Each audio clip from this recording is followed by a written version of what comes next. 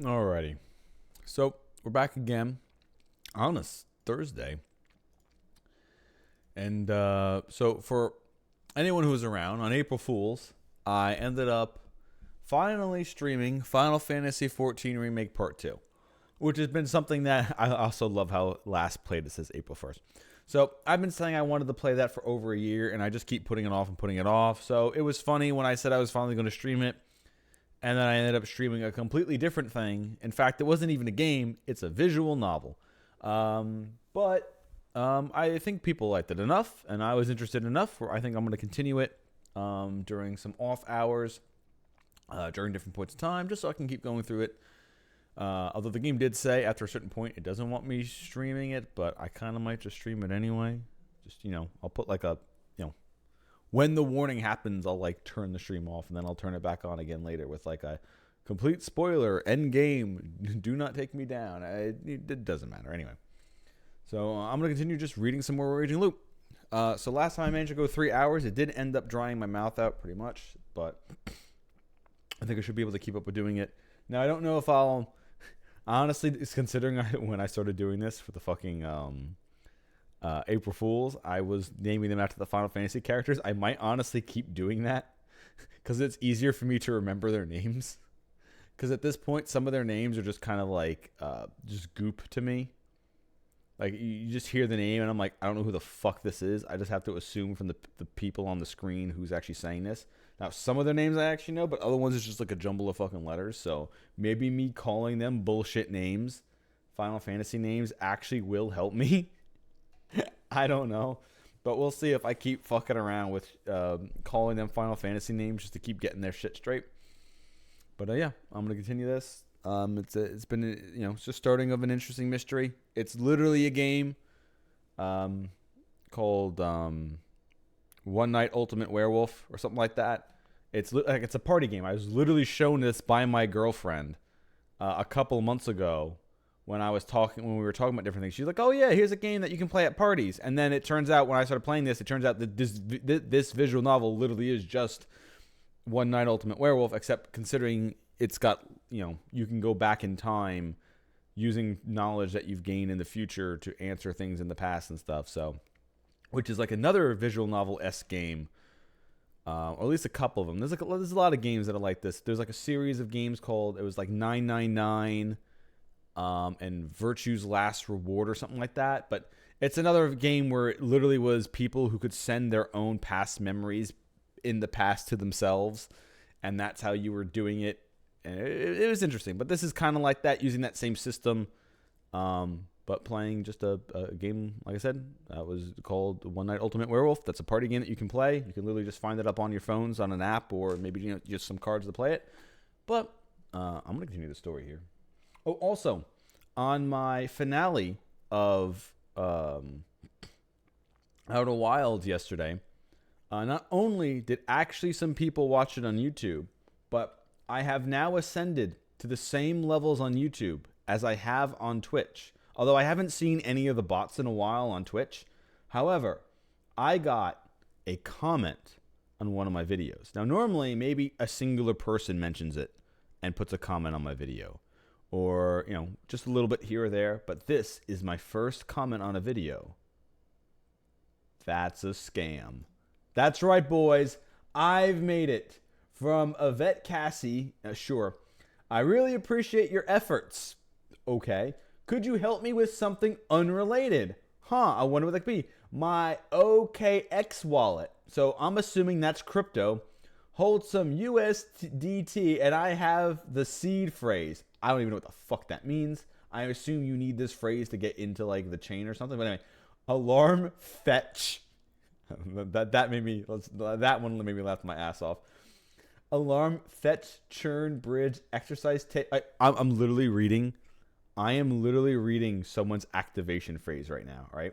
Alarm, fetch, churn, bridge, exercise tape, speak, race, clerk, couch, crater, letter. Somebody now is trying to kill Kennedy at this very second. And then how? I stopped it there. I didn't open it up any further. Just like, I got my first bot, my first YouTube bot. Now, don't I feel special? All right, well, I'm just going to delete this now. I have proof. Actually, you know what? Now I'm kind of interested. Hold up. Now I'm kind of interested what it actually was. Hold up. I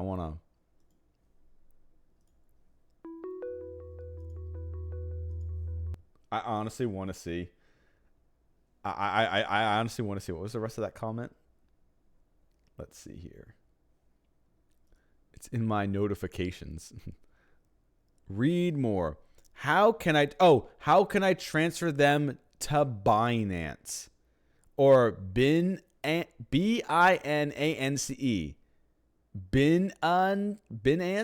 Binance? Okay, I kind of want to look. I'm going down a rabbit hole now. Binance software developer. Buy, sell, bit. Yeah, okay, yeah. It's crypto. I mean, of course it's fucking crypto. They're literally asking me how do I help them do crypto shit. Like, I love bots. Well, let's see. What was the other last comment I got? Did I even get another one? It doesn't matter. Anyway, all right. Let's start the game in quotes. How dare you? Don't know. Bots do not target indiscriminately. They only target up-and-comers. How dare you? How dare you? You're wrong. Absolutely wrong. Okay. Let's get going.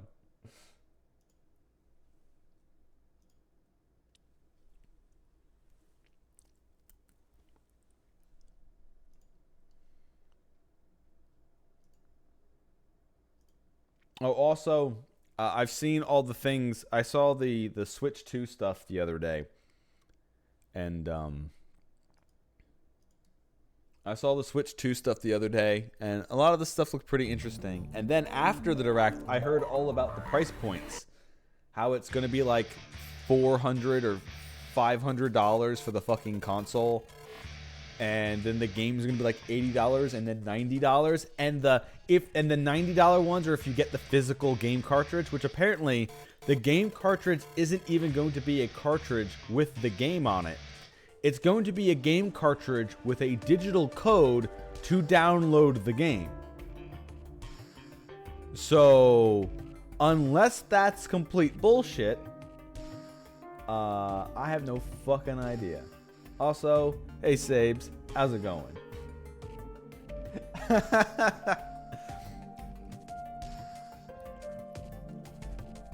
So yeah, I was just talking about only some cards are gonna not have the game on them, which once again, like, they also said that same thing during the Nintendo Direct.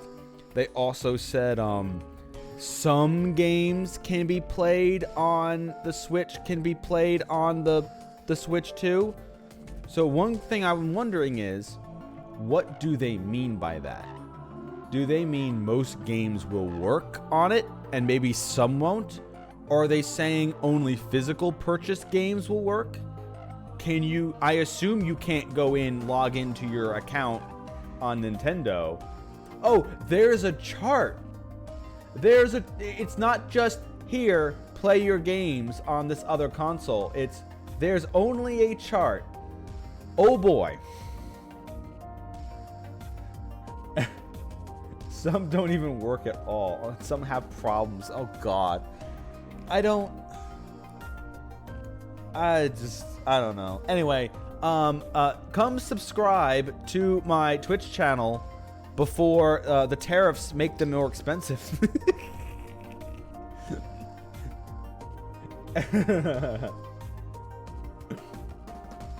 Oh man. So yeah, I guess that's gonna be fun. I don't know. I don't plan on getting a Switch 2 until after it launched anyway. So if it's just gonna be that wild, I might just not get one for a long time. I have no idea. But yeah, I don't know. Especially if like I just said, I was joking about the tariffs on subscription prices, but like hell, who knows? The Switch could literally be even more now because of the new tariffs that hit. So.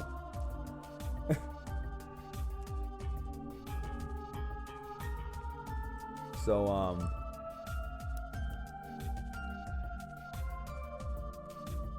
one thing that I need to do is, I have, due to the information about the Switch 2, I have legally acquired Nintendo Switch that no longer needs the docking system to work on full screen. And I'm willing to do that for the Switch 2 as well later. Anyway. So we're going to have to see. Things are going to be fucking nuts for a while. You know, my 401k is now 401 up in flames. Anyway, that's not what we're here about. Just, you know, talking about some Switch 2 stuff. We're going to stay away from the rest of that. Because you know what? We're just going to burn down anyway. So, might as well just start with and I'll put in quotes, the game on this one. So, yep, this is the game that I was doing for April Fools. It's a visual novel. It's based off of a game called One Night Ultimate Werewolf, which you can get on, like, your phones or, like, a little card game. And, yeah, we're going to dive back into it.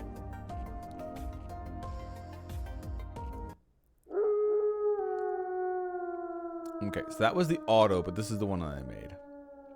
Alright, so I guess the way I'll say it is, so what happened so far was, we were fleeing, assumably a bad breakup. There's information on that we don't have access to yet.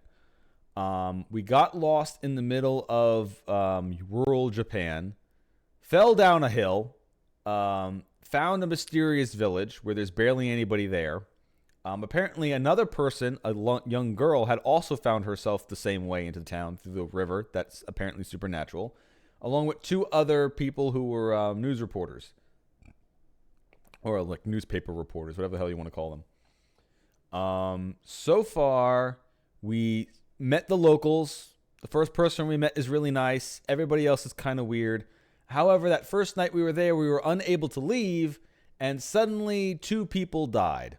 And apparently a giant wolf did it. And their entire explanation is basically, it's literally like I just said, it's a game called One Night Ultimate Werewolf. They literally just described it, but with, you know, like a supernatural means behind it, and it's real. So now they have to figure out who's the actual killer or not. How do I like it? I mean, it's pretty interesting so far. I've read a couple of visual novels before. Nothing really, like none of the big popular ones.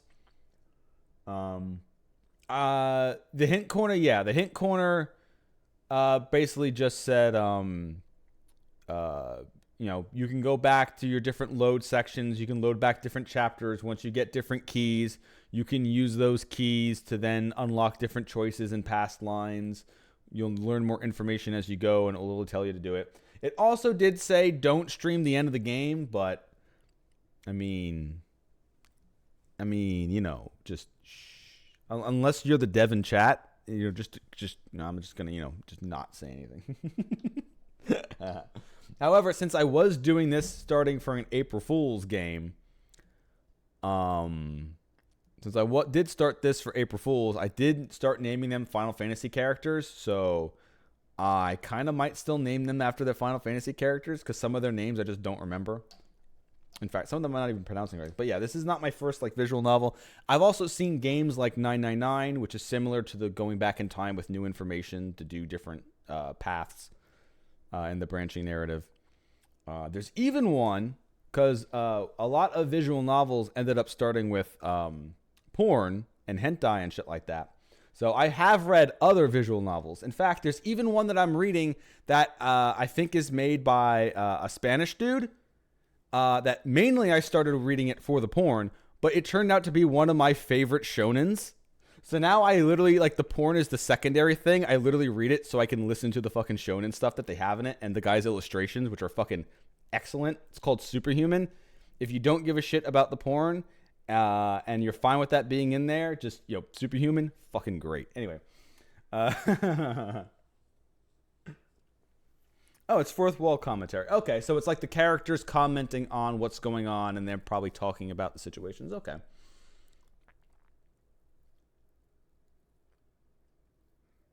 No, there's no nudity in this one anyway. I literally made sure I looked up a visual novel that didn't have any, you know, any porn or anything in it. Like, I'm streaming it. I'm not like, if I could stream Superhuman, I would stream Superhuman. The guy who actually makes it also has a Twitch channel, so it's pretty neat to watch him talk about his stuff every once in a while and share his work. But anyway, But yeah, no. If I was streaming like Baldur's Gate 3 and I took all the characters' clothes off and zoomed over during character creation and I showed dick or vagina, that's not ban worthy. That doesn't matter. That's yeah. That ruling works it. However, it's also if you ever get caught. So okay. Anyway, let's get back up. I'm gonna start where we left off, and we'll continue here. All right. This is. Kemi took me to the place where I had met Rikako and Yurimatsu and Miko. It was a grass field with stones littered all over. It bordered Saranaga. You could say that this is the heart of a religion, the graveyard of the hanging pine. Now that's a hell of a name. The place was filled with dense mist, but it was probably thinner than in that rest of the settlement. The sunlight seemed brighter here. I could even see a bit further. The hanging pine had to be the odd-looking tree at the edge. Is this really a graveyard? Yes, I don't know about the ones in the actual settlement, but these stones here are all graves. Remember how you tripped on one of them? Pretty bad move, huh? Better apologize. Huh? Seriously? You should have told me sooner. Yasumizu's ancestors, so I'm so sorry. Sorry, I thought that'd scare you. I know you didn't really have a chance, but I brought you to a half-ruined village with monsters in it. You believe in monsters? I asked, ignoring what I'd seen for myself. Yeah, I do. Kemi's voice resounded through the impossibly thick, cloudy air. I didn't think you were that type. And you're the type who's weirded out by that? I wouldn't go that far. Bullshit. I can see it all over your face. Was it that obvious? It wasn't like I found it disgusting or anything. I just didn't think I could get along with people who believe stuff like that despite a lack of actual proof. It was probably how it was. Can I have a reason? What? I don't have one. Not sure I believe that. Well, if I do... It's because I've seen God. That was a... See, you're weirded out. Tell me more. Wow, not bailing out after all? For now, let's just focus on the immediate issue. No, actually, I want an explanation to that. Don't you just say that, I've seen God. But, let's talk about that later. Explanation, please. She was hiding something. It was either that, hard to explain, or a lot more important than she was acting. About this feast thing, huh? All right, then. Kemi's explanation. Yay, I've been waiting for this. Oh, yay, I've been waiting for this. A graveyard probably isn't the place to joke around like this. But at least you could see past your nose, and it didn't seem like we had to worry about anyone eavesdropping. I tried putting together everything Kemi had told me. First, Fujiyoshi Village had a unique legend.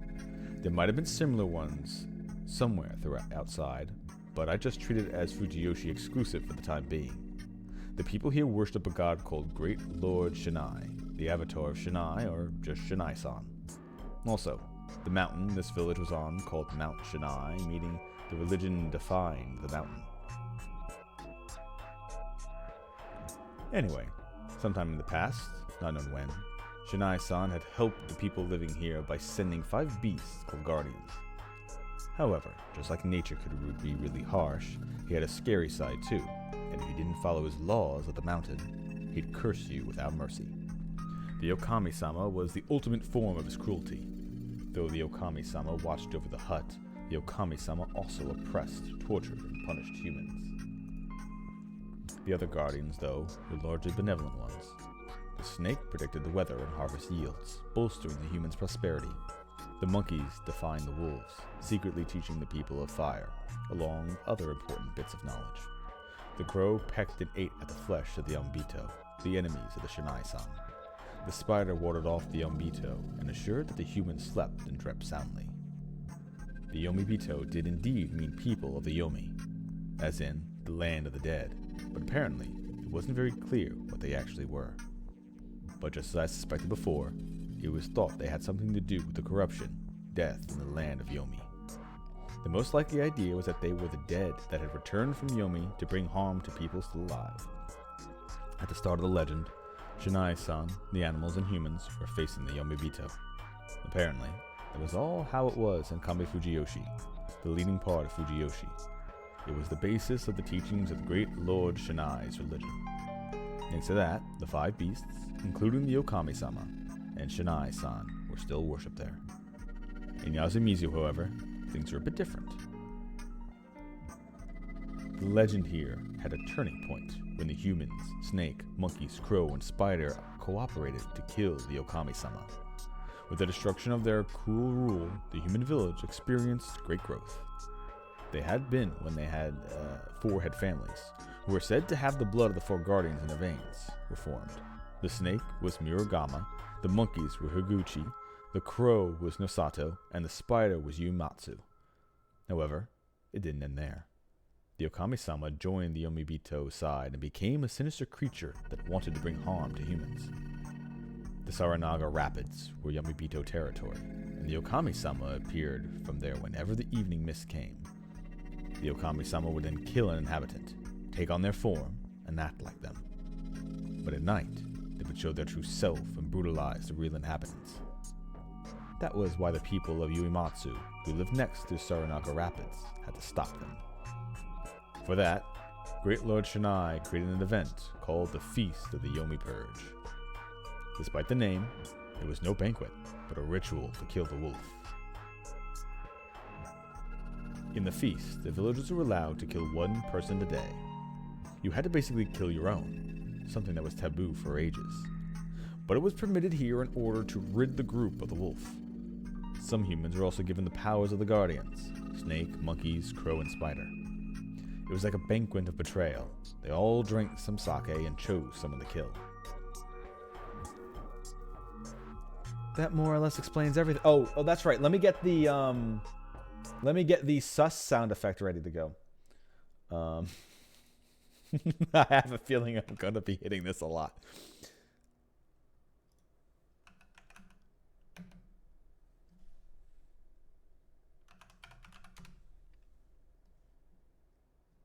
There we go.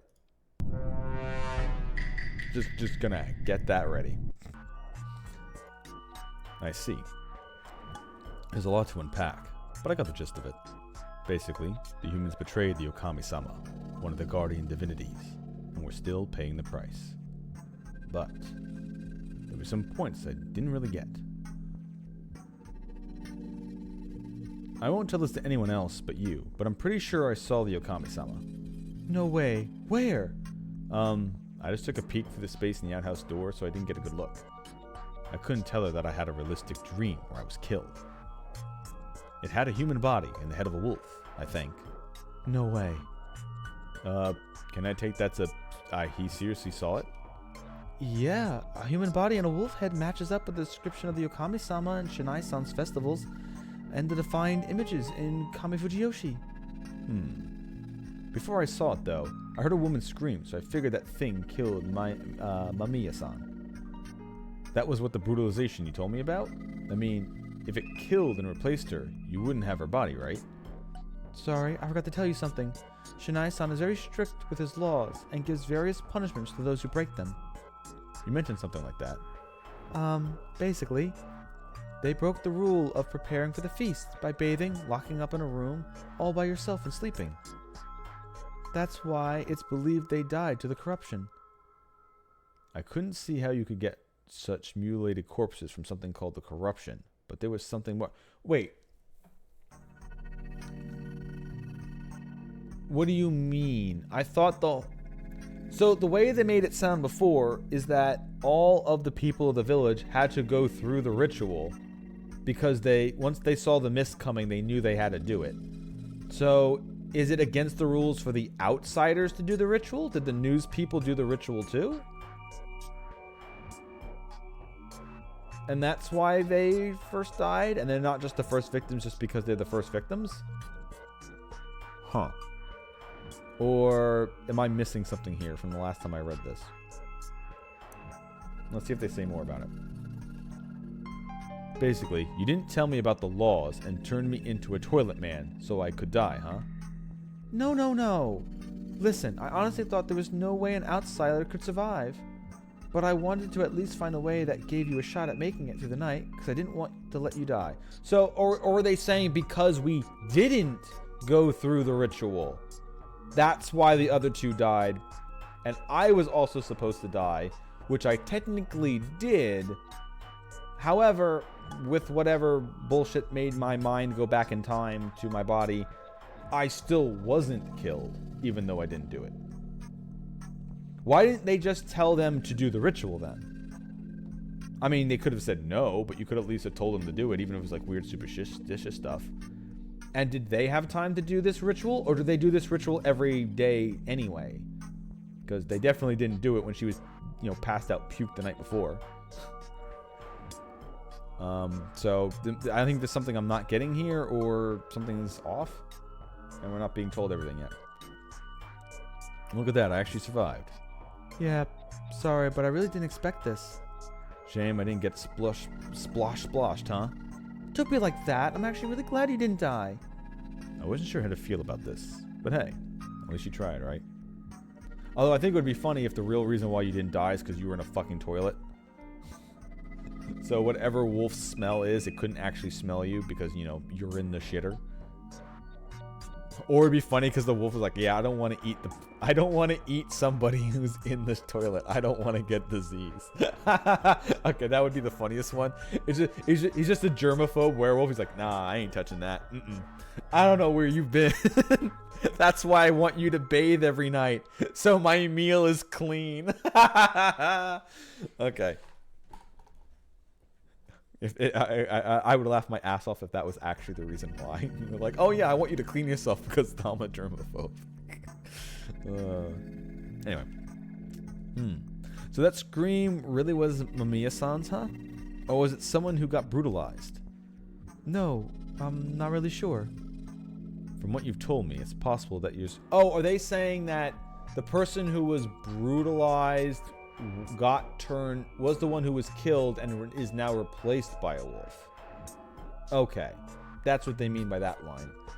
So the other two died from the corruption, but somebody who did do the ritual was killed and replaced by a wolf? I don't know, it's weird. I'm not sure, did they actually do the ritual this night, or is the ritual done at a different time, or... Anyway. Well, it's possible, but I know full well I'm no wolf, and that's what I'm gonna say. Okay, like I said the last time when I made my like no information guesses, my guess, she's gonna be a wolf, and so is the old lady. Those are my two guesses. The old lady and Kemi. Those are my guesses.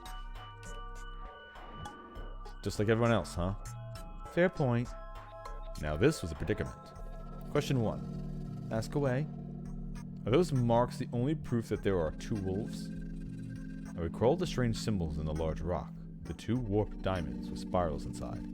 Yeah, the mark represents the Okami-san returning from Yomi. So since there are two marks, it stands to reason there are two wolves. So it's speculation. Not much reason to question it, though. We have these annual mountain festivals, and there's always a guardian costume parade. The number of wolves in the parade is announced in a similar way. Huh? So it's normal for there to be multiple wolves, huh?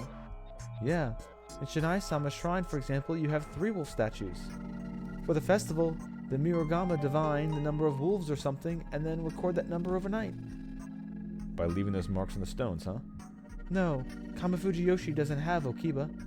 Those stones, I mean. So they apparently draw them to the shrine grounds.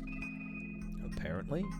The people of Yasumizu are taught to wait for the guardians in Yasumizu, so I never saw the marks myself. So one of those marks in Kamifuji Yoshi means one wolf in the parade? Not exactly. The wolf sign in Kamifuji Yoshi isn't as warped for one. Then the mark with the spiral and the diamond is only the sign of the wolves that come back from the Yomi. It's a Yasumizu thing, so they don't have it in Kamifuji Yoshi. I see. But still, the number of wolves and marks match up. Yep, a 3-wolf festival is considered good luck there. Kemi herself didn't look at least bit happy talking about it. Anyway, I had all the take from this was that there were at the most 3 Okami-sama wolves. Well, inside of you... There wasn't actually 2 wolves. It actually was just saying that inside one person there's 2 wolves, and they're both named Moon Moon. I had to fix my perception of the situation. The wolves were a group of 3 werewolves. I wasn't too well versed in myths and folklore, but I certainly hadn't heard of any Japanese myth about werewolves or wolfmen. I did hear of Jinmenken, of the possession of fox spirits, but werewolves did seem like a very European thing. Yeah, if this game had oh fuck, what's the word I'm looking for? If this game had the Fox Girls, then this would definitely be a porn VN. On the other hand, the fact that there were 3 of them seemed pretty standard. I guess it has something to do with presentation, trinities, and all that. Though the idea of 3 wolves did seem a bit excessive in terms of content. Anyway, I now had a better grasp of the situation that made it easy to understand what was going on here. About what the humans who got guardians. How many of them are there? There are 2 monkeys, but only 1 of the rest. I see. So there are 5 guardians and 2 wolves. And the rest are humans? It's pretty bad that there's 2 wolves. 'Cause that makes them strong? That's one reason. But you can only kill 1 per day, right? If there's multiple, getting them at all will take more time. Oh yeah, I just realized the crow would be kind of pointless if there was only 1 wolf. Why? The crow's ability lets them tell whether the corpse is a wolf or a human, right? That means that a wolf doesn't transform back into a wolf even when it dies. The corpse stays human. That makes the crow's power useful. You wouldn't be able to tell if a wolf was dead otherwise. Yeah, that's true. But what does that have to do with the number of wolves? Imagine if there was only 1 wolf. They killed him. What happens next? I got nothing? Exactly, nothing. Or rather, the wolves won't kill any more people. Game over, humans win. Oh, I see. So if there was only 1 wolf, you could tell it was dead because the killings would stop? And the crow would be pointless. Exactly. Wow, you're sharp. Well, it's not like this information's very useful. I'm still impressed by how you keep cool in this mess. You're not just some student, are you? What else could I be? A detective? Ah, Professor Layton in the early years. A detective? I like that. A famous detective who came to solve a different crime, but ended up in this murder mystery. And you normally investigate affairs and debts? Wow, you got real quick. Anyway, I got more questions. I mean, it's not that it's not really like that was much of a stretch.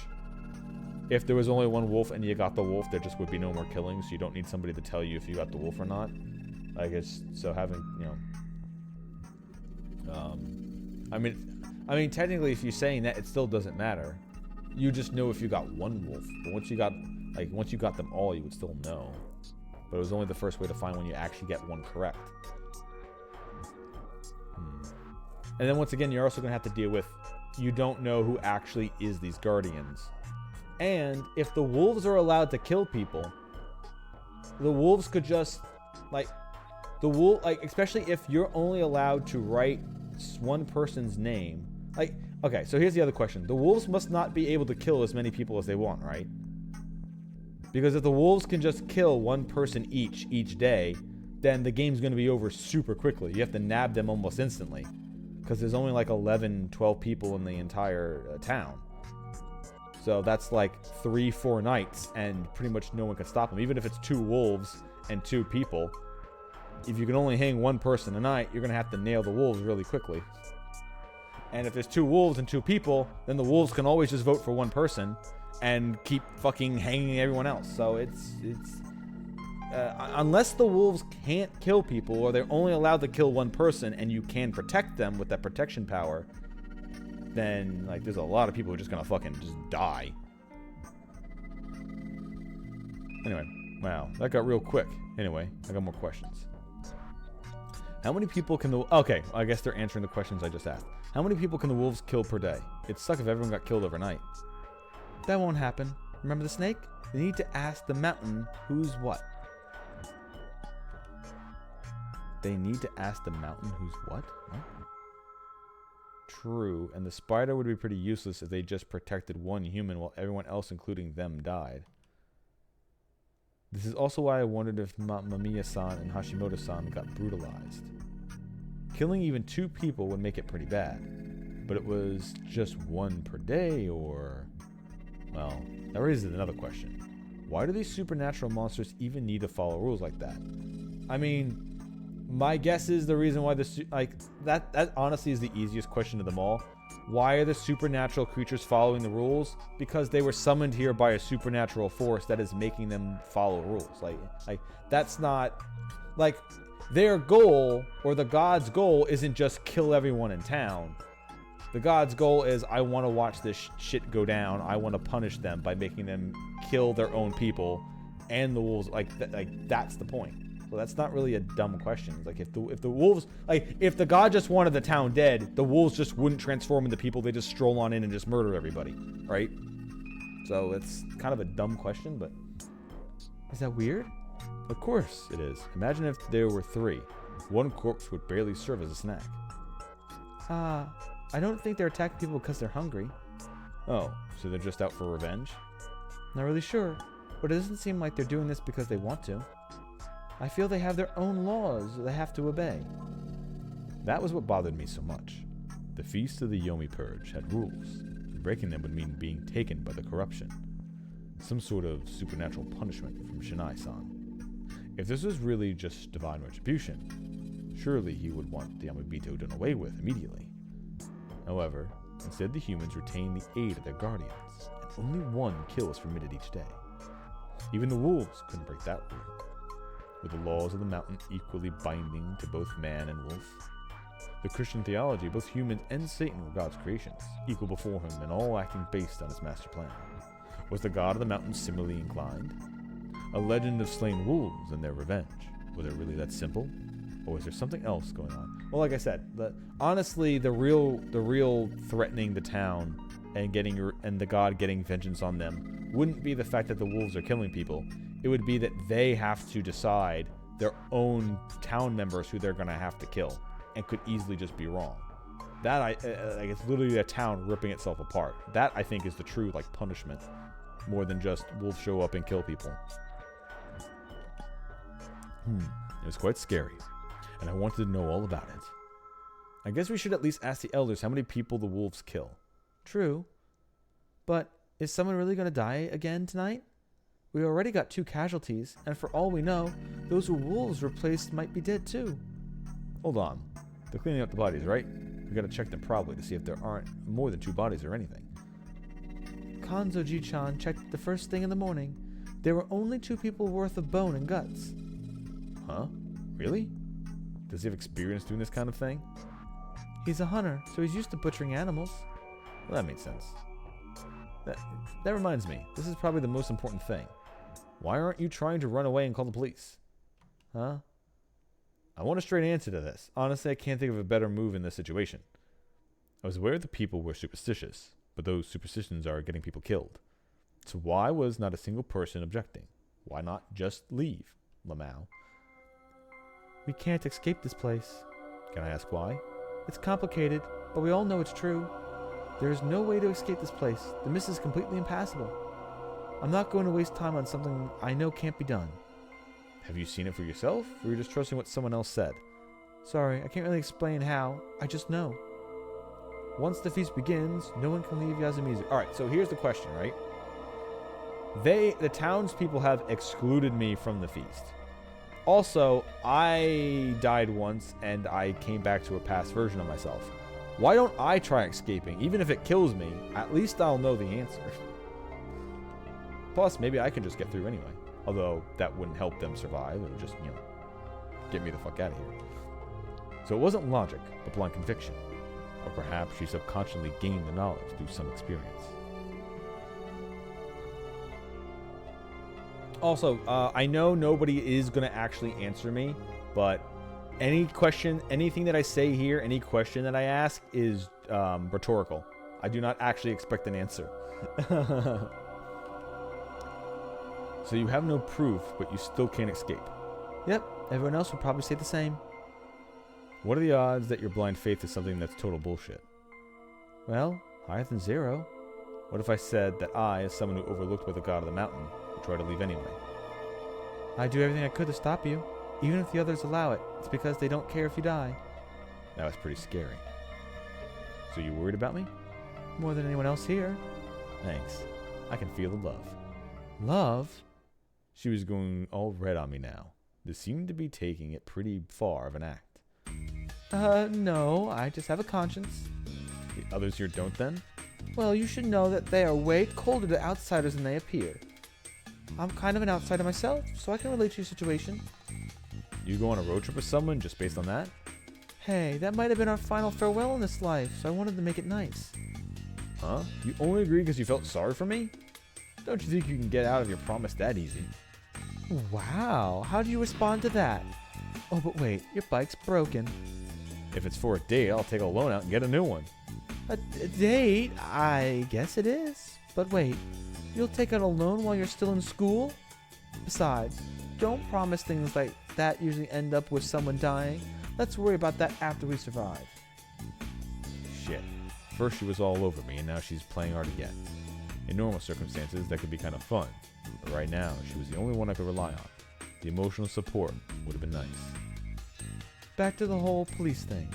Really, you can't expect much from them here. Because it's supernatural? Well, that's one reason, but we have just one officer in Kami Fujiyoshi. And Kami Fujiyoshi wants nothing to do with what happens here in Nazumizu. Well, yeah, duh, obviously. They don't want the fucking penalty death game wolf bullshit to happen. That's why they killed God. They went all JRPG up in here and they killed a fucking god. Classic. Maybe they're the ones who were playing Final Fantasy all along. Maybe it wasn't an April Fool's joke. You know, I've been thinking. Spot on. I hadn't even said anything yet. Yep, Yasumizu is basically the local settlement for those who were ostracized. She really did guess what I was going to say. Ostracism. In ancient times, villagers were punished criminals and the like by ostracizing them. They were ignored and excluded from all social welfare aid. Basically, people were excluded from the larger group and treated coldly. It was one step away from banishment. It wasn't just emotional torment either. Back in those days, not getting the help of other people was a matter of life and death, making this quite a harsh punishment. Did you all do something? Most of us did nothing. The Makishima, Yamikawa, and Muro families have been here for generations. Can you keep a secret? Sure. Kaori Oribe was originally an outsider who married into the Higurashi family, but her husband messed up somewhere down the line and died. I hear she was forced to move here with Yasu-kun, who was still very little. Well, that wasn't a pleasant story. I had heard ostracism still survived even in this day and age. Some rural groups would brazenly cut off your gas or water supplies if you didn't fit in. Then again, neighbors in cities had their own communication problems. Basically, humans really hadn't changed much over the years. Still, ostracism because of family troubles? In this day and age? It seems so weird, ugly, and behind the times. Then there's Mochi. He was in the Nosato family's heir apparent. Guy's an actual blue blood. Huh? Really? Yeah. He and Kiyonosuke-san are uncle and nephew. They were nothing alike. Mochi's a bit weird, though. So he was put up for adoption and sent to Yasumizu. Oh, yeah. Kiyonosuke said something about that. Sheesh! That was certain. What century did they think this was? What about you? I did an oopsie. Did you used to be a bit wild? You don't like that? Nope, I'm actually into that. Wow, you really go all in, don't you? With her pulling hits and runs, I really had no choice. Yeah. She didn't actually say shit. You just said something. She's like, oh, yeah, you were right. Ha, ha, ha. Legit actual murderer.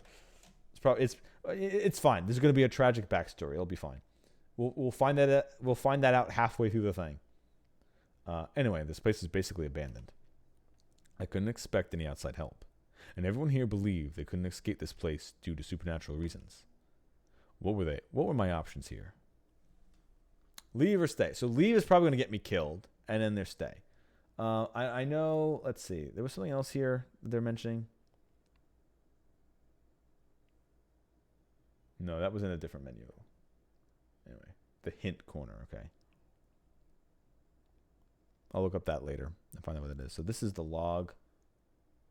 This is just going through, I guess, the options.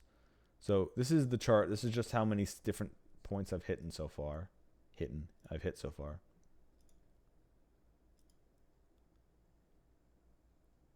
What's next?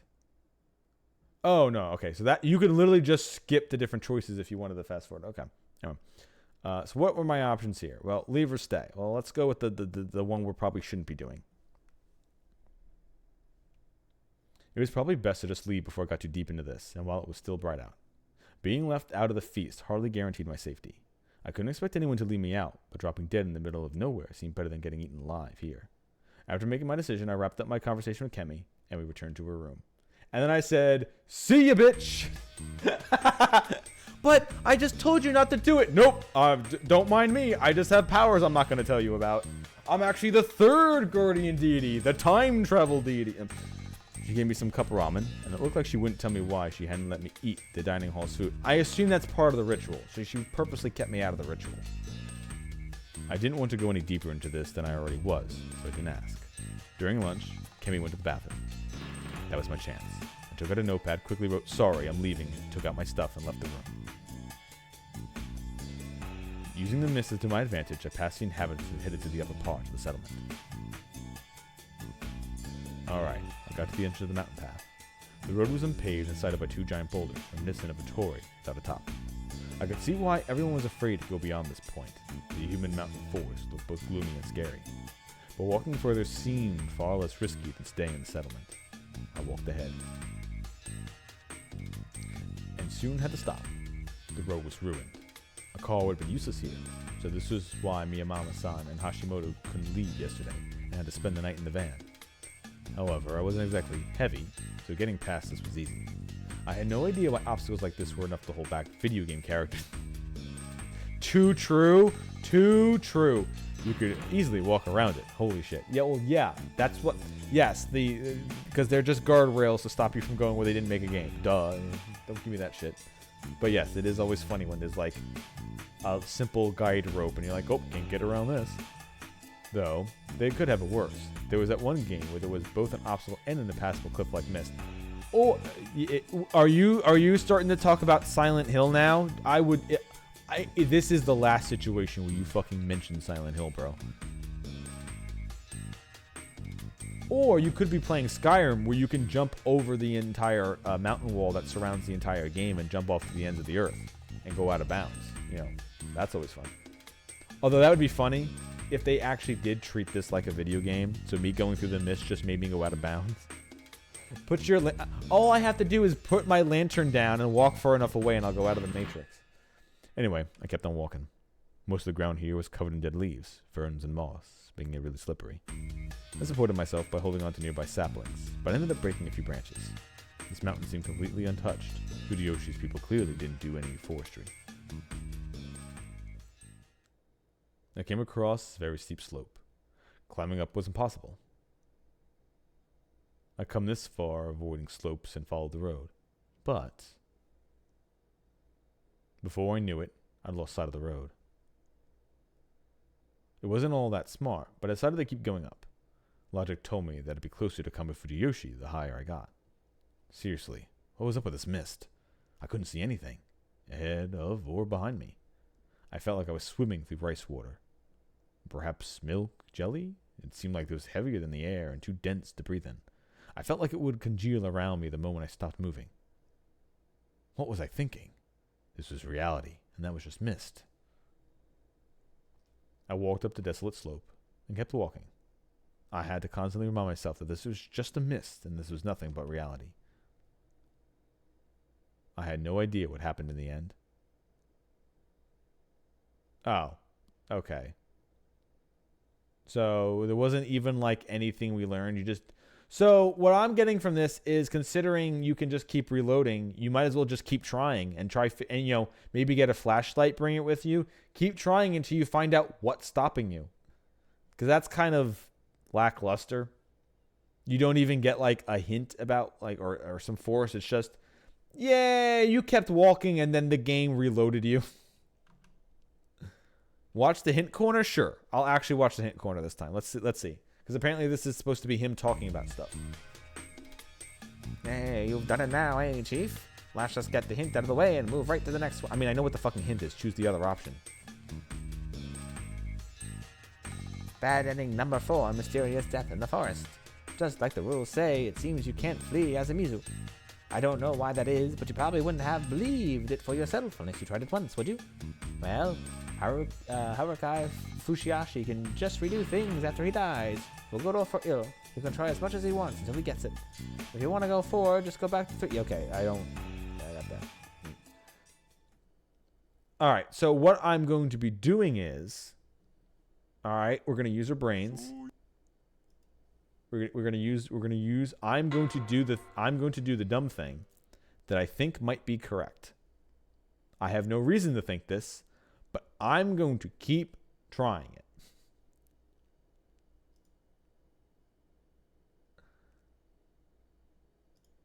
What if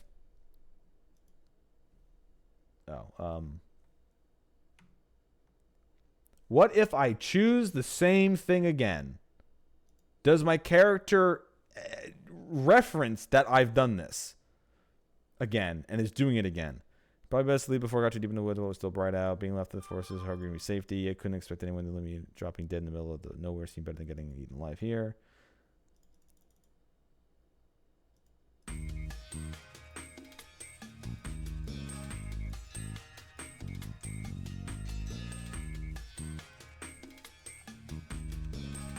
Two giant boulders, walking further, walked ahead. Car, however, wasn't okay. So he's not referencing that he has done this before.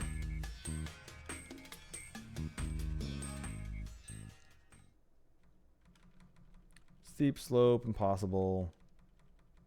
Yeah, okay, it's just the same. No, okay, so it just ends up being the same. It's not like he learned from it and that like a new choice showed up. Okay.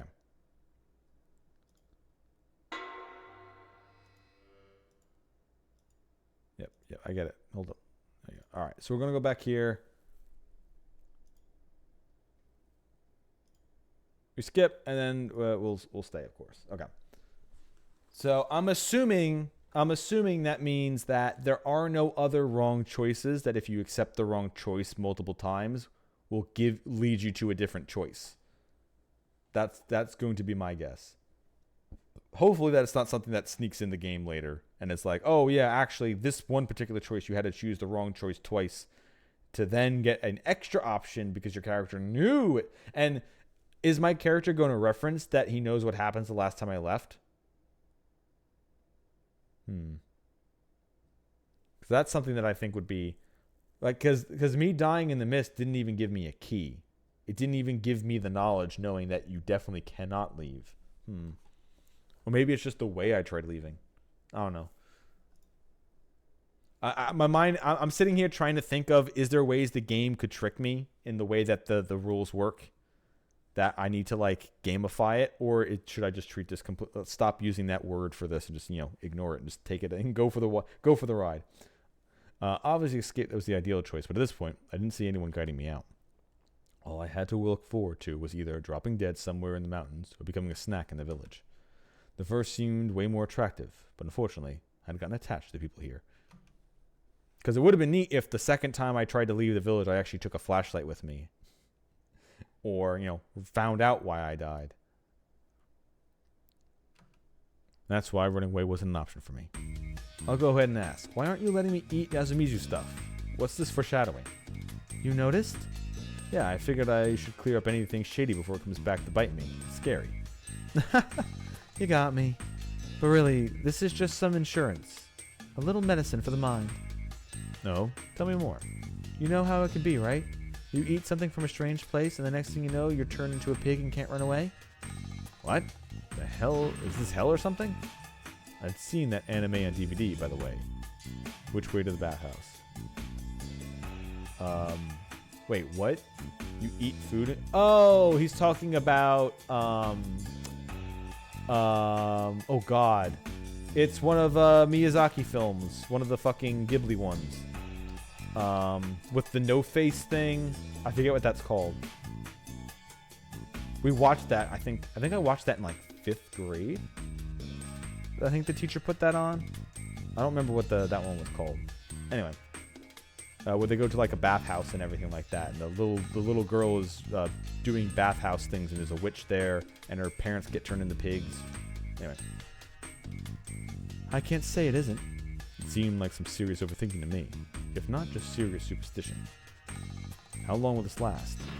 I brought a ton of food from the outside, so you should be fine for a while. Cup ramen, huh? I did appreciate it, but I had mixed feelings on living like it was the apocalypse over a local superstition.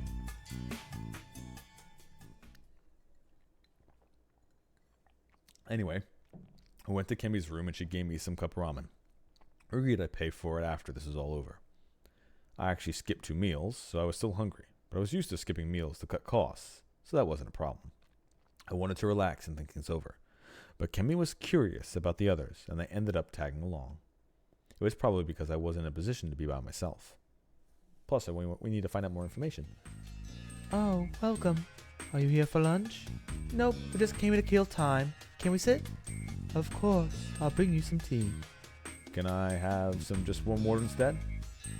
Oh, but tea is good for you. I'm the type who can't sleep if I drink tea. Oh, I see. Warm water it is then. I'd have liked it if you refused that too. But you use water from here whenever you make cup ramen, right? Ah, You didn't realize that? maybe it's safe when you boil it? Could Hell's water really be purified by boiling? Here you go. I must say, you're quite unfortunate. Your bike was broken and now you're, you know. Oh, it's nothing compared to everyone else here. If I may ask, does this kind of thing happen often? Is it an annual or something? I asked something important like it was no big deal. No, it certainly isn't that common. Personally, this is my first feast. I did hear that people died when the mists appeared before, but that was before most of us were here. As in, they hadn't been ostracized back then. I could ask that, but I probably couldn't dig too deep. So this is the first for many people here, right? Yes, I think so. I see. If that's the case, knowledge of the rules seems strangely well kept. You see that kind of place this is, don't you? There's not much in the way of entertainment here, so the little ones grew up listening to the tales of the elders. The tales and songs are always passed down and survive for a long time. Songs? Song. Whoa. The mysterious Miko-chan popped out of nowhere. I learned a song. Oh my, you did? Could you sing it for us? Shinai-san's guardians are 1 cake, 2 funky, 3 blow, 4 rider. Cake, funky, blow. Oh, cake, funky, blow, and rider? So was it about a guy who had a funky birthday party with a cake and ended the night on a happy note? The melody seemed familiar, though. I guess it was too difficult for her. Miko, so this is where you were. Ah. Her guardian came soon after. Oh my, I'm sorry. We just had lunch. The place is a bit of a mess. Okari Orbi-san humbled herself. Oh no, I'm the one who should apologize. I let Miko wander off here. No need for all that. It's a difficult time for us all. You're free to come here and relax whenever you like. Very well. A silent thud, and a loud one. The woman just collapsed. Ah, are you okay? Oh dear, are you hurt? Apparently, she wasn't trying some technique of unique form of relaxation. She just tripped on the rail of the floor. Oh, it hurts. She put her hands on her throbbed nose and became teary-eyed. The lady's mysterious vibe crumbled in an instant. The woman noticed my surprise and pouted. She might have been more expressive than I realized. Please, don't look at me like that. I'm sorry. Now that I think about it, this is the first time we've talked. You might be right. My apologies. For what? I got you involved in this. Run. Oh yeah, you told me to run away. I saw the evening mist come, but I hoped you could escape. Oh, so that's how it was. A part of me thought you foretold the future or something. Yurimatsu isn't the Lookout family. Now that sounded significant. What does that mean? This isn't something we can share with outsiders. Crap. Kemi's lack of reserve made me forget my boundaries here. I'm sorry. You're wearing some strange clothes, so I thought you were a Shinto priestess or something. Oh, I'm not that important. Haruki-san, don't bother Rikaku-san that much. Oh, I didn't mean to. I'm sorry, Rikako. Oh, you just called me by my first name. Sorry? Kemi called her that way, so I thought that was okay. Man, this was confusing. I'm not bothered. Oh, sorry about that. Huh, you two are getting along? I'd have appreciated if she didn't put me in a weird situation. I'm going back. What about you, Miko? I'll stay a bit longer. I see. Come back before evening. And so she left. She's a bit weird, but still cute, right? She is. She's cute, right? Is she? Which one is it? That's my question. Natural beauties have it good. They look young and pretty no matter how old they get. Well, that was some bait. I'll bite. How old is she? I don't know. I'm pretty sure she's younger than 30, but she's definitely older than me. That's older than expected. I know, right? She's so little. And did you see that baby face? By the way, is she... Oh, fuck. Hello. We were joined by the students. Bob, can we come in now? Oh, Yasunaga Haru-chan, welcome. Hey, you. Yep, you at your service. Are you messing with me? I was, actually. Was it that? Haru Rakasumiya-san? You almost called me Haru-chan, didn't you? We've only just met. You don't do that. It's unreasonable. Calm down. Hysteric heroines aren't popular. You're still messing around. I came here to say something to you. Her behavior was pretty unreasonable, too, to be honest. But instead of pointing it out, I just corrected my posture and waited for her to hear what she had to say. You're getting too close to Chane. She's pretty busy, so you should leave her alone and do your own thing. You were busy? I wouldn't say so. Even if she has some free time, she's a lady, so you need to be considerate and keep your distance. It's a mature thing to do. No, that's true. If you agree, then just go away somewhere. That's why adults are so unfair, filthy, and annoying. Yes, I am a filthy old man. Oh-chan, did you really come with me? Oh, sorry. Oh-chan, did you really come with me just to say that? Oh, Bob, I have a message from Takumi-ni. What is it? Well, been going to sleep early for a while, so maybe we should have packed lunches. Oh, that's true. I should hurry and start making the rice. Also, Fujidashi-san, take this. Vroom vroom, huh? Me? I was busy deflecting Haru-chan's attacks with my stupidity barrier, so being dragged into the conversation surprised me a bit. He gave me a rather dirty, rusty, cheap-looking cylindrical key. It wasn't even attached to a keychain. And it looked exactly like... Shit, not that one. Oh, it likes it. It's the key to the door. Takumi-D said he got it from Teba. Huh? Why'd he do that? He said he felt pretty bad about making you sleep outside last night. What, a sincere and considerate person. He really is. People like him make leaving in a place like this far easier. Bob, you really... Oh, the rice.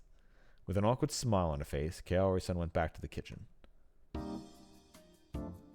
I'm sorry you had to see that. Don't worry, I'm just a clueless outsider. I made a blatant lie. Everyone could tell that Kaori and Takumi-san would make a nice couple. I'm the one talking about Haru-chan too. Hey, stop picking a fight with me with the outsider. Hey, he's bothering you too, isn't he? Not really. Anyway, if you don't have anything to do with the feast, then just get out. Stop it already. Why? Fusashi-san is a victim. Don't be so heartless. What the hell? You're such a dummy. Ugh, this is such a mess. They had to stop fighting about me. We had an innocent little girl here. Also, Kemi's info was confirmed to be true. Trying to escape seemed dangerous, and recommending it was heartless. See, this is the part that I think shouldn't happen. Because I chose to leave, it should say also since I confirmed Kemi's info was true, trying to escape seemed like it's kind of weird that I only remember what the keys allow me to, unless that's part of the game, that I'm only allowed to remember what the keys allow me to remember, and I don't just remember every failed save state or every failed path. Otherwise, this would be different, or it's just they didn't feel like writing this different thing twice and having different checks in there to make sure. Basically, getting out of here was difficult. That made me all more grateful for the room. I'd been so busy trying to understand what was going on in this place that I didn't even consider how I would deal with myself. I have to thank Takumi-san. Calm down, you two. Haru-chan, want to play with Chine? Play what? Prayer and Shigami. Now, seriously? I want to show Miko-san how it's supposed to be done. Ba? That's fine, but wow, you really care about stuff like this, huh? Yeah, kinda. Something was about to begin. No longer the center of attention, I began drinking the hot water Kaori-san placed before me. The teacup had a strange symbol embalmed at the bottom. It looked like a family crest. Yasunaga-kun, what's that mean? Oh, that was one of the Kabufuji Yoshi had family crests. You should just throw it away. His harsh tone made it pretty likely that this was the crest of the Higuchi family, the ones who banished them here. Haru-chan moved to a chair and sat down in front of Kemi. Can I play this man's role? Sure. Let's go. 1, 2. Shinai-san's guardians are 1 snake, 2 monkey, 3 crow, 4 spider. They started playing an action rhyme, much like Ring Around the Rosie or London Bridge is Falling Down. Fully in sync, they clapped, slapped their knees, clapped again, joined hands, etc., all according to the rhythm. And there was no mistaking it. This was actually the song I heard yesterday morning. 5, prepare for the feast when the evening mists arrive. 6, the badger runs along late with Nair as a fix. They were doing it pretty quickly, so I couldn't see everything, but it was definitely complex. They even raised fingers and made fist bumps. Also, I was pretty sure I heard that part somewhere.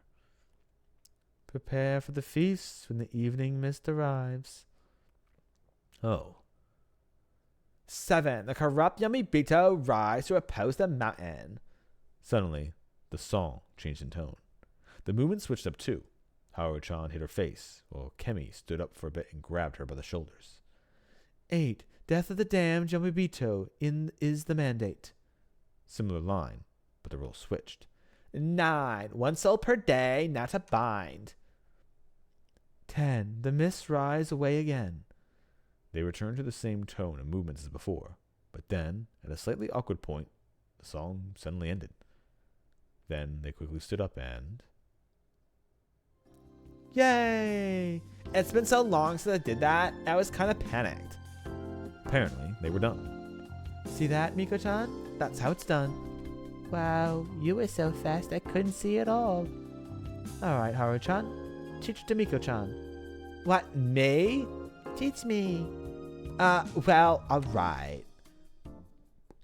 Yasu-kun, there's something I want to talk to you about. Kemi's tone was serious. What is it? Yasunaga-kun instantly understood that it was important, but he seemed to be mindful of me. If it's about the feast, I shouldn't be here, right? Sorry. Kemi gave me a meaningful look and left. She'd probably tell me something the next time we meet. See, that's another reason why I think Kemi might be one of the wolves, because if we're not allowed to gain this information except through her, she could literally just be fucking with us this entire time. I'm heading out then. Although, so I honestly think considering since we didn't, so I don't know how much our main character knows that he can reload these save points, because the last dead end we have didn't give me a key and he doesn't seem to be recording it. So once again, I think the only ones that we can remember are when we ever get a key. That's the only time that we will know that we died in a past event or got some previous information. I'm heading out then. Very well. You take care now. Kiori-san stuck her head out and said goodbye to me as he left the dining hall. Because at this point, you should just be trying to eavesdrop on everything, even if they, like, what the village is going to do, kill me? Oh well, I still know the information. I put together what I learned, the settlement's beliefs, circumstances, and the inhabitants' stances. Oh, I guess it's funny. I just finished playing Outer Wilds, and now this game is kind of like Outer Wilds. Gotta use your time loop powers, even though it's not technically a time loop. However, Kemi was really the only one I could directly get info from. I couldn't account for any biases she might have had. The other inhabitants, albeit to varying degrees, didn't trust me. I could probably have decent talks with Yasunaka-kun, but his situation seemed to be similar to Kemi's. I'd have liked to get info from the elders. Maybe the best option is somehow join the feast myself. From what Kemi told me, the feast was really vile and dangerous tradition. And that didn't change even when you consider the tales, and that there had been already lynchings because of this. Normally, something so brutal would have changed to become some harmless festival by now. How did such a tradition survive in the modern day, despite murder and lynchings being completely illegal? Was this place simply beyond the reach of the law or something? Well, they've already mentioned that there's only one cop in the neighboring town. So, like, there's no other cops who are going to become for you. Like, no one's going to be here besides that one guy. It's like, not, unless there's like a random officer who shows up every once a month or so to check, hey, have you guys done any murders recently? And then the town goes, oh, yeah, we left them hanging from the tree just so you could see, officer. Oh, damn, time to get, like, yeah. If there's no one here to do the practice the law, then, yeah, no one's going to care if it's illegal or not. Or, it's because I saw God. Or because you'd actually get cursed if you didn't do what the tales told you to do. That's stupid. Then again, I couldn't really write it off. My stance on gods and monsters was basically that. As long as they could be seen, I was willing to accept their existence. The belief that nothing was beyond the comprehension of modern science was narrow-minded at best. New teachings and methods could easily reveal things that were previously undetectable. This had happened many times throughout human history. The idea that there were strange animals, ghosts, or aliens that were simply beyond our current ability to perceive was entirely plausible. However, there were disappointing realities too. For example, the original story about something mysterious could have easily been a lie, trick, misunderstanding, or misinformation. Generally speaking, the mysteries of the world all turn out to be one of those. Science disproves things more often than it confirmed them, which was pretty damn boring. I mean, I guess it's the opposite. If you're talking about a mystery story like this, having the answer just be supernatural, like, is less satisfying than it not being supernatural. Because if, let's say we conceded the point that this was all some kind of magical deity for this area's ability to do all this, then there would be, like, the only rules would be whatever rules the god tells you are the rules. There would be nothing else that would be binding them. Like, and it's not like you can get back at the god. Like, you can't get back at Shinai-san. You just be like, oh, okay, yeah, it's just doing a thing. We have to accept it. But if it is something that's mundane and that people are doing this for a reason, then it becomes interesting, because then you want to find out what the reason is. And then you also want to find out how are they doing this with mundane means. Considering how much we've seen so far, considering that there's something that looks like the Beowulf person, and that we mysteriously died in the mist, and that we have morbed back into an old memory with this key, my assumption is there is in fact something supernatural happening. That's just a guess. It doesn't give so the mystery of this isn't going to be finding out what really is causing this to happen, and it's just going to be solving the premise of the game. So, put your disbelief to the side, stop worrying about it, and just indulge in the supernatural, or try getting a good ending by showing it's not supernatural somehow. Which, I don't know. For Scooby-Doo, I like it always when it's not supernatural. But for other things like this, honestly, it's fine. It doesn't matter. We'll see. Because I don't even know what kind of story they're trying to tell yet. I don't even know if it's supposed to be proving that this magic exists and playing by the god's rules, or ignoring that and trying to feel out what's actually going on.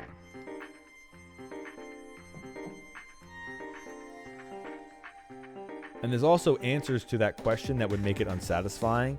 Because if you said, oh yeah, you're in a virtual reality pod, then that's just not interesting. Like, then what the fuck do I care? It's like, oh yeah, I randomly walked out of a virtual reality pod, and that's where this whole story was going. It's like, really? That's your answer? All right, I get it, but kind of dumb.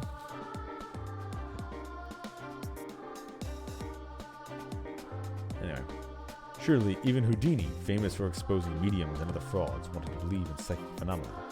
He'd searched the world for hopes of meeting a real medium, but each he found proved to be fake in the end. Well, considering I'd actually seen something that shouldn't have existed, you could say that I was in a way more exciting situation than him.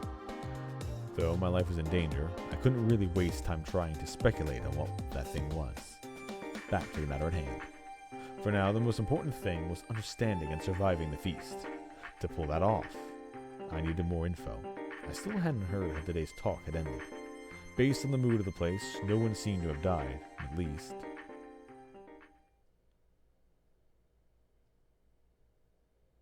They died. Shocked, I turned around. Who was this? It was a girl I had never seen before. They died. Yes, they did. They all died. You will die too, surely. Come to Fujiyoshi, you poor man. The girl turned and ran, her skirt swaying behind her. Hold up, Mochi. Whoa, how'd you know, Poop Man? Who are you calling Poop Man? And well, your clothes surprised me, sure, but you should work on your acting skills. Hey, this ain't a costume or anything. Huh? You saying you wear that normally? Yep, I'm super poor, so the school uniform was the only thing I could wear, but Teiba-san never stopped complaining about that. That's why I borrowed Hara-chan's old clothes. They're cute, aren't they? Well, they are, but you're a guy, right? If I didn't already, I'd have assumed he was a girl. Yep, I have one. You can check while you're pissing together. I didn't want to see that at all. Are you uncomfortable with your gender or something? What? Nope, I'm a guy. Then why? There's no reason. It's just the way I am. Yep, he's just a drag queen. The way you are? I'm an eccentric. There's something wrong with my head, so it's hard for me to get along with normal people. But I also can't just do whatever I please, so I ended up being a bit weird. So this is simply your nature? Yeah, speaking of nature, if I wasn't cold, I wouldn't mind going around naked. So basically this was a guy with a unique sense of, well, everything.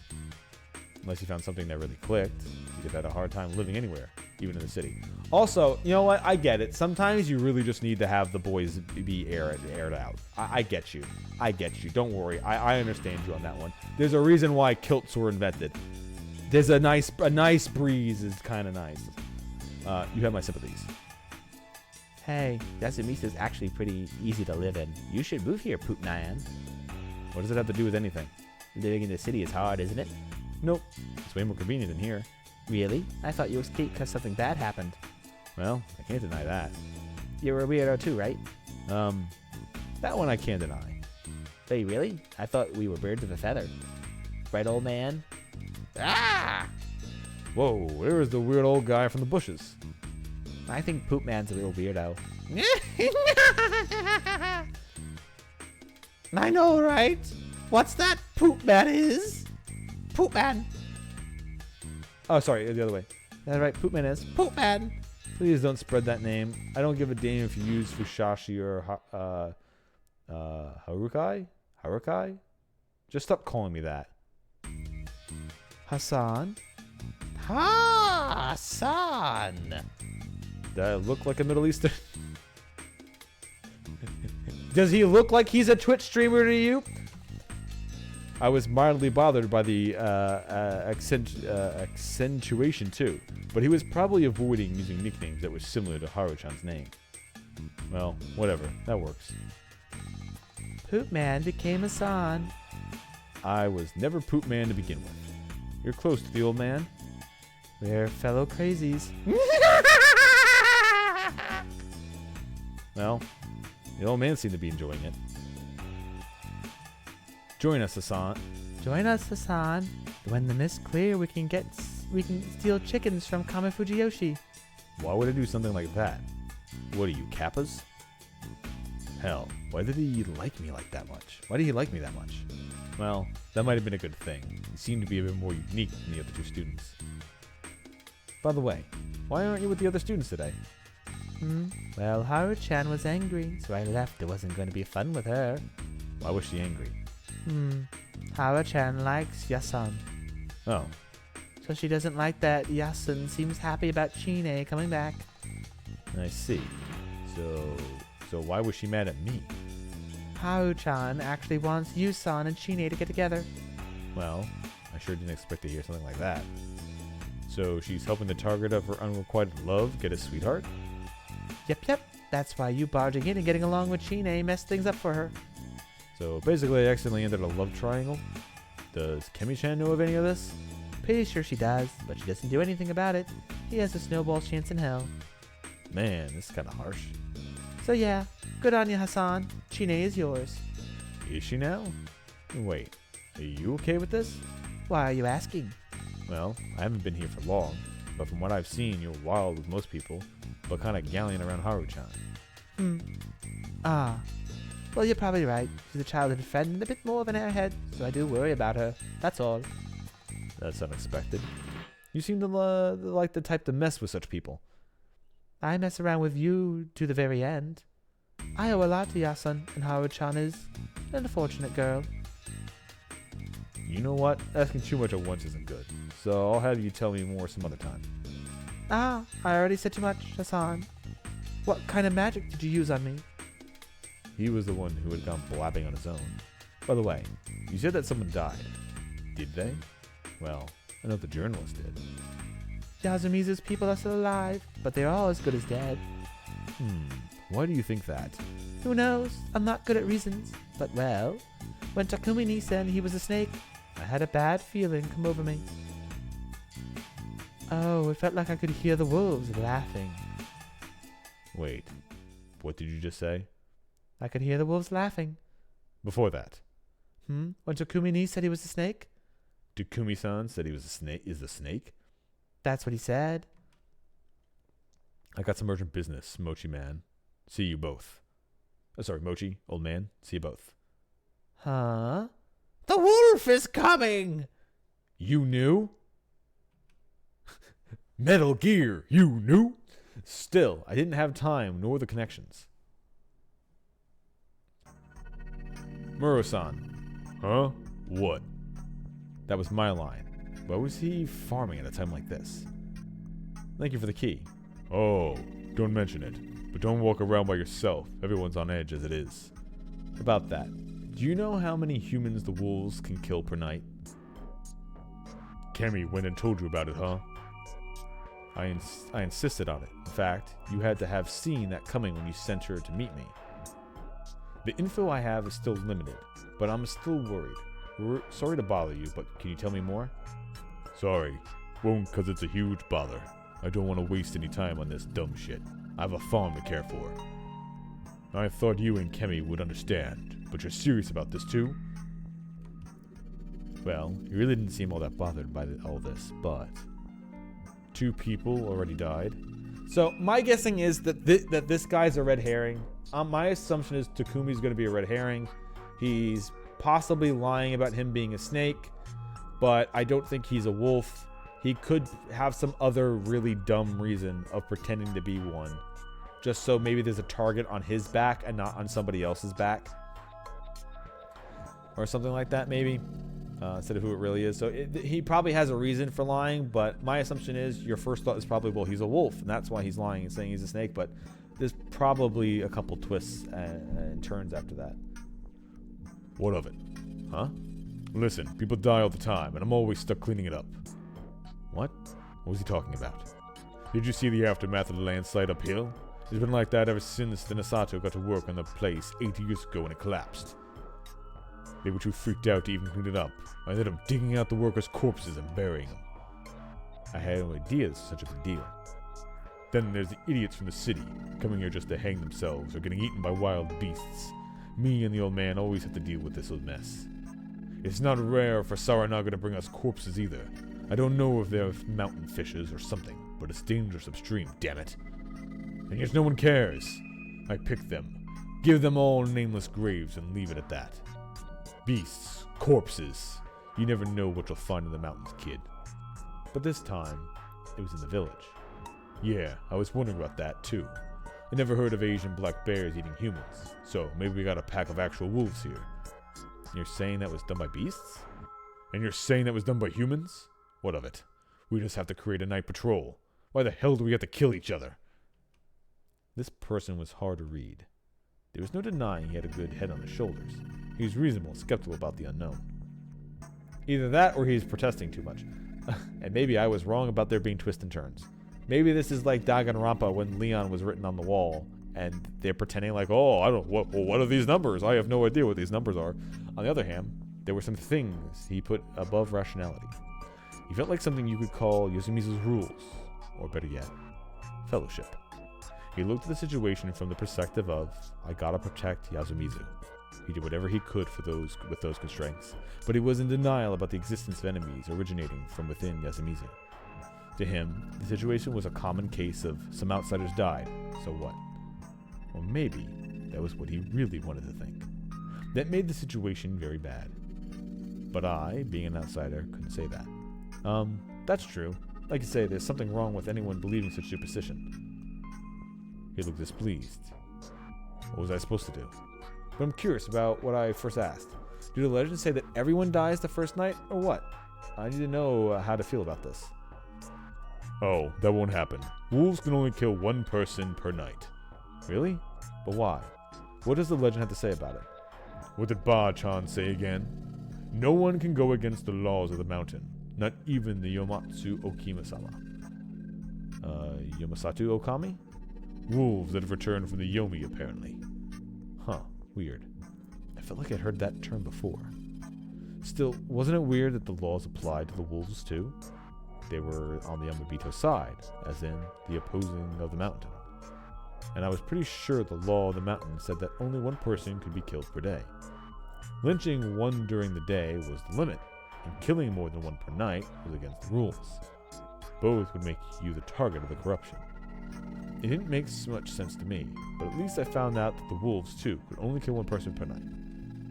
Sorry for bothering you with the weird questions. If I get out of your way. Alright.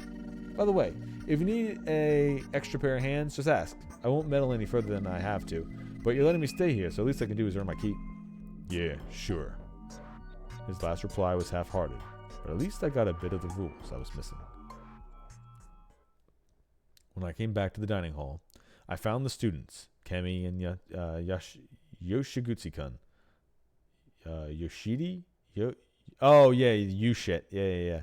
And Yoshigutsu-kun and Yasunaga's little brother, Miko, had left. It's Poop Man. Hassan. Poop Man. What? The name still got a chance to spread. That aside, I had to find out what happened at today's feast. Recalling what Mochi told me made this kind of hard. Sorry, but can I borrow Kemi-chan? Wow, I sure am popular these days. Why, yo, you just can't take a hint, can you? Haru-chan, let's just help Mom. You say something too? It's probably something complicated. I'll be the one who breaks the plates.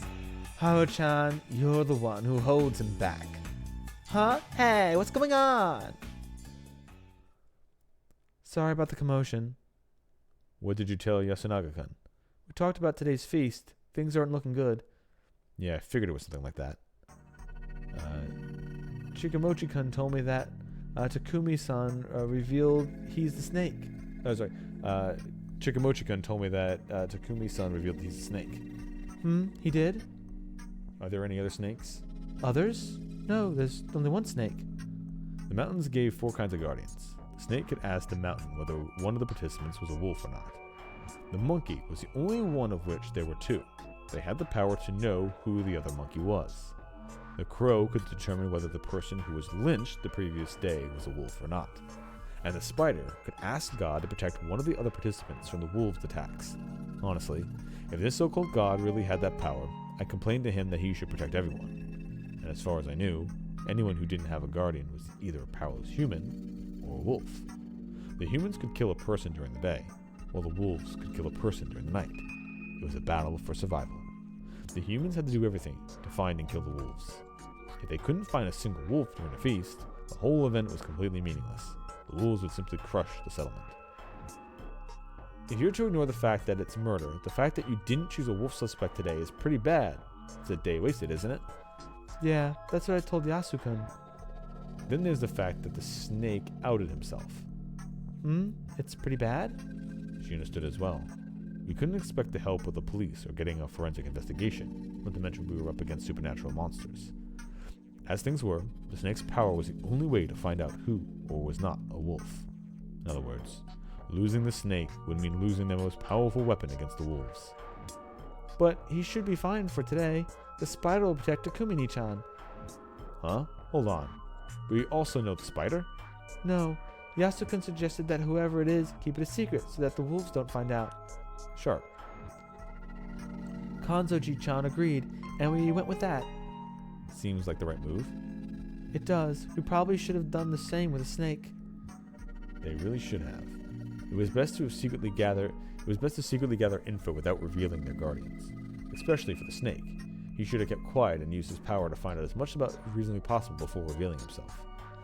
I knew it was difficult to figure it out right away, but the fact that the snake, the most important role, was the first to be outed was really bad. From my perspective, Takumi-san had been so focused on protecting Yasumizu himself that he'd made a terrible mistake. He appeared calm, but I wouldn't have been surprised if he had realized this and was actually pretty shaken. Okay, so maybe I have to take back the part where I said that there's probably going to be a couple more twists and turns. If they're not asking questions like, what if he's a wolf and he's lying, and the real snake just doesn't want to say anything?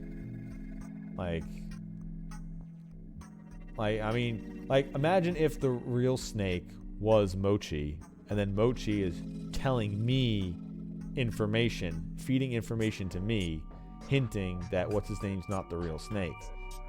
That could be a thing, but that means he would actually be a wolf, or is he just neither and just lying about it? That could also be it. He could also just be human and saying he's the snake just so he'll be the first target to die. And, okay, that's my guess. My guess is he's none of them, and he's lying that he's the snake just so he can help protect the village by being murdered and being targeted. He's trying to burn. All right, that's my guess. My guess is that he's not a wolf pretending to be the snake. He's a normal person pretending to be a snake, trying to protect everybody else, including whoever the actual snake is. What do you think will happen? What do you think will happen? She asked like she already knew the answer. The spider was told to protect Takumi-san. The wolves obviously heard that.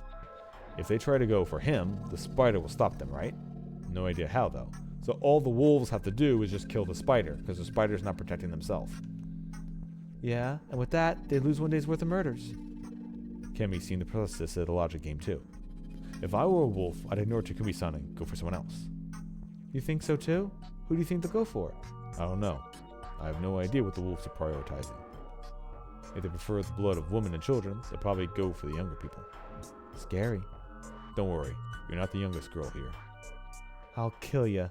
It's fine, you're still the prettiest. I'll forgive you, though. That sounds pretty bad. Who knows what they'll do before killing me? I'm sure there were plenty of things they could conceive. Apparently, there was another layer of the worst possible scenario.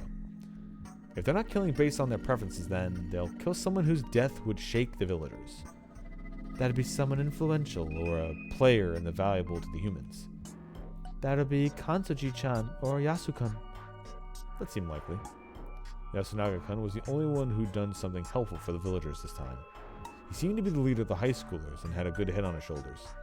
But his ideas required Kanzo Mikishima's approval, which made it pretty clear he was a standout. Honestly, I expect him to take more initiative than he had, but the fact that he considered the younger people's opinions showed real leadership skills. In any case, he wasn't someone the humans wanted to lose. Oh yeah.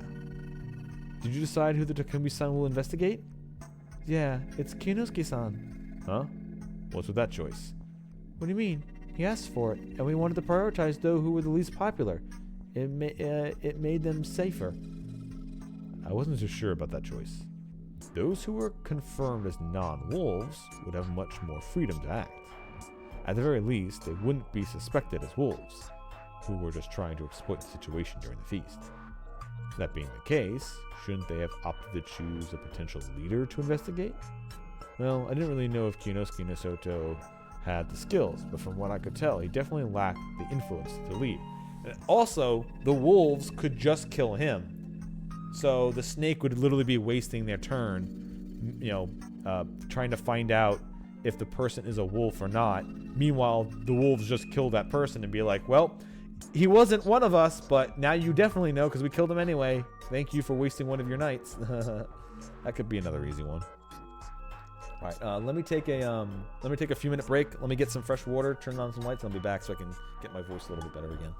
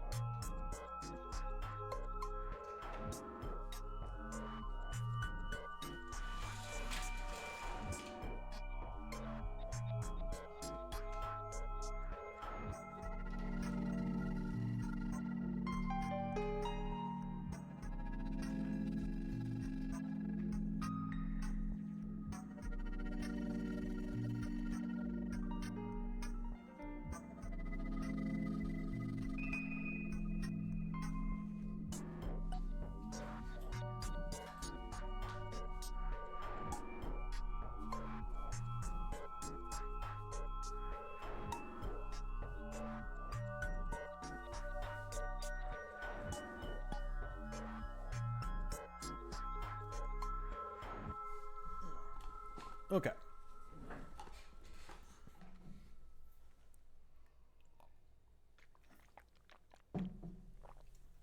All right. Back to it. Well, I didn't really know if Kionosuke Nishotoshi had the skills, but from what I could tell, he definitely lacked the influence to lead. If they wanted to secure a reliable leader, they should have went for someone like Hanzo Mikishimashi. But wait. If the snake's target is killed by the wolves, the snake's power... Hey, look, I just said that myself. The snake's power will be wasted, right? The deed can be investigated by the crow, after all. No, those killed at night are chosen by the wolves, so they're obviously humans.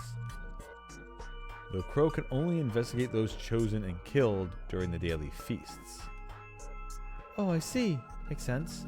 Whatever the case, perhaps investigating Kionosuke wasn't that much of a mistake. Did that mean they were actually doing a decent job? Well, it would be pretty bad if Kanzoshi was the one to go. Kemi looked gloomy. She and I probably felt that it wasn't a complete blunder, but still had a bad feeling about it.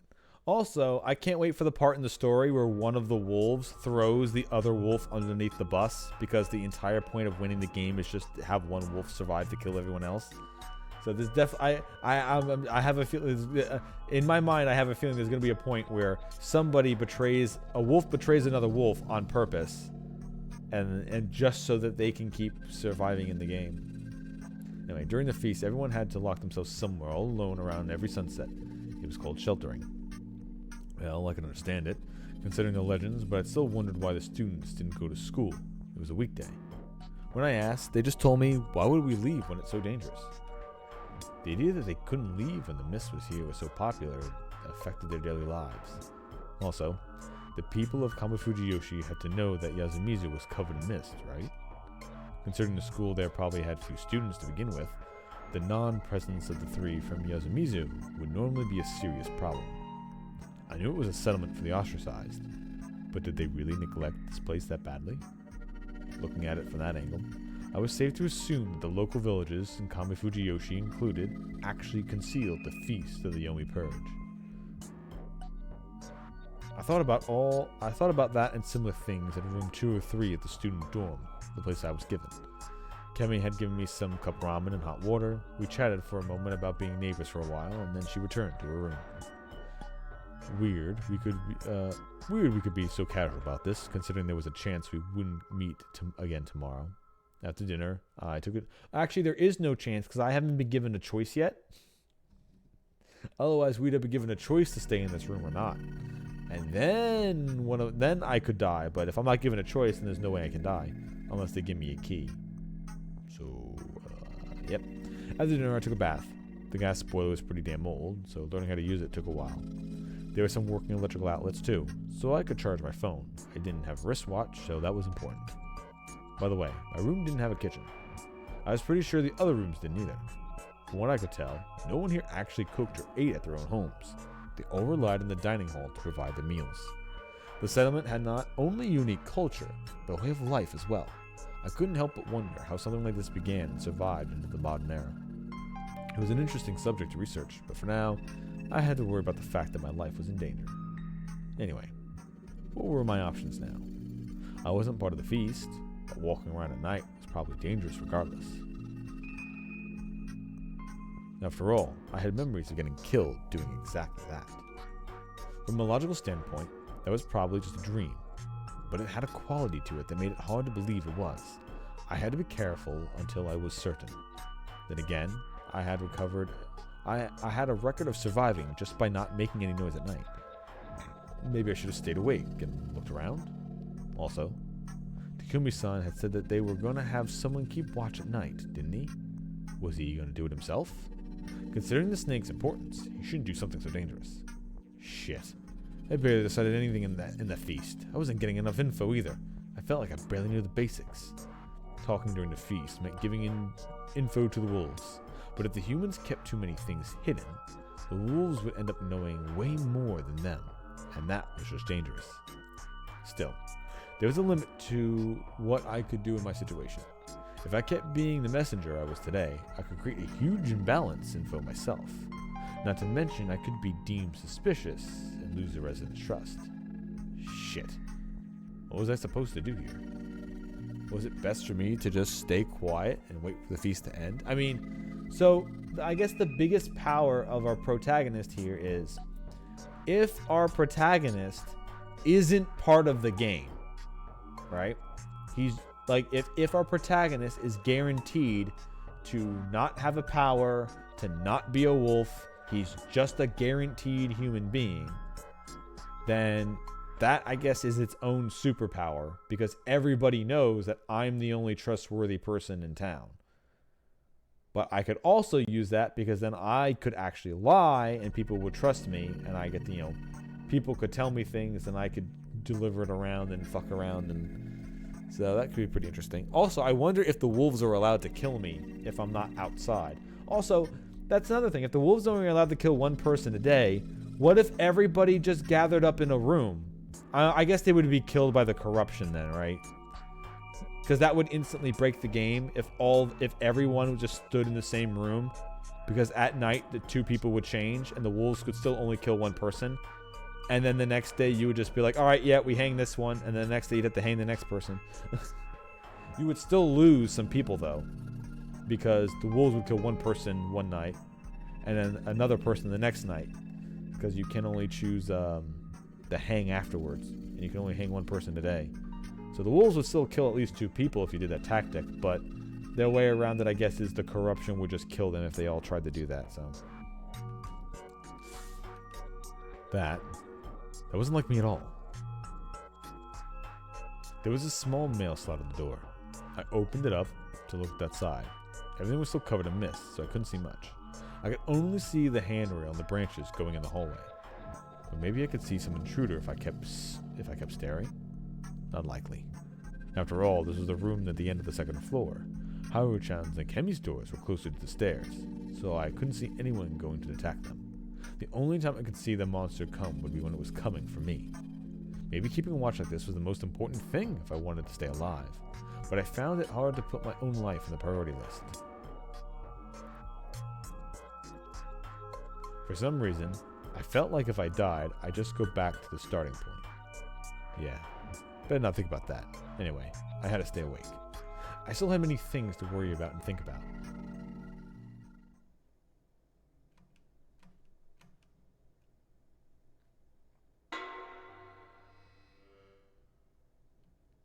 $5:14. What? As I awoke and tried to move, my head rubbed against something tough and then smacked into the doorknob. I writhed in pain. What was going on? Did I fall asleep against the door? Was I more tired than I thought? I was glad I didn't die and all, but this was a failure in my eyes. Sleeping in a natural position made my whole body hurt. I wobbled over to my fully charged phone.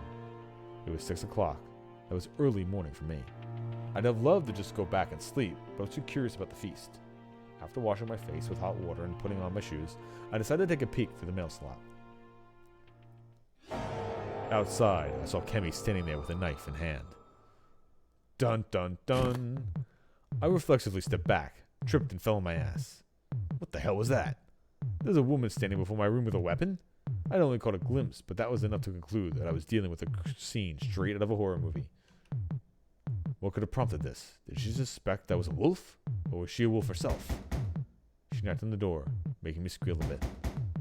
Haruki-san, are you awake? Would she kill me if I replied? Wake up, I need a hand checking on everyone. By the way, I'm armed, but it's just for self-defense.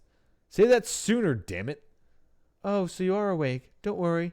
I just put the weapon away. I hesitantly peeked through the mail slot and saw her hopping around, showing me her empty hands. After meeting up with Kemi, we went around the dorm and woke up the students. All of them were alright. While they got ready, we went to the Nosato mansion, just 'cause it was close. Yasumizu was all misty and unpleasantly silent. I walked carefully, just like yesterday morning. I couldn't write off the possibility that a werewolf would jump out of the mist and tear me apart. It'd be over for me. I was walking ahead, dragging Kemi by the hand, careful about where I was going. If something happened and I got eaten or something, Kemi would either fight back or run away.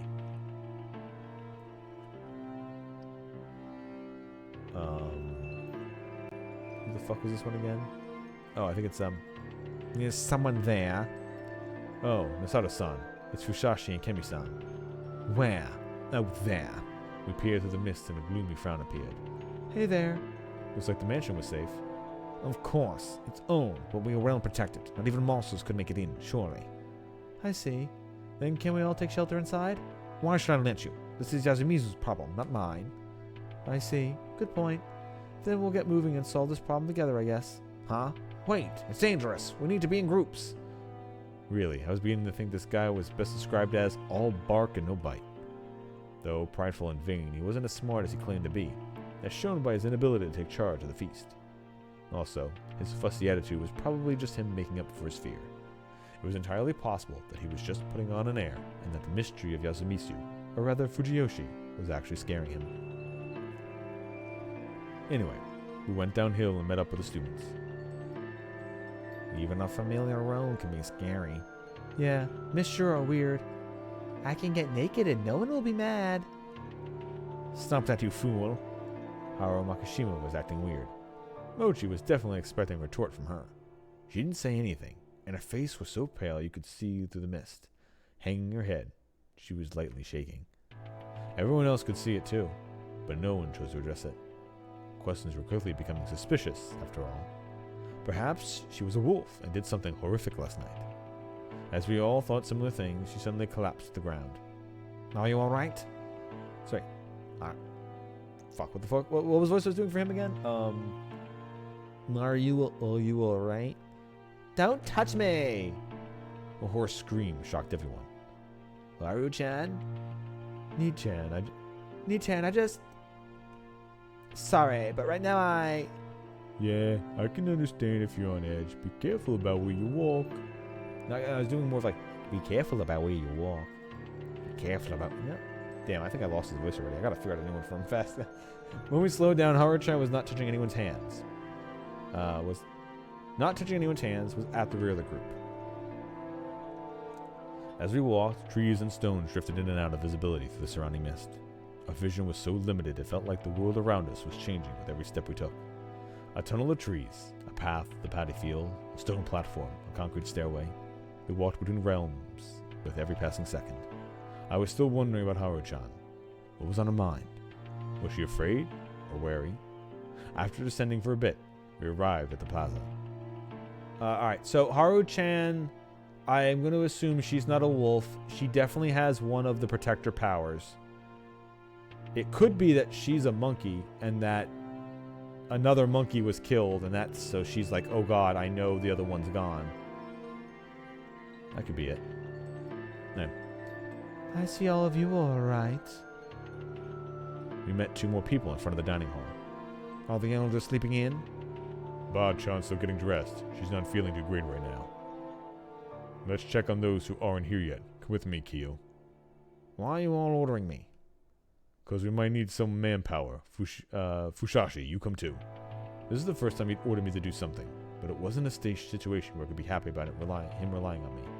Yes, of course. He probably had a bad feeling. Namely, that he wouldn't be able to rely on a certain someone ever again.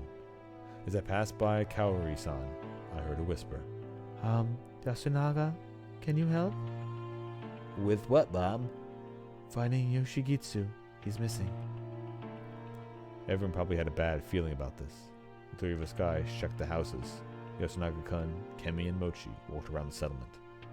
I don't know. Would they kill the Yoshit guy? Because you barely got to know him, and he's kind of abrasive. But that would be the best person to not kill first.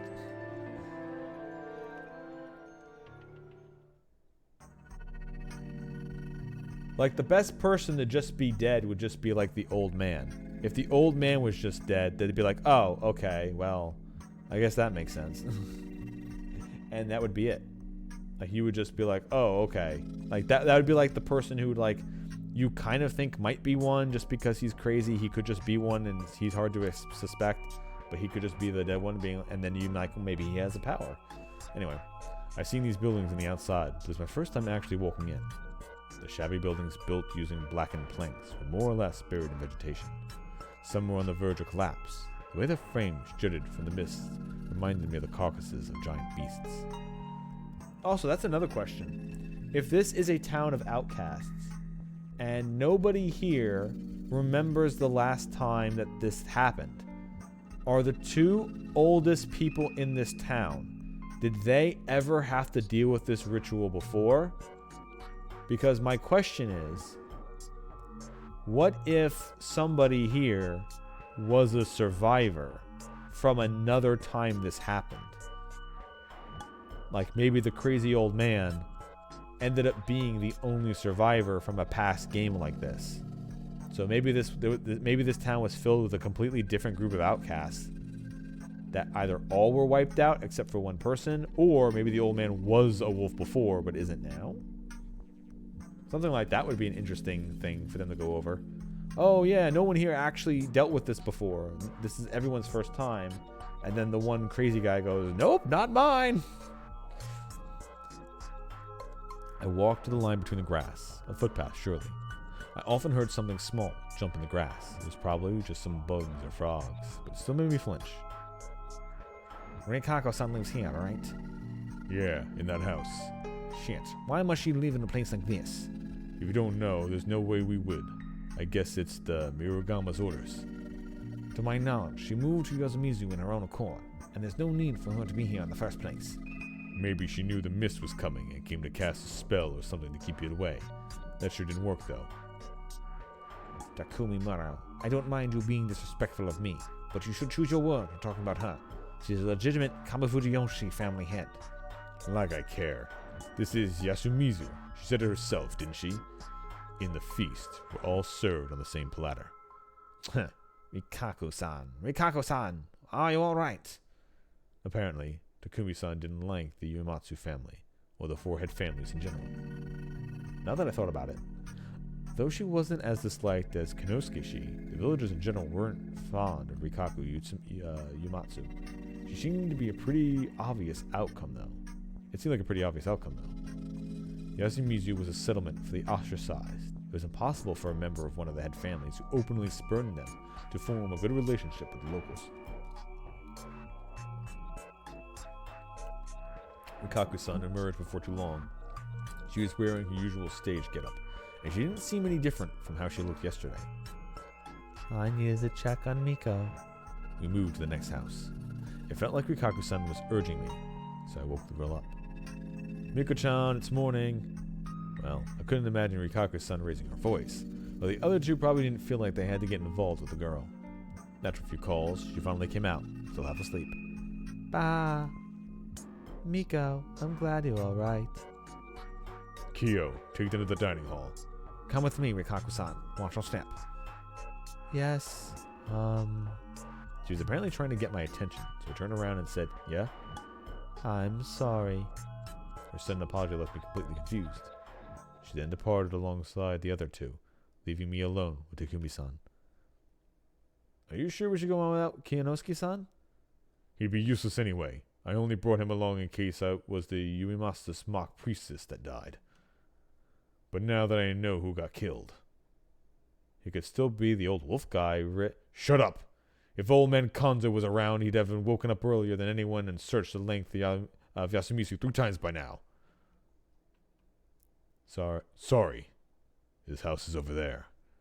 I followed him in silence. I couldn't think of anything to say. The fact that the door was unlocked made it clear that something wasn't right. The moment I opened, my nostrils were assaulted by the smell I experienced just yesterday. The reek of a fresh corpse. Damn it! Damn it! Damn it! Unlike Takumi-san, who was looking away and cursing, I did my best to burn that scene I witnessed into my memory. I felt like to avert my eyes would be disrespectful, and chided myself for wanting to look away. His body was much more intact than Mamamiya-san and Hashimoto-san's. That made it much easier to become painfully aware of the fact that this was a human, an intelligent life form who was with us yesterday. Like it was no big deal. There's one problem though. The part of the body that used to be the head was completely destroyed. There was no part of the head left untouched. It was that thorough. It was obviously the result of relentless, heavy blunt attacks. Everything above the neck was just a strange, flat mess of shattered skull fragments and white and red organic matter. Compared to it, everything else was largely unharmed. The odd-looking clothing and the unexpected robust chest for someone his age were all the proof needed to know that this was the body of Kanzo Makashimishi. So the head was smashed in, and all you have to know of him is the body? I mean, I'm not going to say they have like a complete body double waiting to be him, and he's not actually dead and he's just off somewhere else. Maybe the fact that they mentioned, like, they put me in a game cage that smelt like it was, I don't know, did he say there was fresh blood on the bottom? And the bodies that they found were smashed? He did say when the building collapsed, it crushed 2 people's bodies. So maybe it could have been the 2 people that were crushed in that landslide that he said that the one guy buried. Maybe they dug up the bodies and then put fresh meat around it, and they're like, "Oh yeah, definitely those 2 are dead." Wink, wink. Maybe, I don't know. I still don't know whether I want to believe it's supernatural yet. If that would make the story interesting, just playing by the rules the game is giving us, or if there's something else that's manipulating the rules. That the reason why everything is playing by a set of rules is because no one's actually in danger, and that this is just some kind of thing. But I don't know, to what end would it be? Just to make everybody here suffer? Like, it could be the outside villagers just making people hang each other, and none of the other murders are actually happening? I don't know. I'm still on the side of it's probably supernatural, and this is just, play with the game. We'll clean it up? What else? Please wait a bit. What are you going to do? Run as much as I can. Since we had no idea we could get out of here, protecting the scene of the crime for an official investigation meant we had to leave the body to rot here, and we just couldn't do that. And considering the horrible state it was in, the villagers probably wanted to take care of their own way as soon as possible. Not much I could do to stop that. Thus, I did my duty as someone without such obligations. This corpse was completely unlike the ones from yesterday. While those who were destroyed completely, the damage on this one was focused on the head. The weapon clearly wasn't sharp. They'd used something blunt. The skin on his face was torn, but not sliced apart, and the skull was shattered. This was caused by repeated blunt attacks on the head. It wasn't my job to picture whether there was some profound grudge in this. The only clear thing here was that the wolves killed him using something blunt, not claws or fangs. And it was obviously done with dedicated intent, not accidentally. At the very least, the entity that made this corpse wasn't the same as the ones that made them from yesterday. It made sense if you separated them and assumed that yesterday's was the corruption and today's was the wolves. But the thing I'd seen when I was walking around at night, that time we had the appearance of a wolf, or rather a werewolf. If the werewolves were the ones bringing the corruption, the tale all this was based on would make even less sense. If the corruption was Great Lord Shannai's, the mountain god's punishment, it'd be weird for it to be delivered by the wolves. Holding back my nausea, I looked back at the corpse. Then I rolled back my sleeves and reached for the destroyed head. Hey, what are you doing?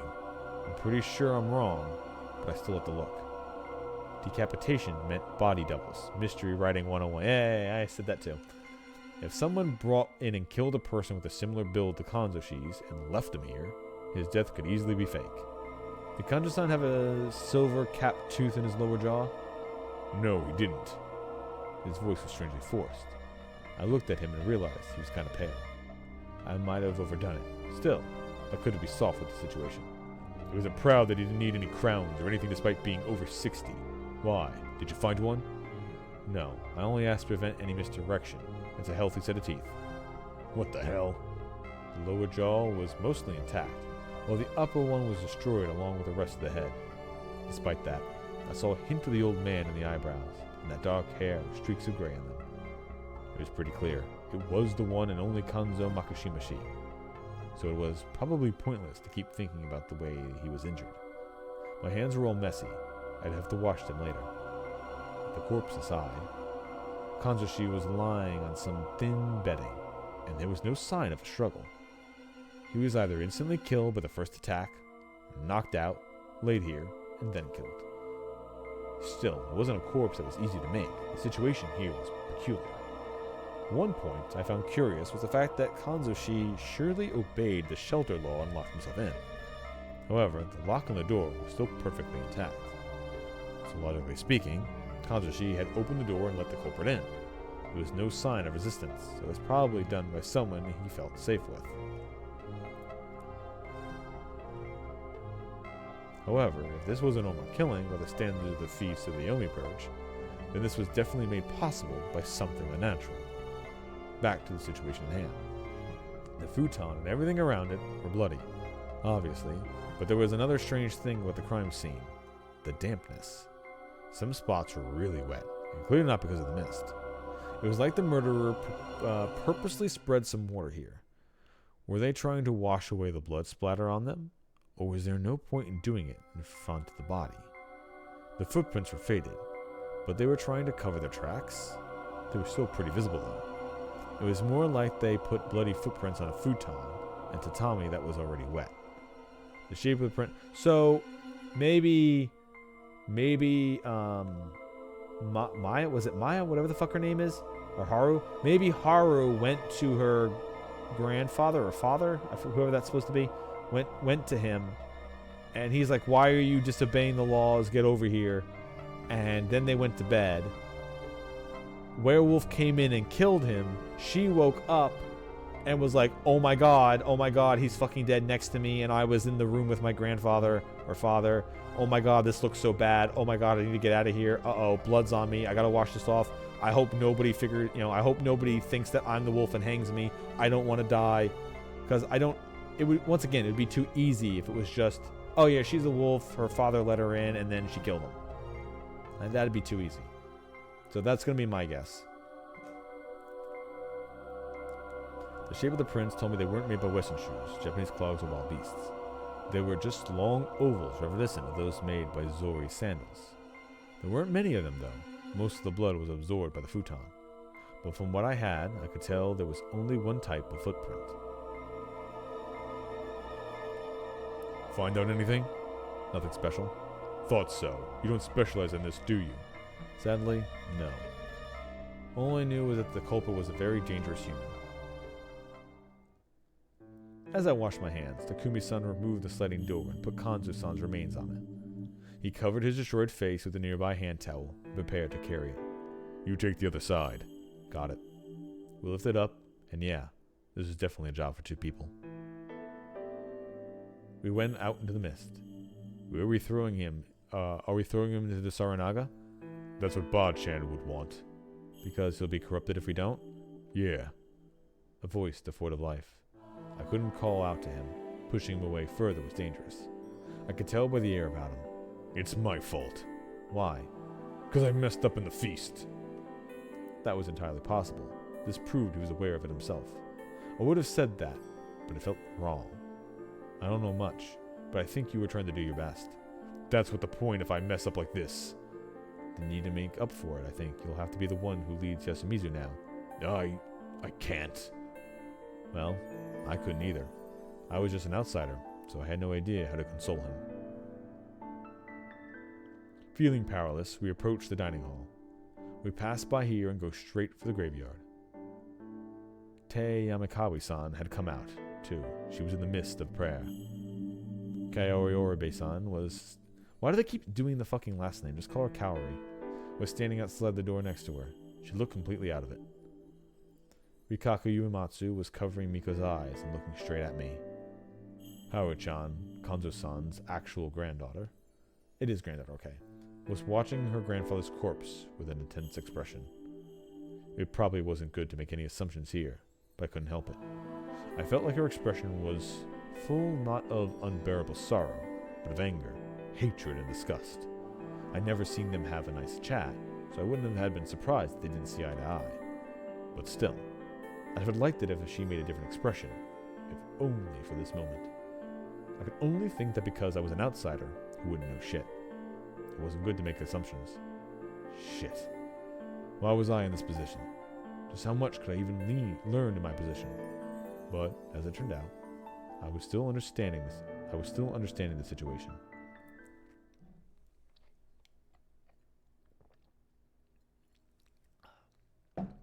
We can't find Yoshi-kun anywhere. We met Kemi on the way to the graveyard. She and the two high schooler guys were still searching, but the mist made it extremely difficult. We told her we'd join once we buried Kanzo-san and picked up our pace.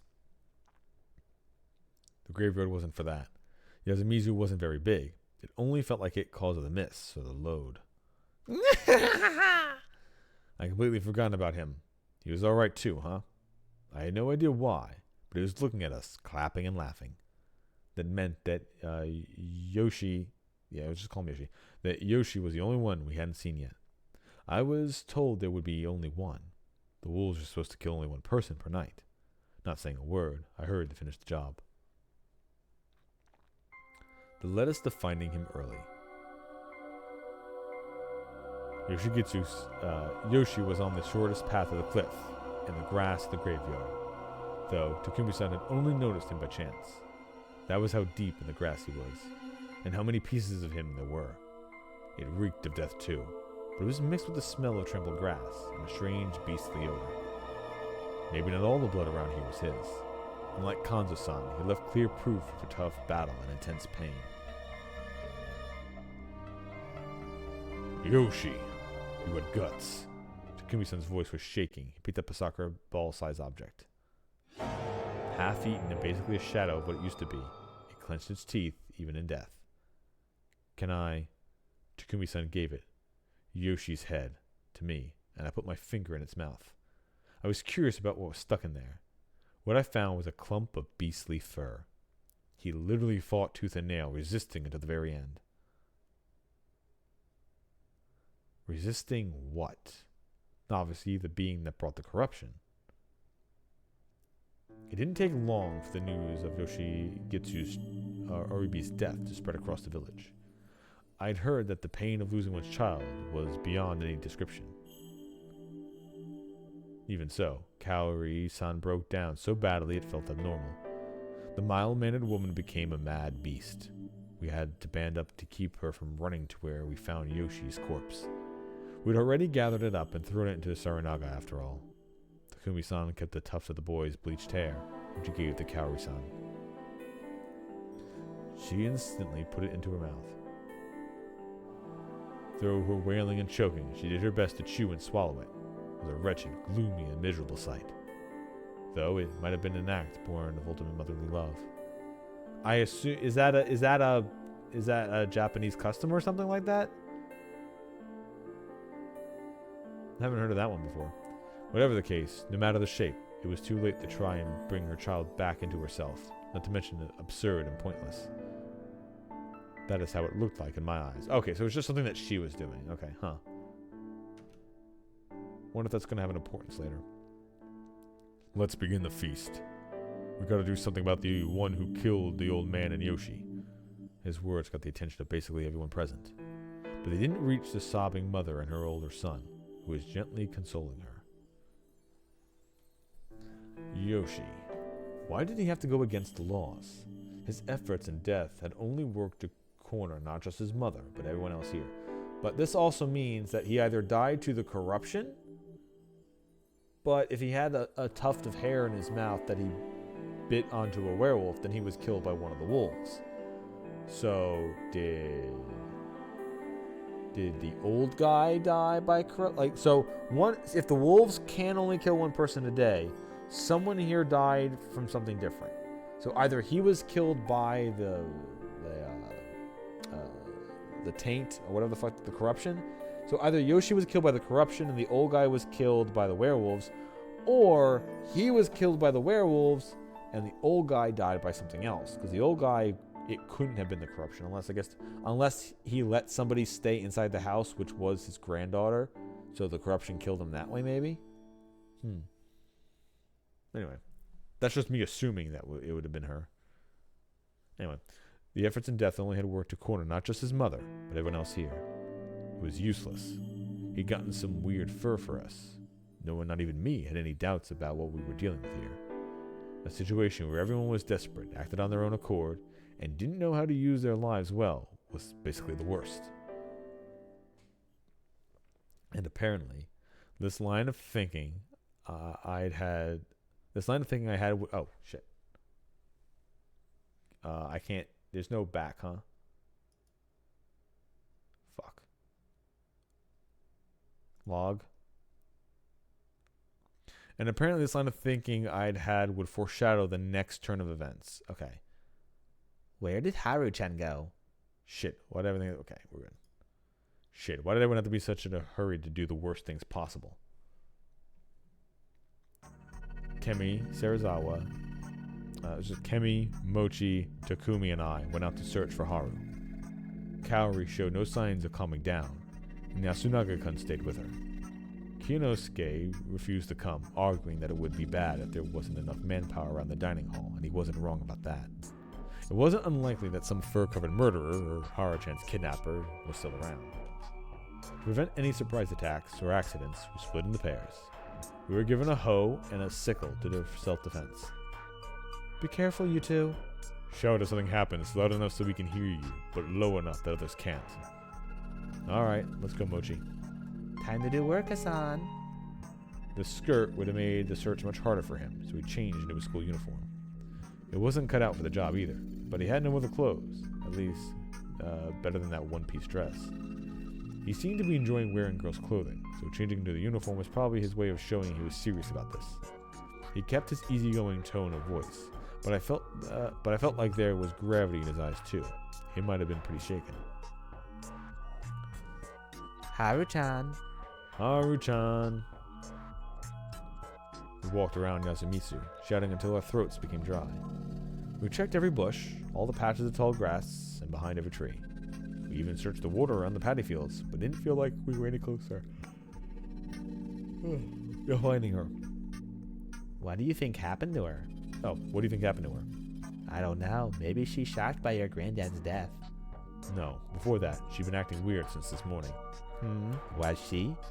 Is she really fastidious or something? Fast what? A clean freak. Hates anything dirty. I think I saw hints of that ever since we first met. Oh, I say she's just the greatest scaredy cat here. Scaredy cat, huh? She was always really afraid of all the corruption talk. Maybe she was just scared of getting corrupted. I see. Fear based on superstition. That made sense. But why had it suddenly gotten worse? What happened last night? That's why I don't think Haru-chan could kill anyone if she was a wolf. Is that what you think? I don't know if she is one or not, but I really don't think she could do if she was. Okay, this makes this once again. Me being paired up with this kid here makes me think that Mochi here has one of the powers. My assumption is he's the snake. That's why he mentioned to us that the other guy said he was the snake. And he said he feels weird about it because he's like, no, I'm the snake. It can't be the other guy. And maybe Mochi looked up Haru, so he knows that she's not a wolf, but also probably saw her, or maybe knows about that she might have done that thing I suggested, or maybe that's why the grandfather let her in. So that's my guess. My thing is Mochi might be the snake.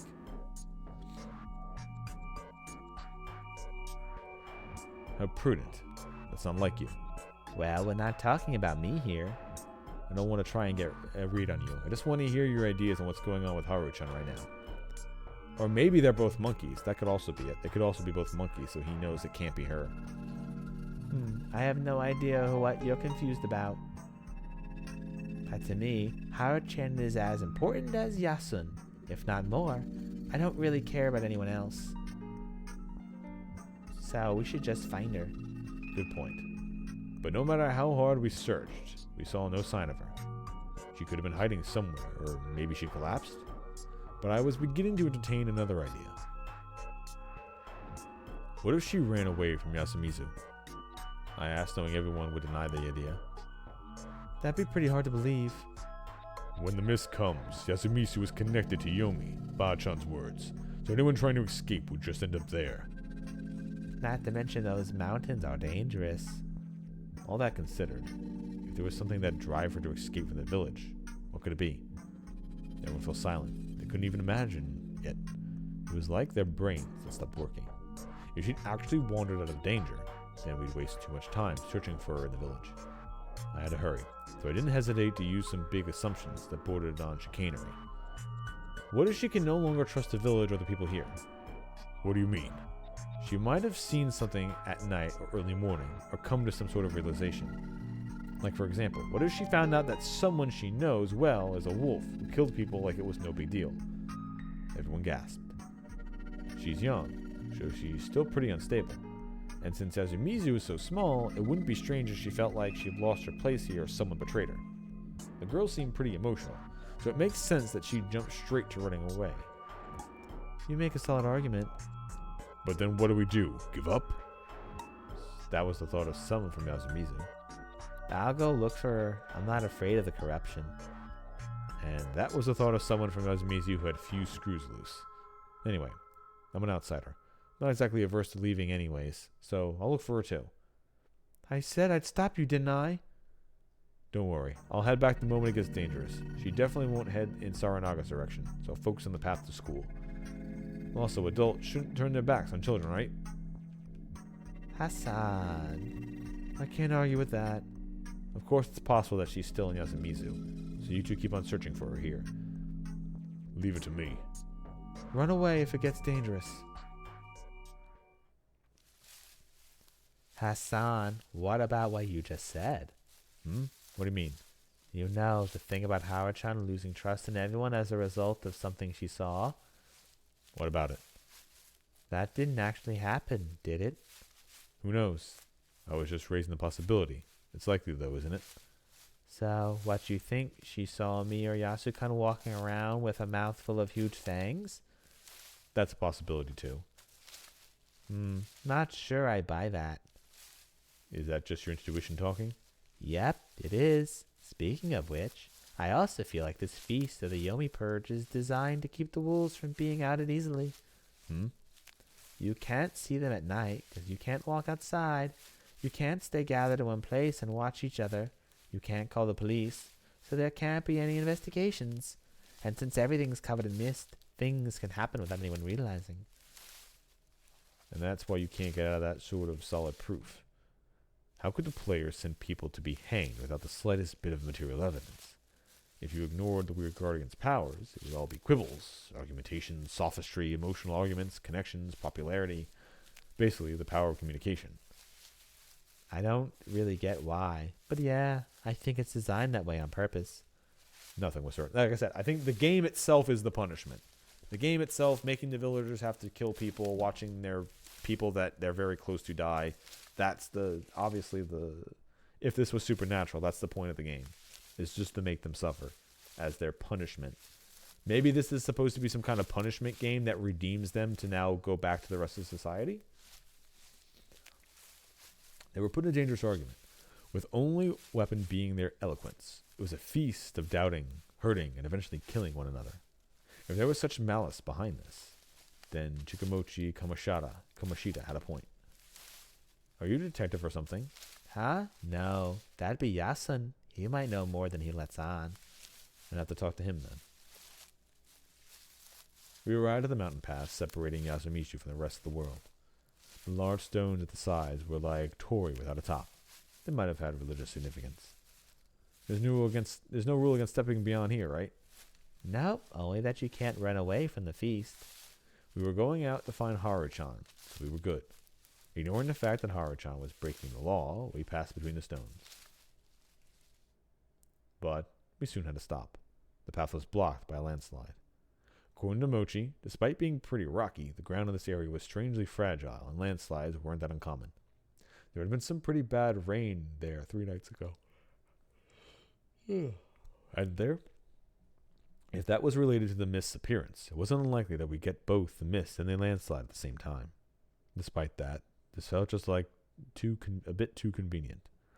I had to consider the possibility that the people in the settlement above blocked the road to keep the Yamabito from getting through.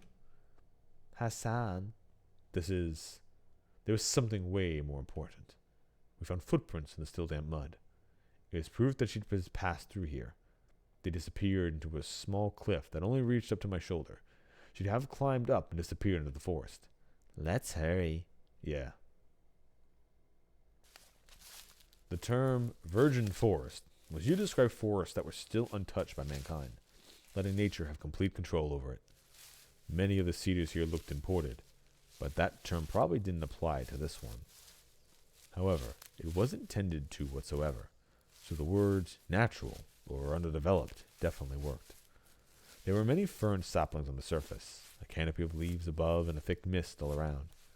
It certainly didn't feel like a place humans were welcome. For better or worse, the new ferns seemed slightly trampled, indicating someone had passed through recently. Over here. Be careful. She got lost on this road after all. Haru-chan. Should you be really shouting like that? It's one of the basics of living in the mountains. The beasts run away if you scream. So yeah, I almost forgotten about the very real threat of wild animals. I realized I lost myself in the mood and became kind of embarrassed. Haru-chan! Say something. Shouting over and over, we kept moving forward. She tried to follow the path, but all the cliffs and boulders in the way made her stray from it. 10 minutes later, we lost all sense of direction.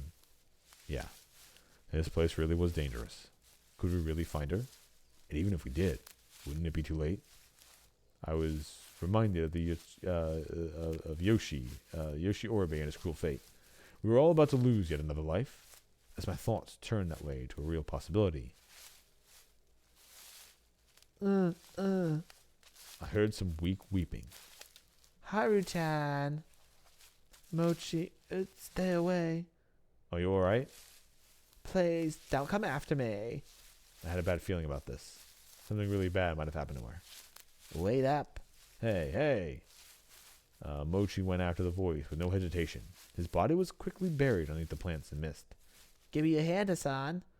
His lack of hesitation felt dangerous in some way. Was I just imagining it? Anyway, I went over to him and quickly caught up. It hurts. It hurts. Haru Makishima was buried under all the greenery. It's her leg. Stop. Ow. I walked up and, man, this is pretty bad. Her leg was all covered in blood. Her shoe and foot were pierced by a sapling that was broken right at the bottom. She stepped on this? Can we break it off? Nope. You gotta pull it out. That'll open the wound. There's some lawn marsh, pennywort, and chameleon plants here. Let's close it with them. You can do that? Nosatu is the family that made medicine. First I heard of that, but I had no choice but to believe him. She resisted verbally, but she was too tired and weakened to do it physically. I picked her up, doing my best to ignore her wailing because of the pain, and pulled her away from the branch. Chikamochi quickly took care of the wound and used a handkerchief to stop the bleeding. Let's go back. Can you carry her? Of course. You sure you don't want to do it though? Who knows? I just don't have the build for it. I thought of saying that Haru-chan would have preferred him, but she was barely conscious thanks to the pain. We didn't have time to waste on sentimentality. Either way, one less person is enough for one day. Going back is easy, but man, it really does look like it's getting out is impossible. Agreed. Haru-chan, I'm glad you're all right. She isn't. Takumi Nisan, call Teba. We've got a wound to patch. Got it. A return caused quite a commotion, and by the time things had begun to calm down, it was way past noon. Haru Mikishima's escape attempt distracted everyone, but none of the problems were actually solved. Kanzo Mikishimashi was killed by the wolves, while Yoshigitsu Oribe was taken by the corruption. Okay, he was taken by the corruption, but then, so, okay, so, if that's the case, when we went out and broke the laws, we were an outsider just like the other two people who died. We saw a werewolf. That werewolf isn't the wolf. That werewolf was the corruption. And Yoshi had a mouthful of fur, and he was killed by the corruption. So, the wolves aren't actually werewolves. The corruption are the wolves. Or maybe the corruption is the third wolf. That could be it. She did say that there were 3 wolves. So maybe there's 2 wolves are in the game, and the third wolf is the corruption. But because what I was just thinking is, if the corruption is a wolf, that means the 2 people who are wolves aren't actually wolves. They're literally just humans who have the role of having to kill someone. And the corruption is just the wolf. But I guess they did say there were 3 wolves, so that's why the corruption's a wolf. And then there's 2 other people. The third wolf is just making sure they follow the rules, I guess. I wonder if you could get one of the wolves who are a player in the game, could you get them to break the rules and then they get killed by the third wolf, by the corruption? Trick one of them into breaking the rules and then go, you fucked up. Anyway, Yoshi's death was especially problematic. Each meaningless death was yet another obstacle against resolving the feast. Even if they picked and hung someone during the day, it wouldn't guarantee that there'd be one less wolf. It was way more likely that they'd get rid of an innocent. Even worse, the wolves in the group would most likely try to leverage the hangings in their favor. They'd claim to be innocent, while casting doubt and blame on the other survivors. To win, the humans needed to do their best to see through such trickery, and identify the wolves, possibly even making them confess.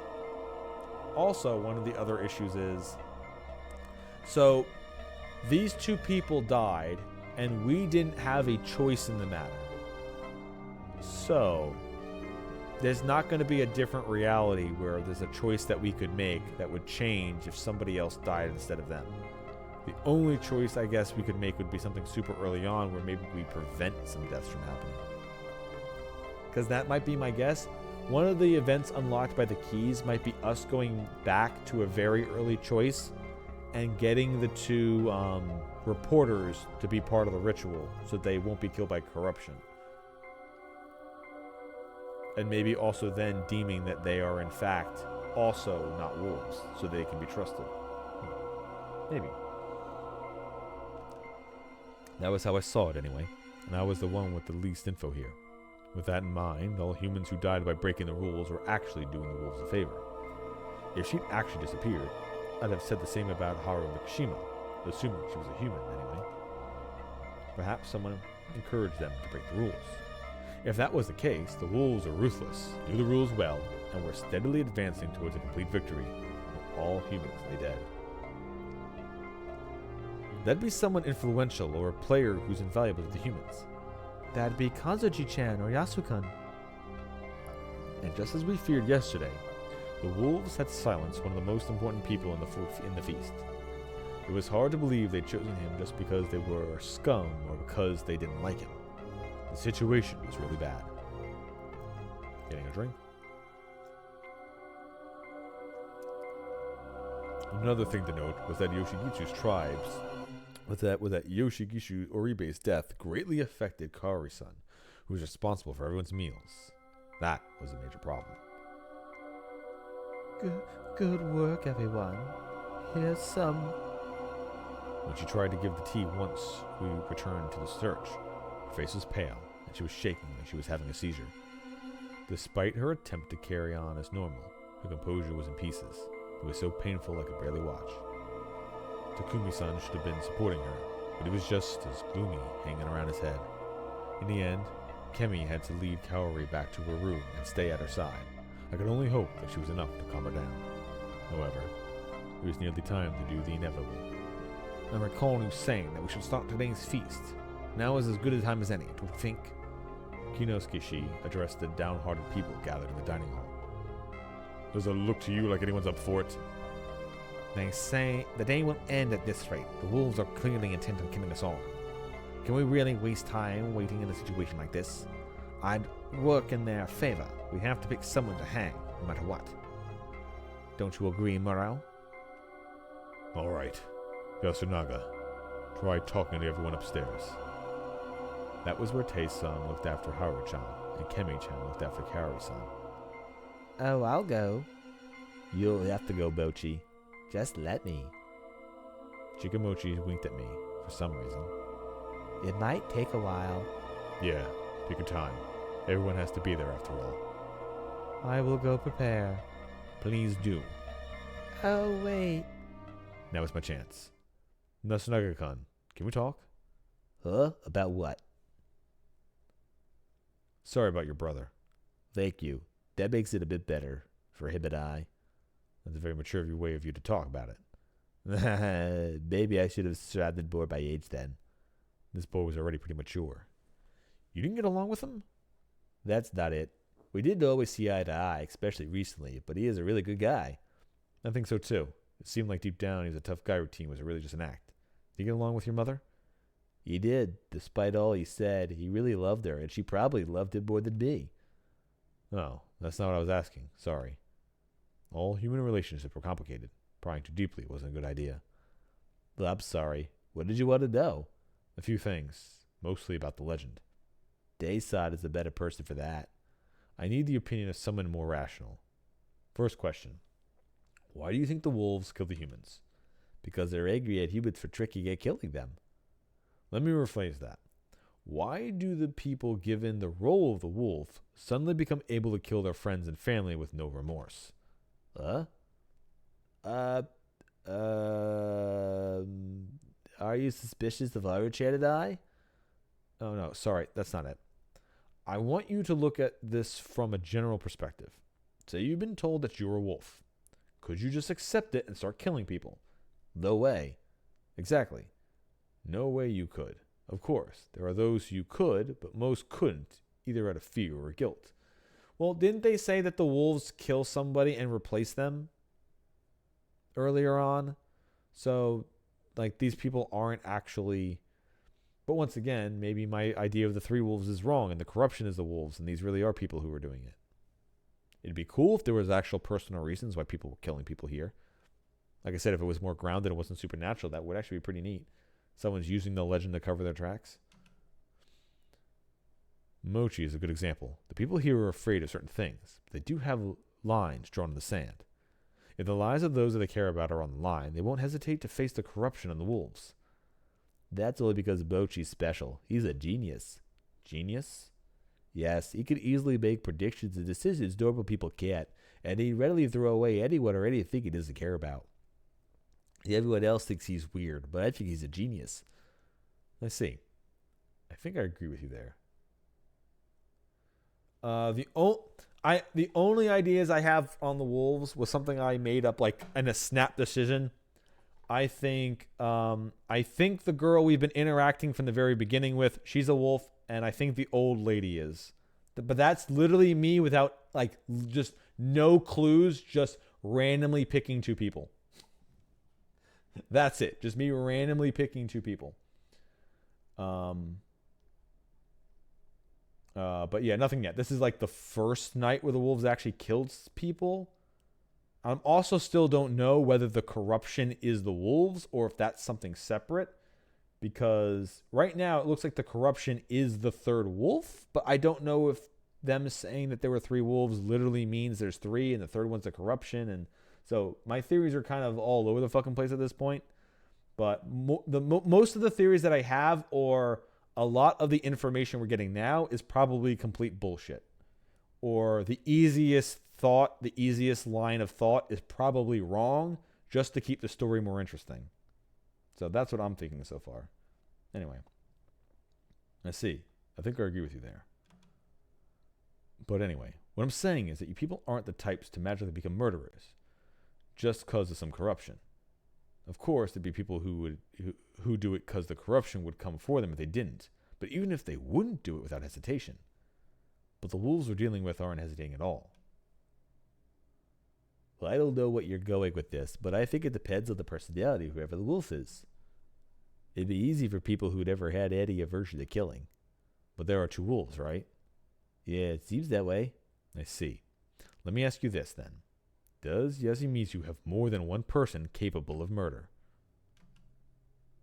1 psycho in a group of people I could see, but 2 seems pretty unlikely. I think a better assumption is that there's some way to turn even an ordinary person to a ruthless killer.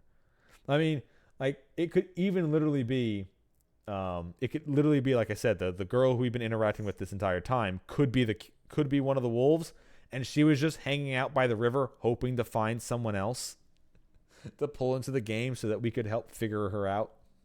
Because it's probably against the rules to admit you're a wolf without being tricked into it.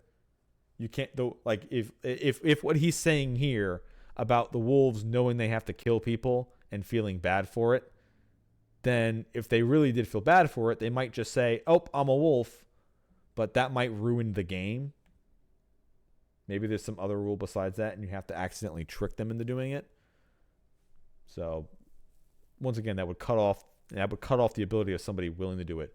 Unless they think unless it's somebody who just doesn't want to die so much that they just keep doing it. I think we got to figure out, like, once again, the real reason for this, if they were going on the God theory, would be that the God is trying to punish them by making them do this game, and the punishment would be them fearing, mistrusting, and having to kill the people that they're very close to.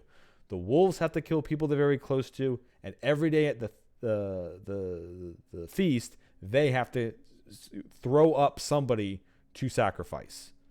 So that's my guess, is if this is supernatural and this isn't something mundane, then the whole point is that everybody here is meant to suffer.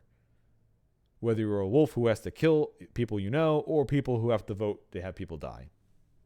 Something like that. And since they're all outcasts, if it was a God thing, it's probably some way of, like, purifying themselves. And maybe that they can go back to the rest of civilization or something. Who the fuck knows? Anyway. I think a better assumption is that there's some way to turn even an ordinary person into a ruthless killer. Right now, I'm leaning towards supernatural. But, like I said earlier, it's less fun if the answer is supernatural and not mundane. Because the supernatural answer would be, why is everybody following the rules of the game? Because it's a game, you have to follow the rules, otherwise there's no point in the game. The mundane answer would be, people are either in on this, knowing that there's certain people who need to be punished, or they're just following it just because they think they have to follow it. And that's allowing somebody to abuse the rules.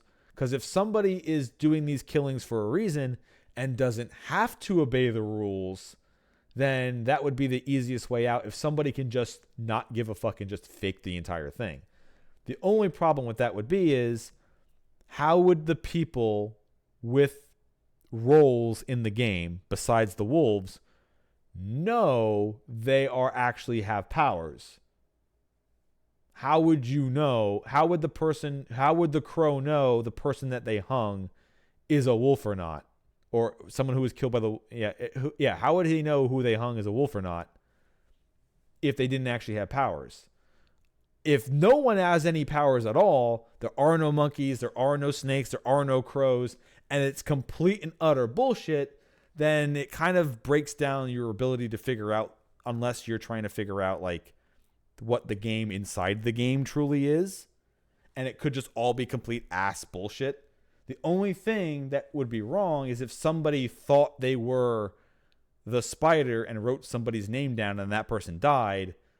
But then if all the rules were bullshit, then nobody would actually know they're a spider. Everyone could just be lying and saying I'm a thing. So once again, the assumption is it's either all complete bullshit where none of these rules matter and somebody's just using this to advantage to just kill people here for some other reason, or something is keeping everybody playing by the rules, and that would be supernatural. However, that would be really cool if none of the rules are really real and it's all somebody physically doing this. But then once again, where are my powers coming from? How do I know something's happening? Like, how do I know that I shouldn't have left the thing that one time, then I'm back? That's got to be supernatural of some kind. Am I the only real version of the supernatural that exists? Who the fuck knows? Anyway. If that isn't true, the lack of infighting doesn't make sense under the current circumstances. When you put it like that, this is just something I heard from a teacher at school, but you could do it by giving them something to fight for, couldn't you? Huh? Basically, you need to make them think they're doing the right thing. That the wolves are doing the right thing? I see. That's an interesting way to look at it. It's how countries convince their people to go to war. Yes, that's what the lesson was about, but I think that your perspective is a bit flawed. What do you mean? For example, most of the girls in the settlement are timid and prefer to leave the big decisions to the men. Even Haru-chan is like that. So if the wolves are a man and a woman, it's essentially possible that the man's taking the lead and doing the killing while the woman's just doing. Also, for all we know, the wolves could be arguing all the time, and that they just didn't happen to hesitate in killing this one time. Yeah, good point. But I do think that there's some secret to why the feast lasted this long. Traditions like these usually die out. Oh, that was also another thought that I had.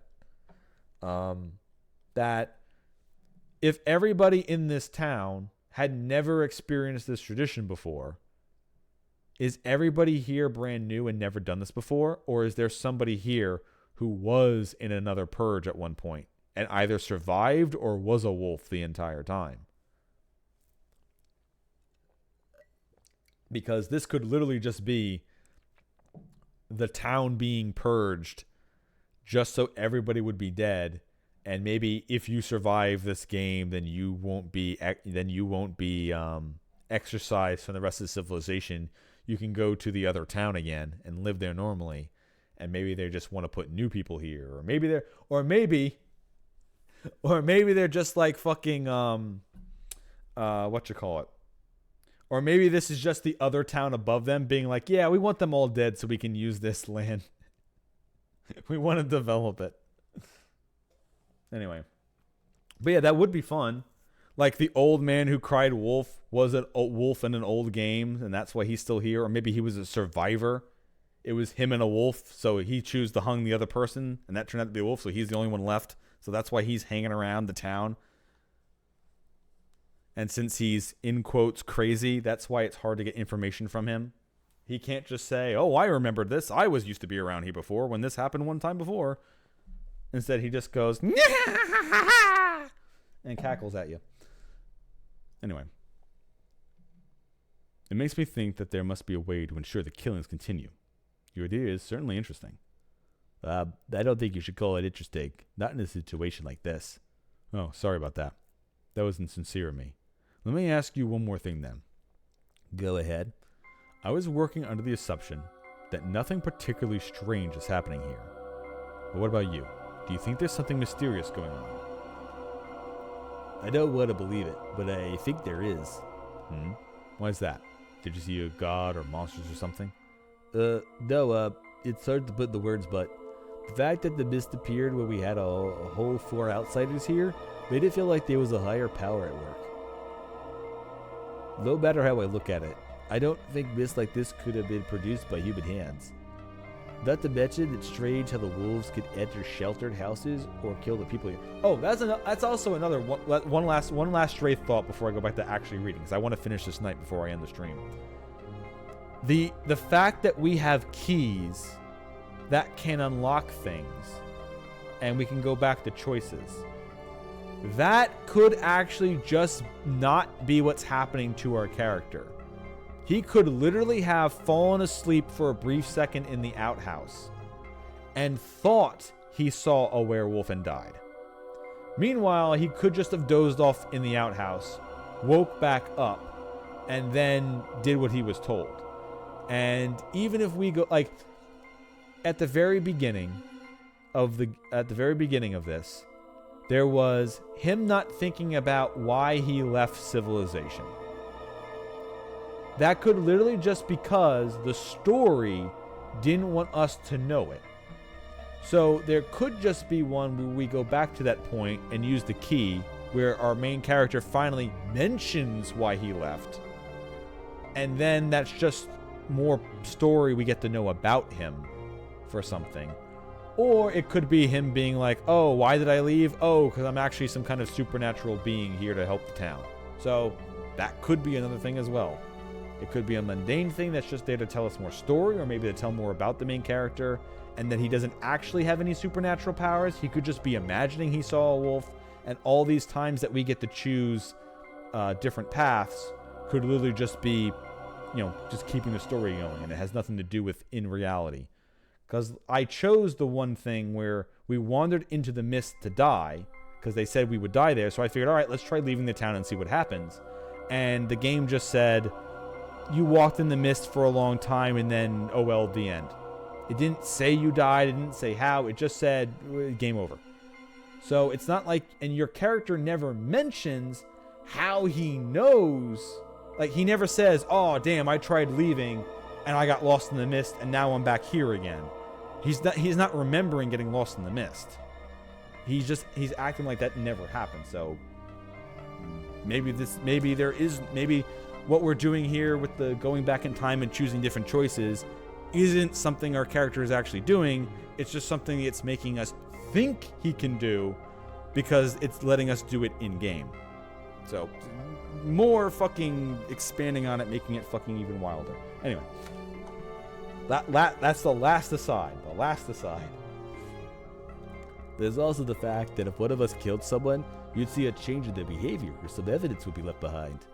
We can't explain those things, so yes, I do think there's something mysterious going on. Oh, I see. Alright. Sorry for asking such a weird question. By the way, who do you think the wolves are? Araki Furusashi-san. He cut me off with a stern voice. Sorry, but that is something we talk about in the forest. You don't have the right to ask that. Oh, my bad. Listen, we'll have to hold a feast to decide which one of us we should sacrifice today. It's important to propose who we think is suspicious, but it's also very dangerous. Something we set outside of the forest could be used against us and became a fatal mistake. The fact that you asked me that makes me feel like someone's maliciously using you against me. Please stop it. Good point. I'm sorry, really. Oh, but now I won't blindly believe that you're on ill omen, but I won't stop suspecting that you're involved somehow. If I ever find out you had something to do with this, with Yoshi's death, You'll what? He glared at me. I'll have to avenge my little brother. I see. Of course you would. I'll just head to the cage and do my best to do as unsuspicious as possible. Well, you shouldn't do that. Why? Today's feast might drag on until evening. It might be too late by then. You should go to your room at the door and ask someone outside the block door to handle with a stick. I see. Good idea. This boy's really smart. Takumi Muroshi was a site foreman type. He was the manager type, and I could see the talent for using people. Can I ask something too? Can I ask something too? Of course. Do you like Chine? Whoa. From a political standpoint, I should say no. But yeah, she's likable. I see. Well, she's pretty variable, so she'll probably date me if I or anyone else asked. Oh, are you being considerate of me? I had a feeling that Mochi told you something weird. Huh? It's not like that. What if I fell for her is a thing of the past? She was the only older girl around these parts, so I was attracted to her, that's all.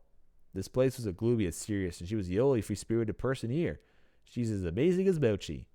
You're saying she was a rascal? Yes, so much so that she almost killed someone. Hold on. Well, that was an accident, though. It's strange you think she's available. Chiene is actually pretty shy. Is she now?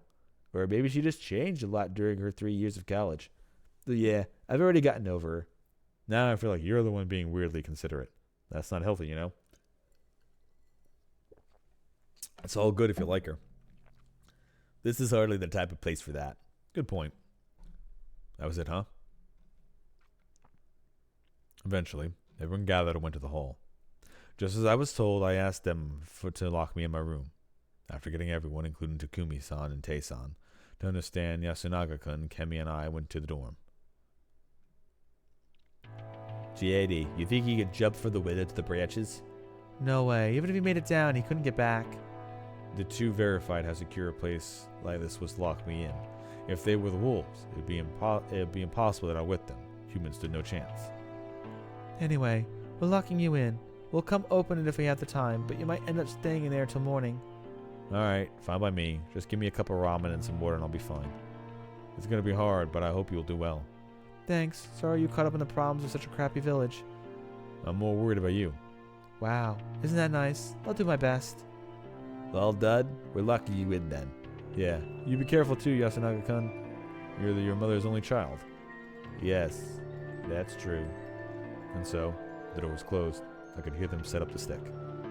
So far, the only ones I talked to face to face were Kemi, Takumi, Mochi, and Yasunaga-kun. Just 4. The ones I hadn't talked to were Tei Yamakawa, Rikaku Yamatsu, Miko, Kaori, Oribe, Haru, Makishima, Kiyonosuke Nasato, the old wolf guy. A whole 7. I had no idea if there was significance in that, but I wanted to know what kind of people they all were. 4 people had already died, and if you ignored me, there were 11 left. Once the snake revealed what Kiyonosuke she was, he and the snake, Takumi-san, would be the only ones with confirmed roles. The other 9 would be suspects. When one was hanged, there'd be 8, and when one died in the night, there'd be 7, which was still quite a lot. They had to hurry before it was too late. The humans had to act now. Hello. Whoa, what? A supposedly fixed door slightly opened up. It was Kemi. I forgot, but I might not get to give you your dinner, so have this. Hey, see, yeah, I mentioned that. See? She's smarter than you, dumbass. She threw a yellow food box, the kind you would find in any convenience store. Thanks. Seriously. Don't mind me. Don't mind it. Oh, by the way. Oh? What? Tell the monkeys to reveal themselves. Why? Think about it. You'll understand, and you know you have to do something before it's too late. JD, what are you doing? There's no time. Go. Yeah, okay. She closed the door and put the stick back. All right, what next? Okay, so the last time they did this feast, I as the player got to see it, but the main character didn't, and just had it described to him. I wonder if this story would be a bit more interesting if we didn't see the feast and we just had other people's accounts, and then we had to take like multiple people's accounts of what happened and like piece it together that way. That would make the story way more complicated to do. So just kind of showing us what happened hopefully isn't an unreliable narrator. Hopefully it's literally actually showing us true things and not just showing us, because that also could be it. It could be showing us what is being described to our main character, but not actually what's going on during it. Maybe, but we'll see. Right now, I'm just going to assume it is a reliable narrator, everything we see here. Clever chat. Is your wound alright? It's fine. I know it's not a good time to ask, but what happened? It was pretty bad, I'll tell you that much. Whatever, let's just start.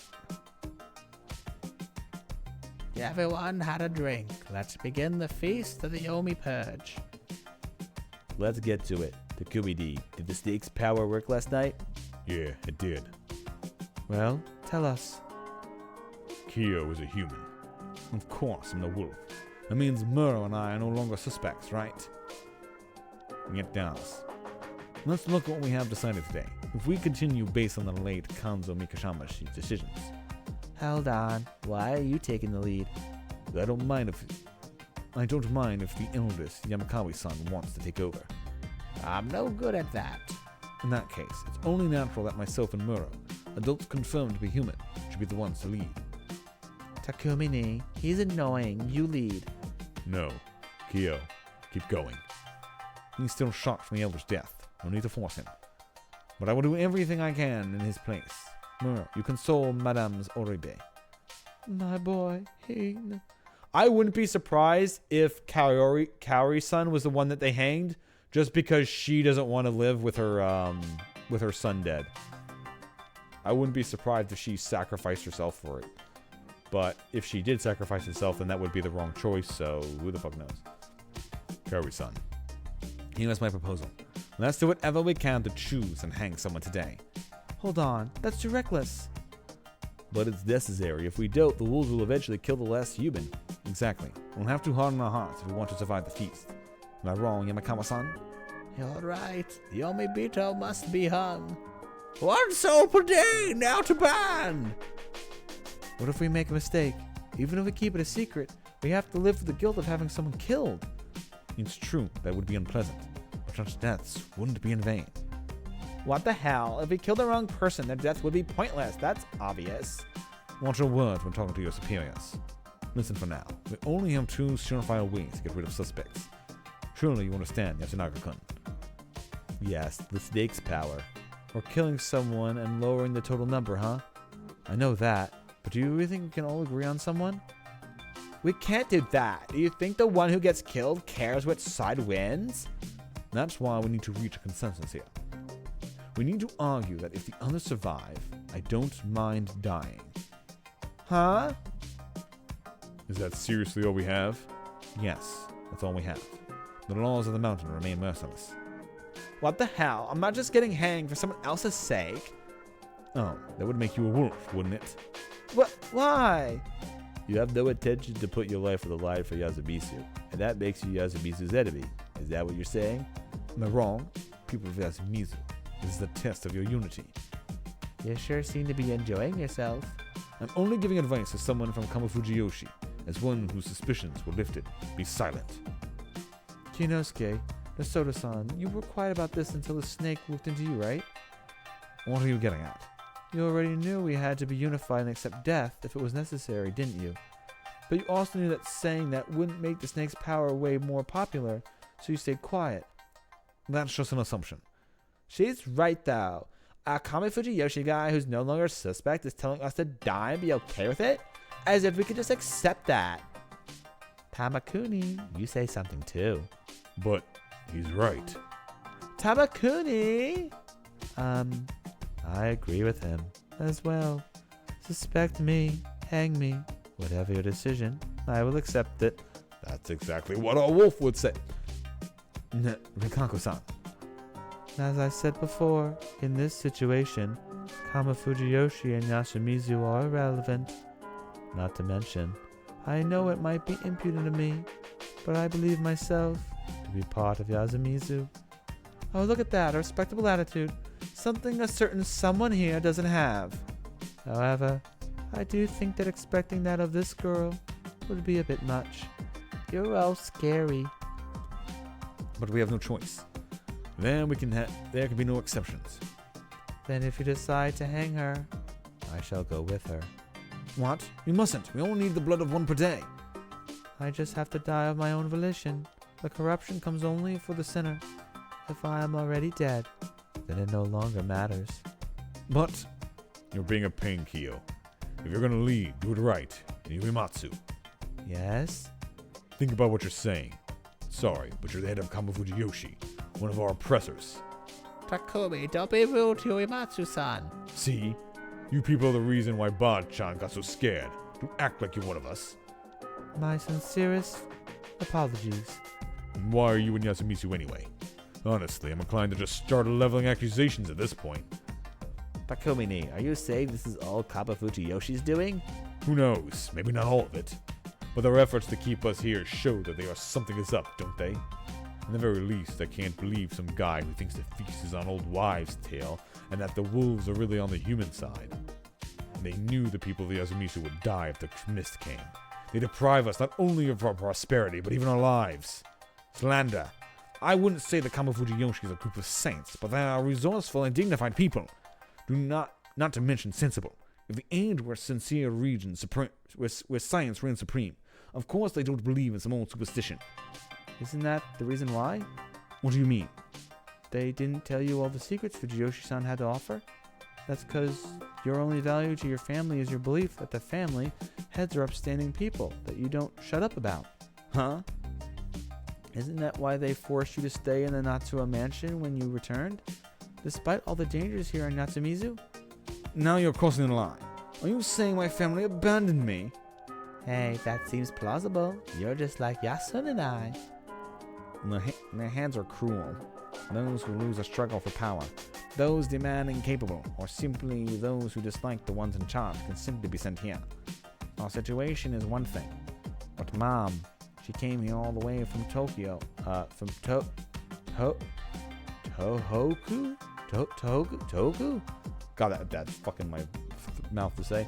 I married into the Higuchi family, but got thrown out the moment Dad died. I didn't care about that. Bob, sorry, I didn't mean to. I was fine as long as I had Yoshigitsu and you, Yasunaga. Anyway, there's no doubt that they twisted our fates. I agree with Takumini on that. Too bad you're stuck out here too. I'm not blaming Yasumizu's people. What's gotten into you? We're all gonna die anyway. Oji-chan was acting all tough, but even he died so easily. We can't take this. Why didn't you just leave me there?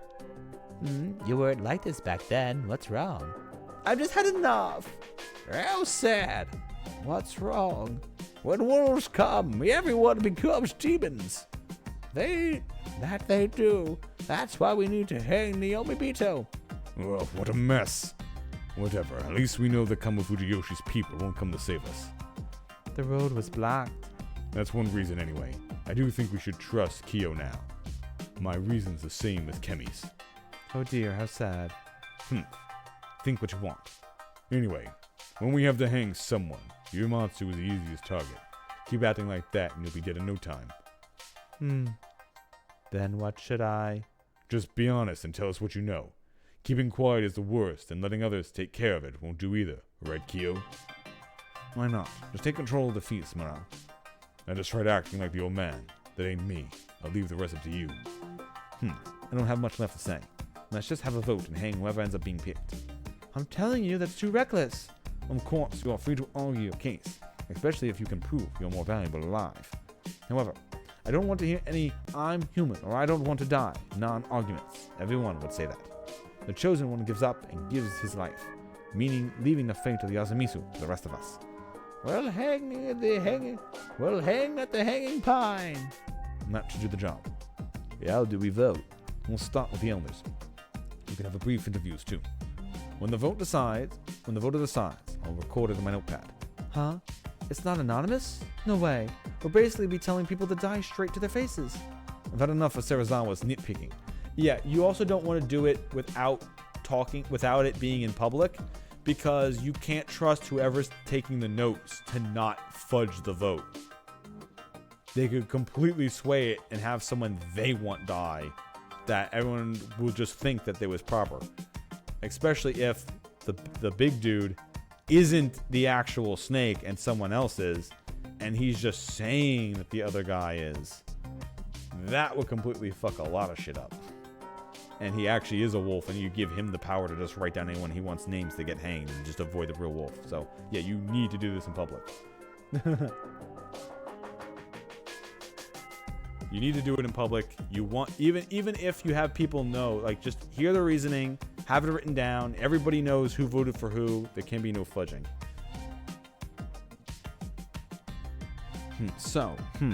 What's your name? That's the old guy. The old man who cried wolf. He's been old when I was still young. Do you understand what I'm saying, sir? Ah! Which one of us do you think is a wolf? Ah! Me? Why? Wolf, scary, scaring. One vote for Kemi Serizawa. Hold on, are we seriously deciding to kill like this? We have no choice. He's a participant too. We can't deny his right to vote, can we? Oh, that also as well, yeah. Knowing who voted for who. Because if somebody starts making weird decisions, or they start getting too eager and they start just voting for someone for not a real reason, but just to keep dogging on the pile, then you're like, wait a minute, is that a wolf purposely voting for someone who's not a wolf just to get them killed? Because if somebody starts fighting for someone else to not be killed, that could also be signed up with them or a wolf, or yada yada yada. Anyway. Kamini-chan, say something! Yosunaga, what do you think? I'll wait and see. Same here. Wait, are you really? So now it's me. I think I should vote for Chi-chan too. Why, Teba-chan? I'm sorry, I just don't know. But it's strange how you're so mad about everything here. If the others survive, I don't mind dying. Oh, I hear that, but I won't agree. Yuzamizu's people are important to me, but so is my life. Not to mention I know I'm not a wolf, so I'm not just gonna roll over and die. Sure, I'll follow the rules. If I keep this up, I'll just get killed, not to mention I don't have any better options. Here, Teba-chan, I've come down. Can you change your vote? Should I? You know what? Fine. It was my own fault for acting weird. Well, you done. No, it's your turn. I'm voting for Miko. Tabakumi-chan, you... Do I even need to give a reason? I know she's a kid, but we basically know nothing about her. It's just way too weird. I don't know the true legends are. I don't know how true the legends are, but if something fishy comes from Saranaga, it's only fair to think she's fishy too. Takubidi, if that's how it worked, what would the point of this bothersome feast? I don't think we should decide based on that either. Even if she didn't come from the Saranaga, we still don't know who or what she is. Think about it this way. What if this little girl really is a wolf? If all we just ignored her, just because she's a kid and she'd kill us all, do you get that? Looks like you're thinking too, Morel. Next, Madame Oribe. Haru Makishima. Mom? Why me? Why not? Tell me then. Why did you try to run away today? You were feeling guilty over killing your grandfather in Yoshigitsu, weren't you? No, that's not it. Then why? Because I was scared. I don't want to stay here. Lies. Kyori-san, stop. His death hurt all of us, even me and Haru. All of us hurt. Arabi-san, what will you do with your vote? Haru Makishima, it is. I'm next, and I'm voting for the nameless old man. Huh? But why? That last exchange when we realized he's not rational. We don't need someone like that around. That's so unfair. He's regularly said that the wolves were coming, even before this all happened. It's more than enough to find him suspicious. Still unfair? I think it's either completely insane or secretly knows something. Have you ever considered that there were feasts before this one? Hey, he's bringing up the thing that I suggested. That there were feasts before this one. He should have been around for at least one. But I haven't. Hey, I'm feeling good. I'm feeling good. My earlier rants. I'm feeling. Let's go. I haven't. I'm over 70. But he could have known. He's older than you, after all. He could know something, but might be unable to say it because of senility, or might be hiding it out of malice. With this vote, I might be able to get info out of him, and if not, he's worthless. Worthless. Is it truly right to hang people based on whether they have worth at that particular moment? You say that, but if we continue, we will make more progress tomorrow. What do you mean? Today, Mora will use his power to investigate someone. We'll know the truth about another person. The spider will once again protect Mura. By repeating this, it'll only take 3 times to know who's a wolf and who's not, even if we guess wrong. Really? In one day we'll hang someone will get killed by the wolves, and the snake will reveal another person. We'll find out about 3 people in one day, and since all the 11 besides Takamuchi-ni-chan and Nasato-chan are unknown, it'll take 3 or 4 times, only if the wolves don't kill the person that he's investigating. Or if the wolves start killing people you know aren't wolves. Is that a good one? No. If they start killing the person he's investigating, then that cuts out your numbers. Because, instead of losing 2 options, you now only lose 1. Anyway. It'll take 3 or 4 times? Exactly. We'll only have to hang 3 people at most. With that in mind, if you don't want to hang those close to you, you should start with those who aren't. It's for the good of Yasumizu. Now listen here. I'm arguing to maximize the happiness of the majority, Moro. Natsuo-san, are you serious? What? JD's bath only works out if the wolves only kill people to stay. Hey! You know what? I'm vibing. The vibes are locked in. Locked the fuck in. I'm locked the fuck in. The snake has it checked. What if they only went after those whose identities were already confirmed? For example, what if they went for you today? I don't think I can agree with voting based on such flawed conclusion. Don't you think you're being too easy on the idea of killing your own? Well, you haven't said anything about my own. I'd never say that, Good. Oh, man. Well, there were some mistakes there, but we're already voting. I'm leaving your decisions to you. Next up is Rikaku Yomatsu-san, right? Going by the seating order, up next. How troubling. I don't have enough info to go on. Why are you so calm? I'll make a mistake otherwise. That's why you and Bob should stay calm down, please. Aye. Hold on, Yasukun. Sorry to cut you off, but I just had an idea. What? Can the monkeys review themselves? Why would they? Yasunaga-kun and Makishima-san said to be best if they don't present themselves. Yeah, but that would also knock out 2 people who aren't wolves instantly. Well, I was thinking the same thing at first, but what's the point of the monkeys then? They just know who the other monkey is, right? It's not like they get any new info later. And that's true. The only use I can think of them is they're catching fake snakes. But they can confirm who the other monkey is. So they can be confirmed as non-wolves just as easily as those investigated by the snake, right? What if they lie? Both of them would have to lie. If 3 people came out and said we're monkeys, then one of them is lying. What if they lie? Lying would be too risky. For example, I'm not a monkey, but if I went, "Hello, I'm a monkey," What would you do? what would you do? I'd say, tell me who the other one is. Exactly. But I couldn't say it because I'd be lying. Now, for example, if I said, "All right, it's Mochi," then how did you know? Don't joke around. Well, I can prove it, can't I? I see. But what if he played along? Because he thought being a monkey would make him safe. The real monkeys would call him out, and then we'd hang all 4 one after another to be sure. The rule of thumb is that only wolves would try to lie to survive. So that's the right thing to do, isn't it, Natsuo-san? And that's true. Once you clarify that, this would happen. You shouldn't let anyone pretend to be a monkey. I see. It's too dangerous for both humans and wolves. It's just not worth it. Does everyone understand? Looks like it. Then please name yourselves. We'll lose 2 suspects. Right here. What is it, Mochi? I'm saying I'm a monkey. You're not just dragging out the joke? Yep. Okay. So that is one thing that I guessed earlier. I guess he might have been the snake. And then my other guess was he's probably a monkey.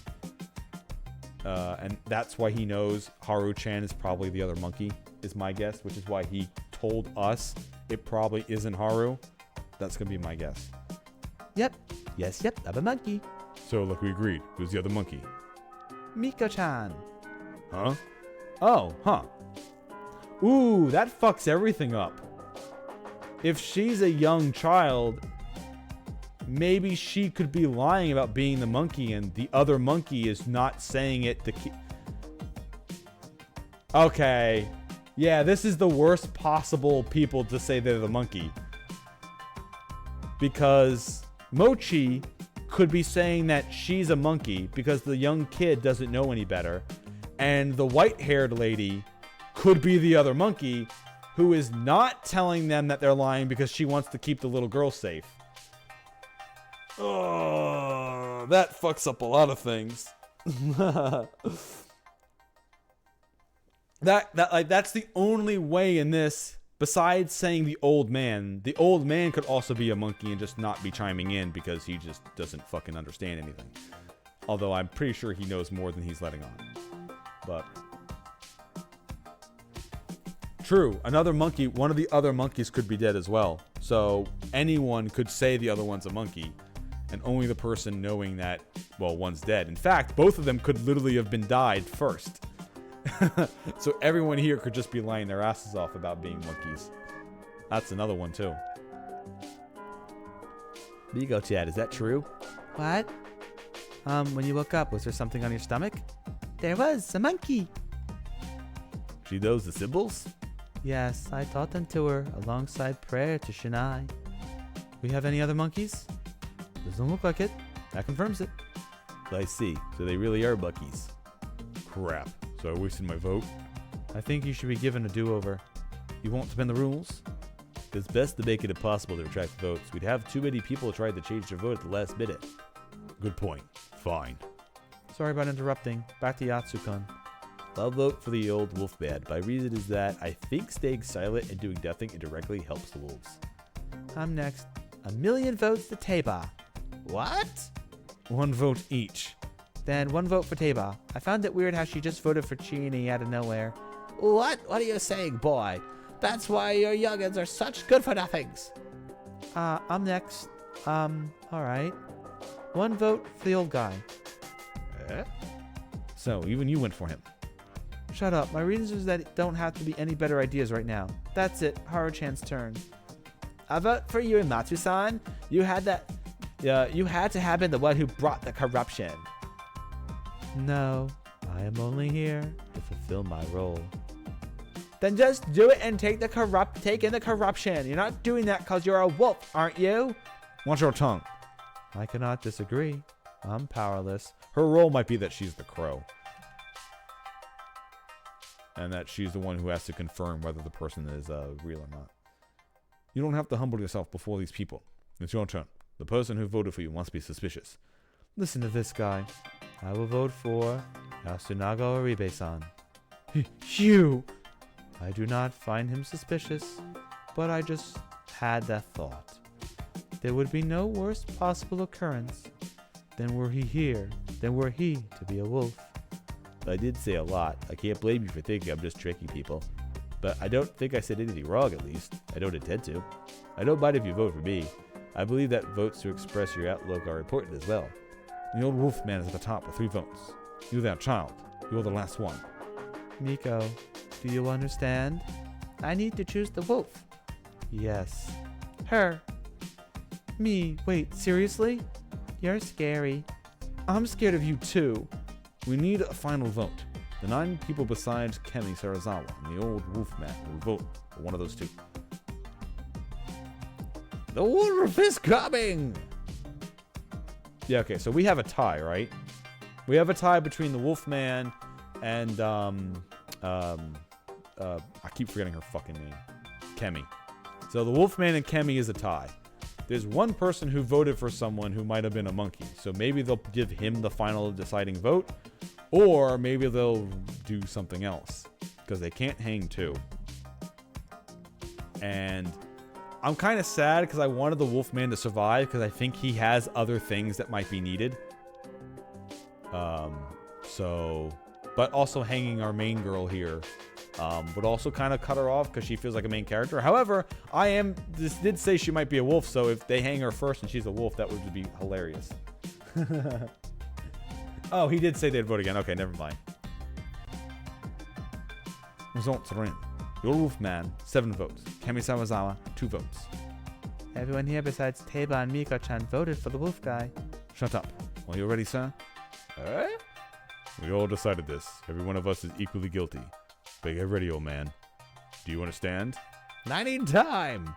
Huh? Need to clean up. You want to take care of your belongings? I believe we can allow that much. What if he's planning to escape? Haru-chan. I'll keep an eye on him. You do that. And as soon as he returns, we'll take him to Saranaga. Rikaku-san. There's the rope. Right here. It was already evening.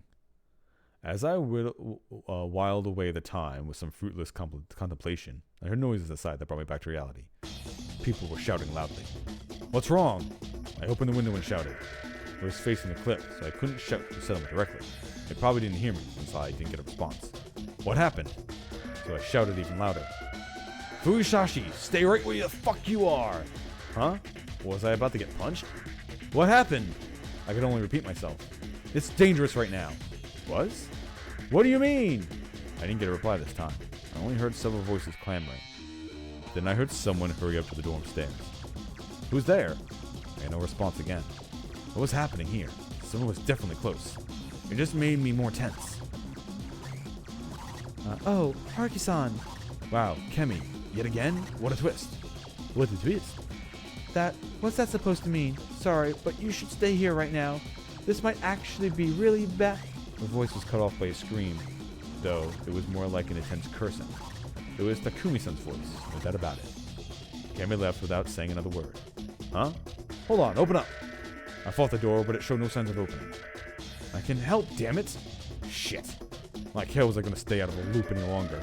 Turning around, I went to the open window and decided to try jumping out. Though it was on the second floor, I thought it was high of a drop. To make my legs a little numb, but so what. I jumped up without any hesitation. I properly bent my knees so I didn't hurt myself at all.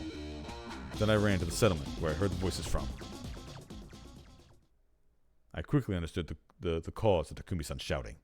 There were cries of despair. Did the old man set fires? The reason was somewhere downhill along the way to the graveyard. It was a small grove of low trees with a carpet of leaf mold below it. It would have been hard to see even if there was no mist.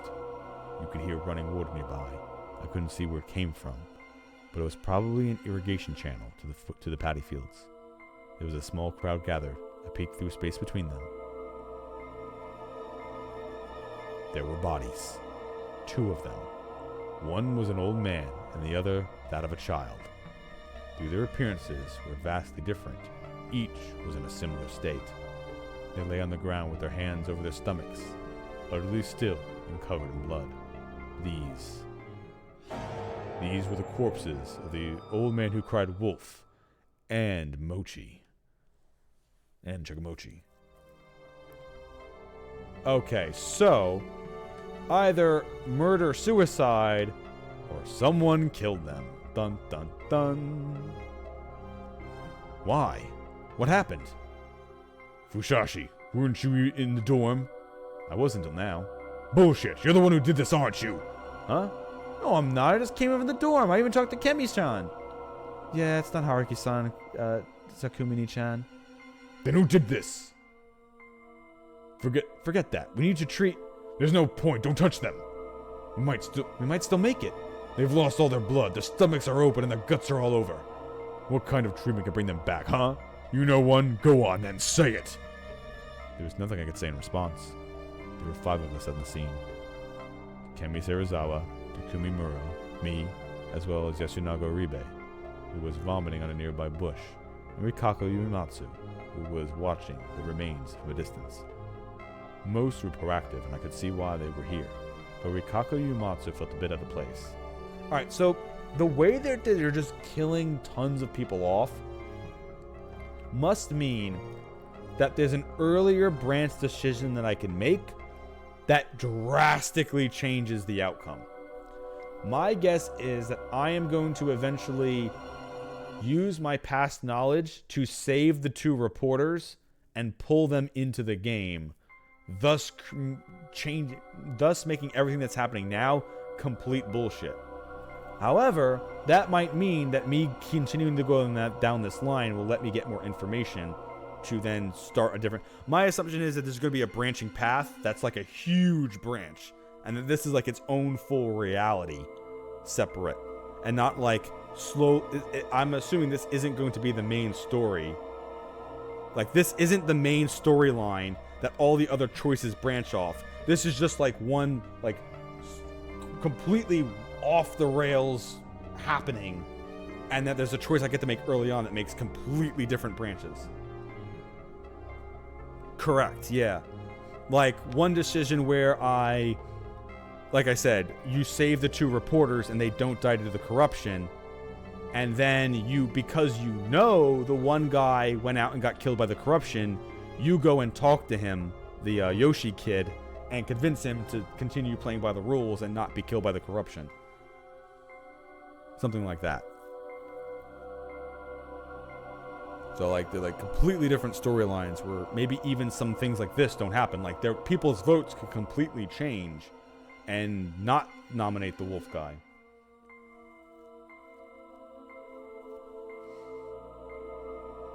Most were proactive, and I could see. Also, like I said, even Yoshi surviving would cause things to change, because now you wouldn't have to redo a tied vote.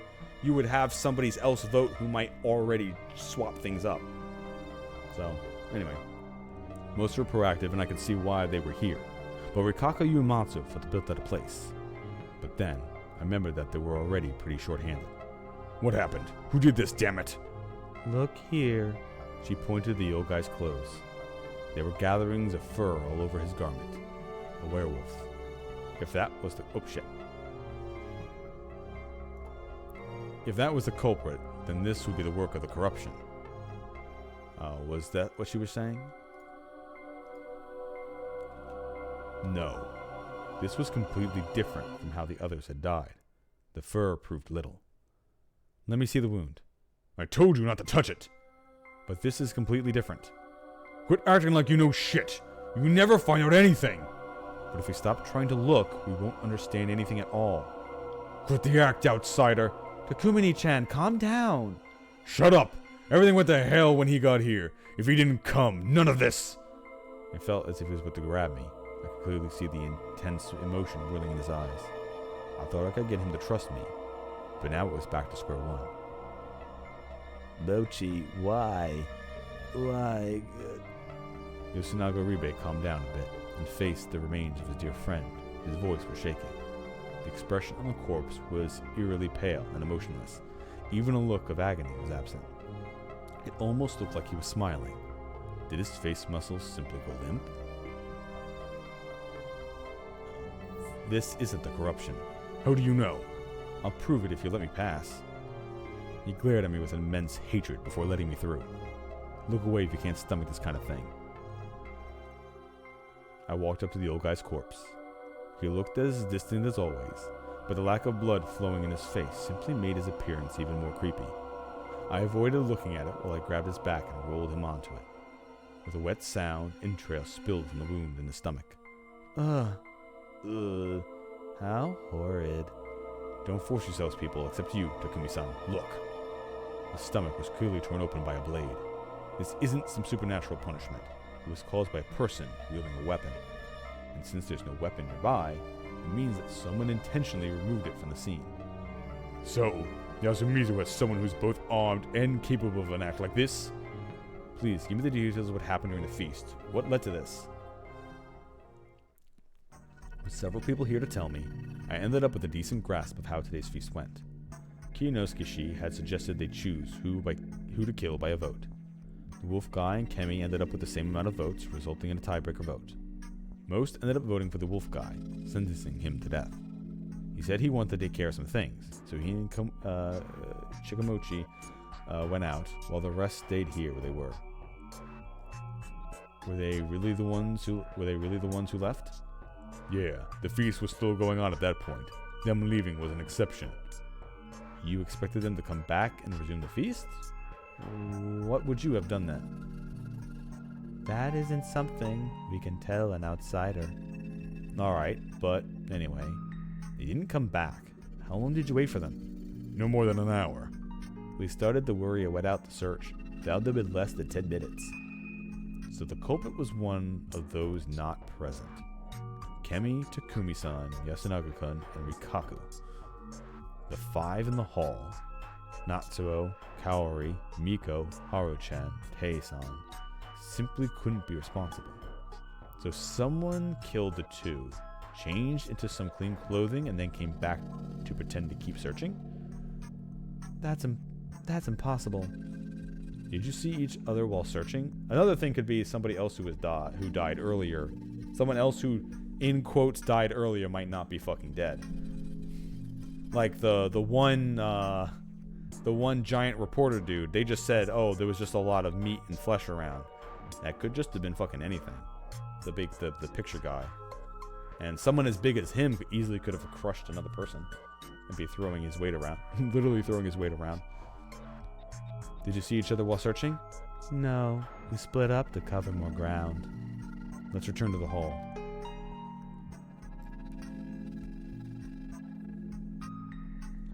Then we went to the hall. Kiyanosuke kept watch and confirmed that no one besides the victims and the search party had left the building. That limited the potential murderers to the search party and I.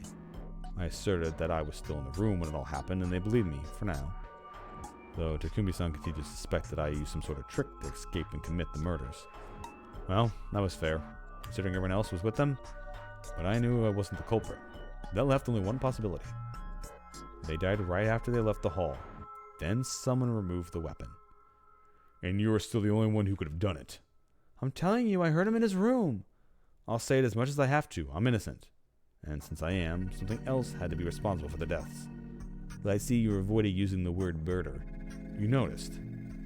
I am. As it stands, this could be suicide, death by illness, poison, followed by a desecration of the corpses and removal of the weapon. How could doing something like that benefit us? If you ask me, things become much simpler if we assume you and Sarazawa are partners in crime. Don't you think? I don't know. But doing that wouldn't benefit me either. Really? Tell me. Is there any proof you didn't know each other before this? Huh? We didn't, obviously, but who does that have to do with anything? The people here believe in eerie legend. You could have come here to take advantage of that and pretend to be monsters, to murder them for your enjoyment.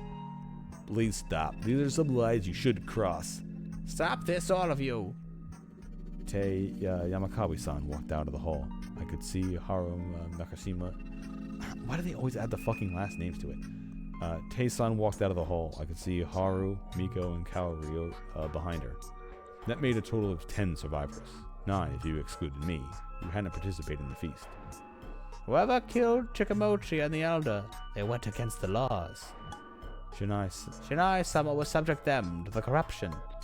She put her hands together in prayer and faced the pack of Mount Shinai at the opposite side. Also, so this could also have been, if I understand correctly, the crow can only tell if you're a wolf or not if it's a hanged person. So the old man who cried wolf could have been a wolf, killed Mochi just because he outed himself as a monkey, killed Mochi just to make sure he, because he's a good, easy kill that then removes somebody that they already knew wasn't a wolf, then kills himself because he can't die from corruption, and because he's already dead, and then the crow can't confirm that he was a wolf. So you still might think there's 2 wolves and cause more insanity. So the old man could have actually been a wolf. Or it was Mochi and he lied and the other monkey was dead so nobody else knew and he's the one, he was a wolf and just did that as like a quick gambit. Just to fuck everything up. But the old man would make more sense, but who knows. She put her hands together in prayer and faced the peak of Mount Shinai at the opposite side of Saranaga. Strangely enough, that was enough for everyone to fall silent. Rikako Uematsu joined in, and Miko copied her. This was the settlement's way of solving things. They gave up on discourse and just left it all in the hands of a higher power. Bachan, what do we do now? One has already spilled blood for the day. The Elder has died. Let's end the feast for the day and clean up. Alright, Yasunaga, help out. I can. Also, having the old man die, would also make it so they're unable to confirm if he's even human. He could have been human the entire time, and him being murdered means that it doesn't fucking matter. Yeah, him just being like, yeah, I thought it was funny to fuck with everybody. Yeah, screw it. Hey, old man, yeah, stab, cut open. All right, my turn now. Whee! Although, or maybe, I was gonna say there was a third person there who was supposed to cut their head off after they opened their own bowels, but they're just doing it wrong. Mochi's like, I want to commit Sudoku. He's like, that's not what we're doing. He's doing it for funsies. Yeah. I can. You just sit still. The situation was only getting worse. Soon after that, it was time to shelter, so everyone retreated to their houses. Takumi-san headed into my room and boarded my window completely shut. If you're not the culprit, something's going to happen even if you're locked in. His words were harsh, but there was a hint of composure. He might have actually believed that I wasn't the one who did it. Or maybe he found peace in the idea that the mountain would punish the culprit. Or perhaps he just believed that it was the work of something supernatural. Whatever the cause, he was dwelling less and less on the matter. Was the wolf guy a wolf? I had no idea whether that was plausible. Assuming he wasn't, 2 of the remaining 9 were wolves, with Kyonosuke being a confirmed human, Takumi-san being the snake, and Miko being a monkey. There were a whole 6 suspects. Thanks to my advice, Kemi suggested the monkeys reveal themselves, and they turned out to be Mochi-san and Miko. Though Mochi had just died, that was a heavy blow. Him being confirmed non-wolf was one reason, but more than that, he was one of the few people here who actually talked to me without restraint. He was somewhat of an oddity compared to the rest of the people here, but I did find him to be a fun guy. I like to get back at whatever injustice had stolen his life. Clearing my head, I resumed thinking. Since she was acting suspicious today, Takumi-san would investigate Haru-chan. Tomorrow, we'd only have 5 suspects. That'd give them decent chances of picking out the 2 wolves. It seemed to me like it wouldn't be that hard to find the murderers, who would surely be shaken by what they had done. And then, the outed wolf, not wanting to die alone, would reveal their partner. Yeah, if the wolves are working together, the wolf might, if they're in on it, the wolf, like I said, might cover for the other wolf on purpose. That was the most optimistic way to look at it. From a pessimistic standpoint, though, the situation was absolutely terrible. 4 people had died today. In a normal feast with the Yomi Purge, it had to be 1 per day, 1 per night. This was double that. If the things hadn't gone so well in the forest, even Haru Mikushima might have died. Not to mention the dreadful state Kaori was in. I was told their relationship had gotten worse. Kaori-san was in no state to prepare food, so it was likely that no one had eaten anything today. The hunger would only worsen everyone's morale. It was best for them to prioritize getting a proper meal tomorrow. Even so, there was no guarantee we wouldn't get any more irregular deaths. For example, someone at their wits' end could attack a wolf suspect despite the threat of the corruption. If they ended up losing more humans, but the number of wolves stayed the same, the humans would be done for either tomorrow or the day after. Escape. I've been entertaining the idea ever since lunch. The path was ruined and I'd have traveled through the undeveloped grove, but I hadn't run into anything supernatural there when searching for Haru-chan. Maybe I could get out as long as I watched where I was going. I also had Saranaga as another option. Everyone here hated it, but that was just made it less likely for me to be caught.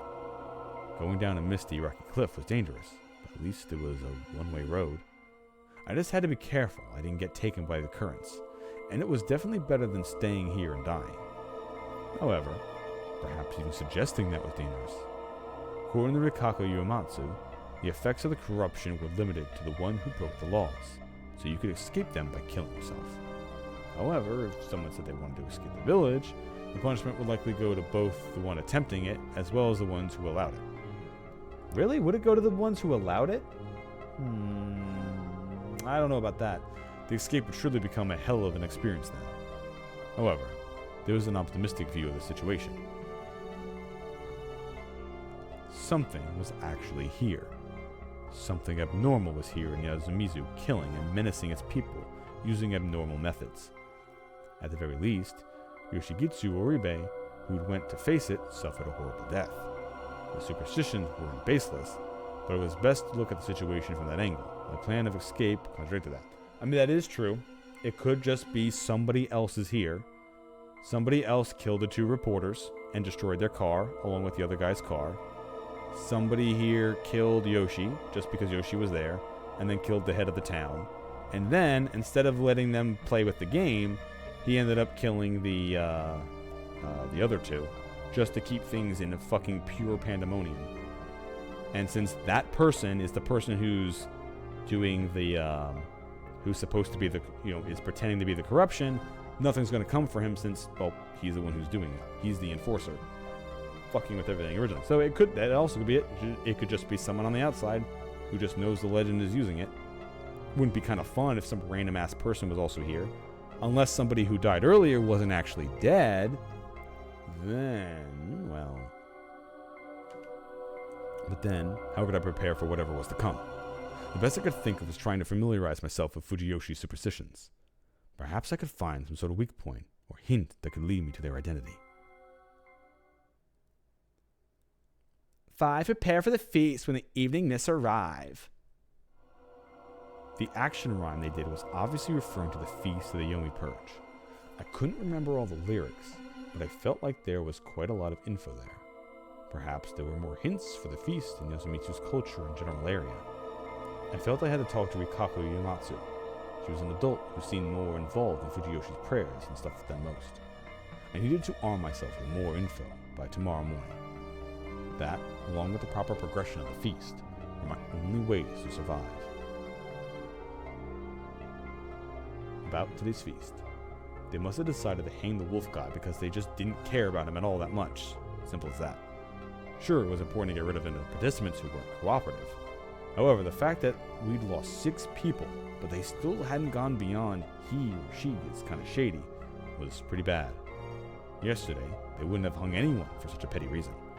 Well, the problem was that they hadn't hung anyone at all so far. But then again, it wouldn't be a good thing to give the impression it was okay to kill people just for seeming shady. This place was regressing back to a feudal superstitious mental state. If there was something that could stop them from sinking here, I kept trying to like sinking here, then it would be in and outside like me. I sealed my resolve and waited for the night to pass. Good evening. Ah! I was so startled by the voice on the other side of the door that I momentarily screamed. What time was it? 7? It was too early for an attack and too late to walk around. What's wrong with you? Aren't you going to be punished if you don't sleep? I think another hour is fine. I was awake until 8 yesterday and nothing happened. I've been sleeping too much. Oh God, if I was here, I would be murdered almost instantly because I wouldn't be able to go the fuck to sleep by that early. They'd be like, oh nope, it's still 2 a.m. I'm still fucking awake. I really am hungry. Don't you have food stocks? With Kiari's-san being, well, you know, I still don't have to touch it. Might share it with the others. We're all hungry today, so we'll just tough it out. Upstanding. You should eat, though. What? The stuff from before? Nah, I'll pass. Why are you here anyway? Can't sleep. Is that really it? Aruki-san, do you suspect me? No. Why? Because you told them about the monkeys knowing full well what it meant. The Feast of the Yomi Purge is a well-constructed communication game. However, she is also, I'm trying to hold out for the end of the day, because that would be a good stopping point, but I don't know how much time is left, and I kind of want to stop around 11 anyway, but considering these are special streams that won't be happening every day, I might as well make them last longer. So, the Feast of the Yomi Purge is a well-constructed communication game. Well constructed? I mean that there's no way to win this game beyond communication. Chikamochi-kun thought the same thing.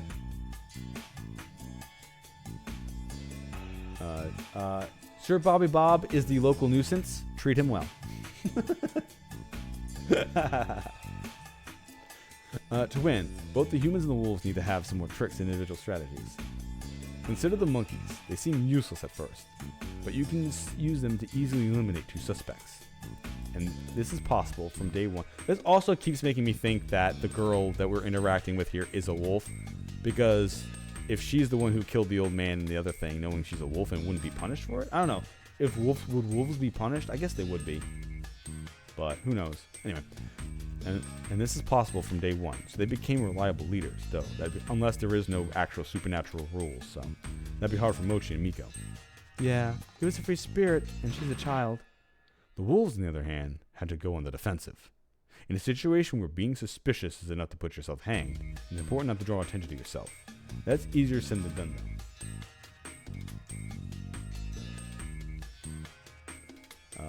Keeping your silence can be just as suspicious as being a blabbermouth. Exactly. But there are 2 factors that make it easy to gauge trustworthiness right from the very start. Do they have something to do with the monkeys? Yeah.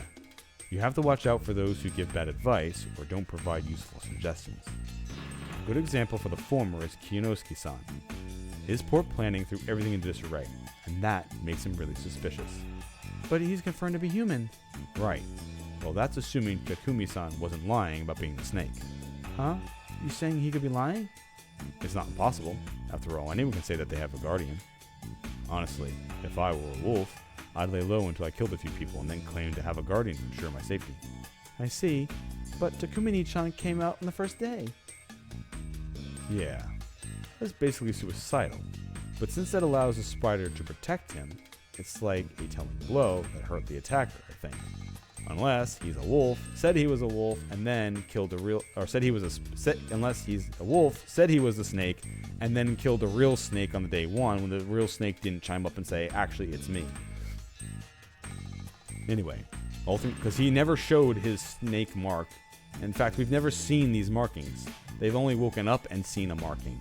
But it's not like, as far as I know, it's not like a tattoo or anything, so. Anyway, all things considered, I'd say it's safe to trust Takumi-san and Kinosuke-shi. Personally, I think you're trustworthy too, since you spoke up about the monkeys. What if I only did it because I saw your game? Oh, that'd be bad.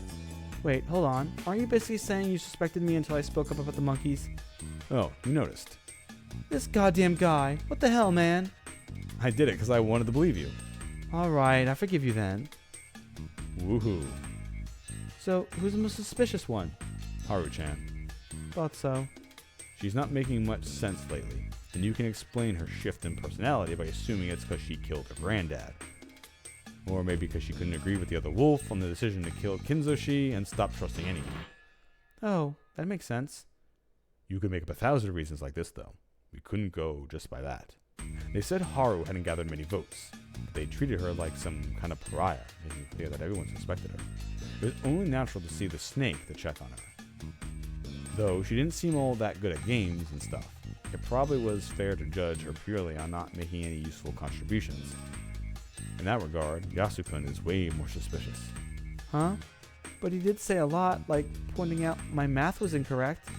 And he did say something like what you just said, not doing anything indirectly helps the wolves or something like that. Not to mention that on the first day, he suggested that the spider should hide. That's true. Though most of these things were minor, he was definitely contributing to the game. The first day was especially important.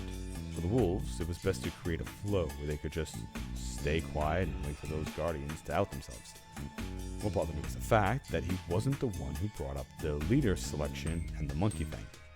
He was shady because he hadn't made these useful propositions. I thought he'd figure those out a while ago. Or maybe I was an outsider with just a better grasp of the situation. I guess he's innocent then. I don't know much about the rest though. You can't even imagine what Rikaku Yumatsu and Tei-sama they're thinking. I know what you mean. But if you looked at the circumstances outside the feast, Rikaku Yumatsu was pretty shady. It always felt like she was hinting at something. It wouldn't have surprised me if she knew more than she let on. If she was a village head, she could know things that only those from Kamafujiyoshi knew. There were more than enough reason to suspect her. If only we could follow that lead and solve this whole thing, it'd make things way easier. Harukai-san, were you enjoying this? No. But you look like the type who enjoys mystery stories. I won't deny that, but I can't really enjoy myself when people I care about are around or in danger. If I did act like some master detective, I'd really just be some useless amateur. It wouldn't accomplish anything. I'm not sure I buy that. What do you mean? Everyone else is a mess. I think most normal people would lose it in this kind of situation. I could say the same about you. I'm not exactly normal either. Oh yeah, I heard that you almost killed someone. Who told you that? It's a secret though. It didn't sound intentional. Well, how do I say it? I think it happened in middle school. I grabbed a bat and beat up someone's students who were bullying the Yasumizu kid. Did the other guy have a knife? Because then we'll know the full answer of knife versus bat. Final Fantasy Remake Part 2 is going very well. Cloud and Tifa here, as you can see, are doing quite fine. Some of them are connected and had families, so it's become a big deal, and that basically is why the adults here are harsh on me. Have you met Barrett? Yeah, he's the big guy we've been working with. We've met him. I see. So you're fighting the sense of justice. So she was sent for Yasumitsu for making enemies out of the village heads. I wouldn't say that. It's more like I have a short temper and wanted to make a scene. Rebellious phase? More or less. Same as Haru-chan and Yoshi-kun in places of the rule as this. I think it's rare for children to grow up level-headed, as Yasu-kun, don't you think? No, that was me just assuming beforehand. No, the lady in the remake is just I don't know. But no, Barrett's the big guy. This is Cloud. That's Tifa in the bottom left. Haru-chan is Yuffie.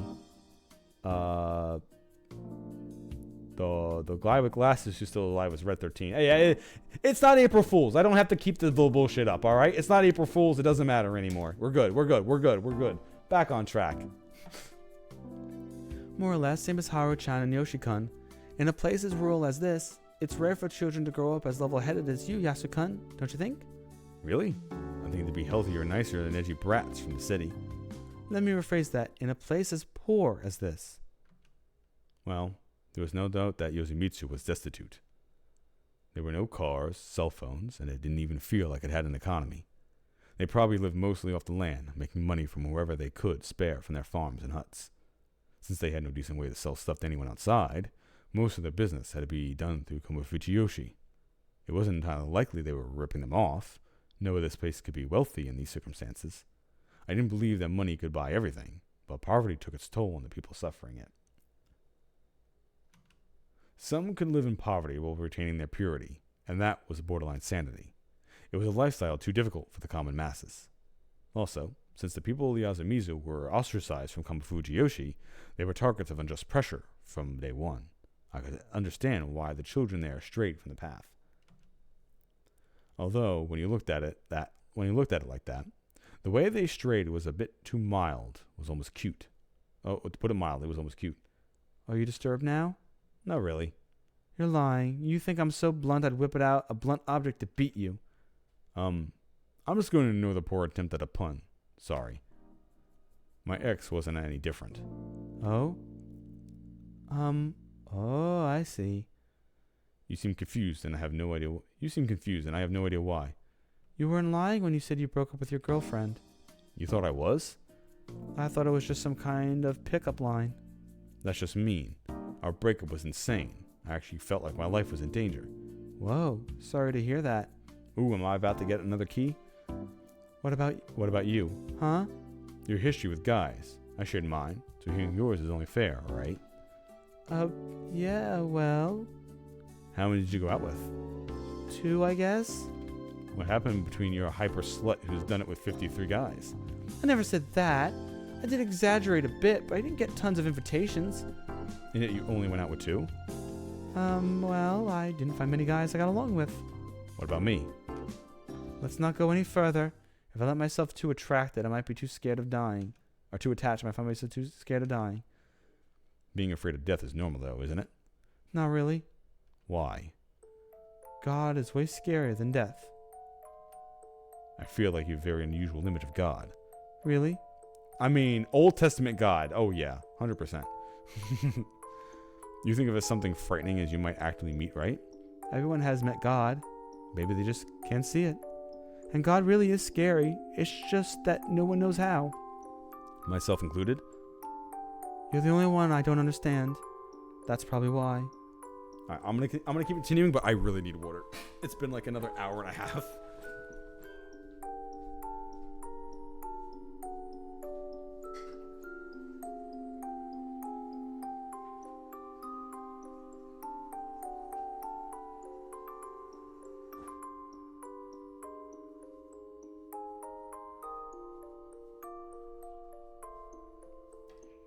Okay, we're back.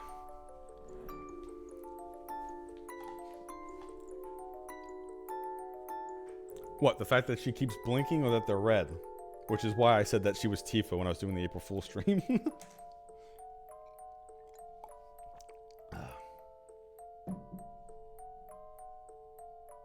Oh yeah, you're right. The shine isn't there. I'm afraid of losing you. That's something you say to those you promise your eternal love to. Are you mad? Hey, it's back again. All right, it's back again.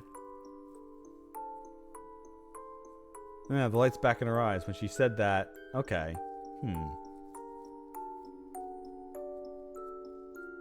The shine is back again. Yeah. Are you mad? A bit. I see. You've gotten this far and you're still being cagey regarding your own background. You can only take playing hard to get as far as until it gets annoying.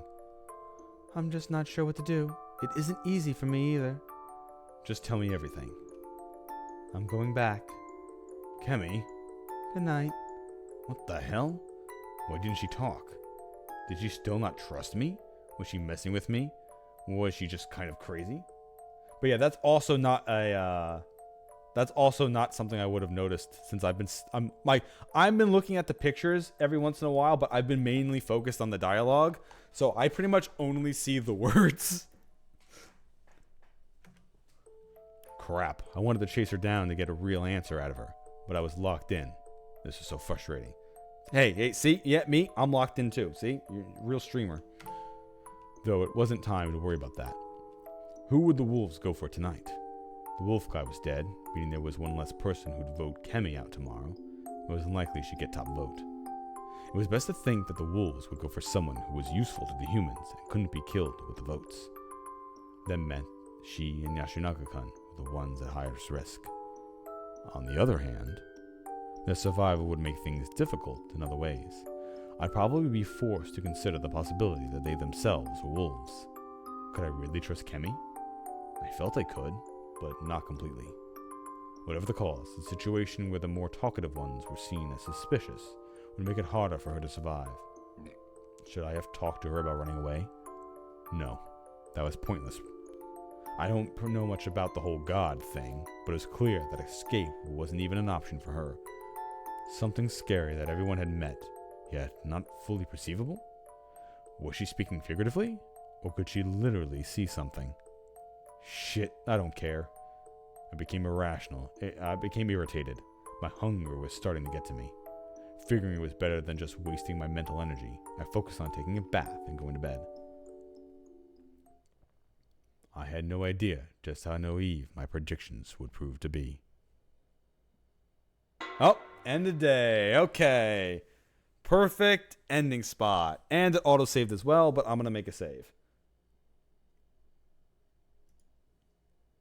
Yeah, the extra big eyes are just anime eyes, Sir Bobby Bob.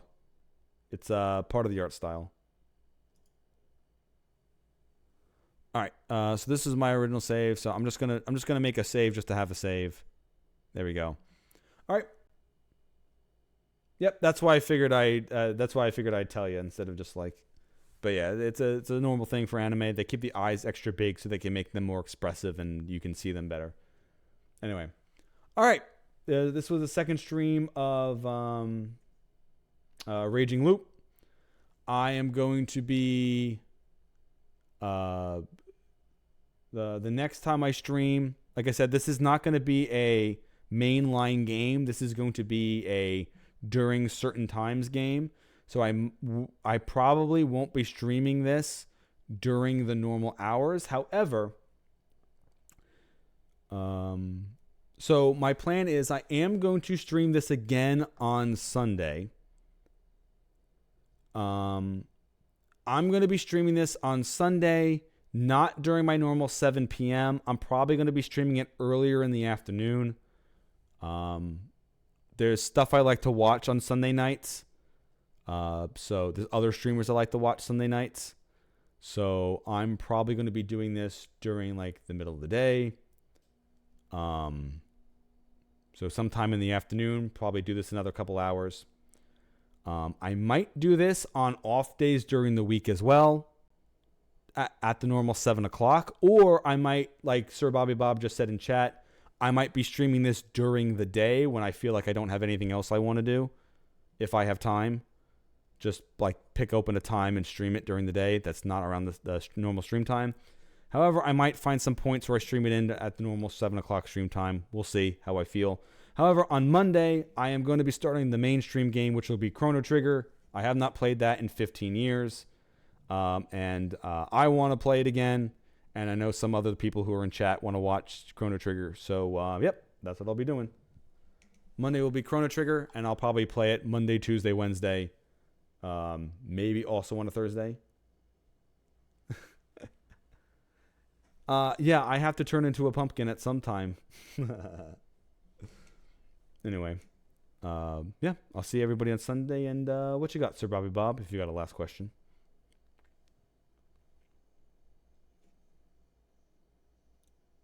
Metaphor doesn't have DLC yet. I don't think. Any DLC for Metaphor would be cosmetic stuff. Yeah, there's no actual story DLC for Metaphor. Yep, ReFantazio. Yep. So if it's on Game Pass, you just have to pick up the game. Don't have to worry about anything else. Yep. Anyway, thanks for watching. I'll be back on Sunday. No stream tomorrow or Saturday. I normally don't stream those days anyway. So yeah, I'll see you on Sunday. I'll do a bit more of this.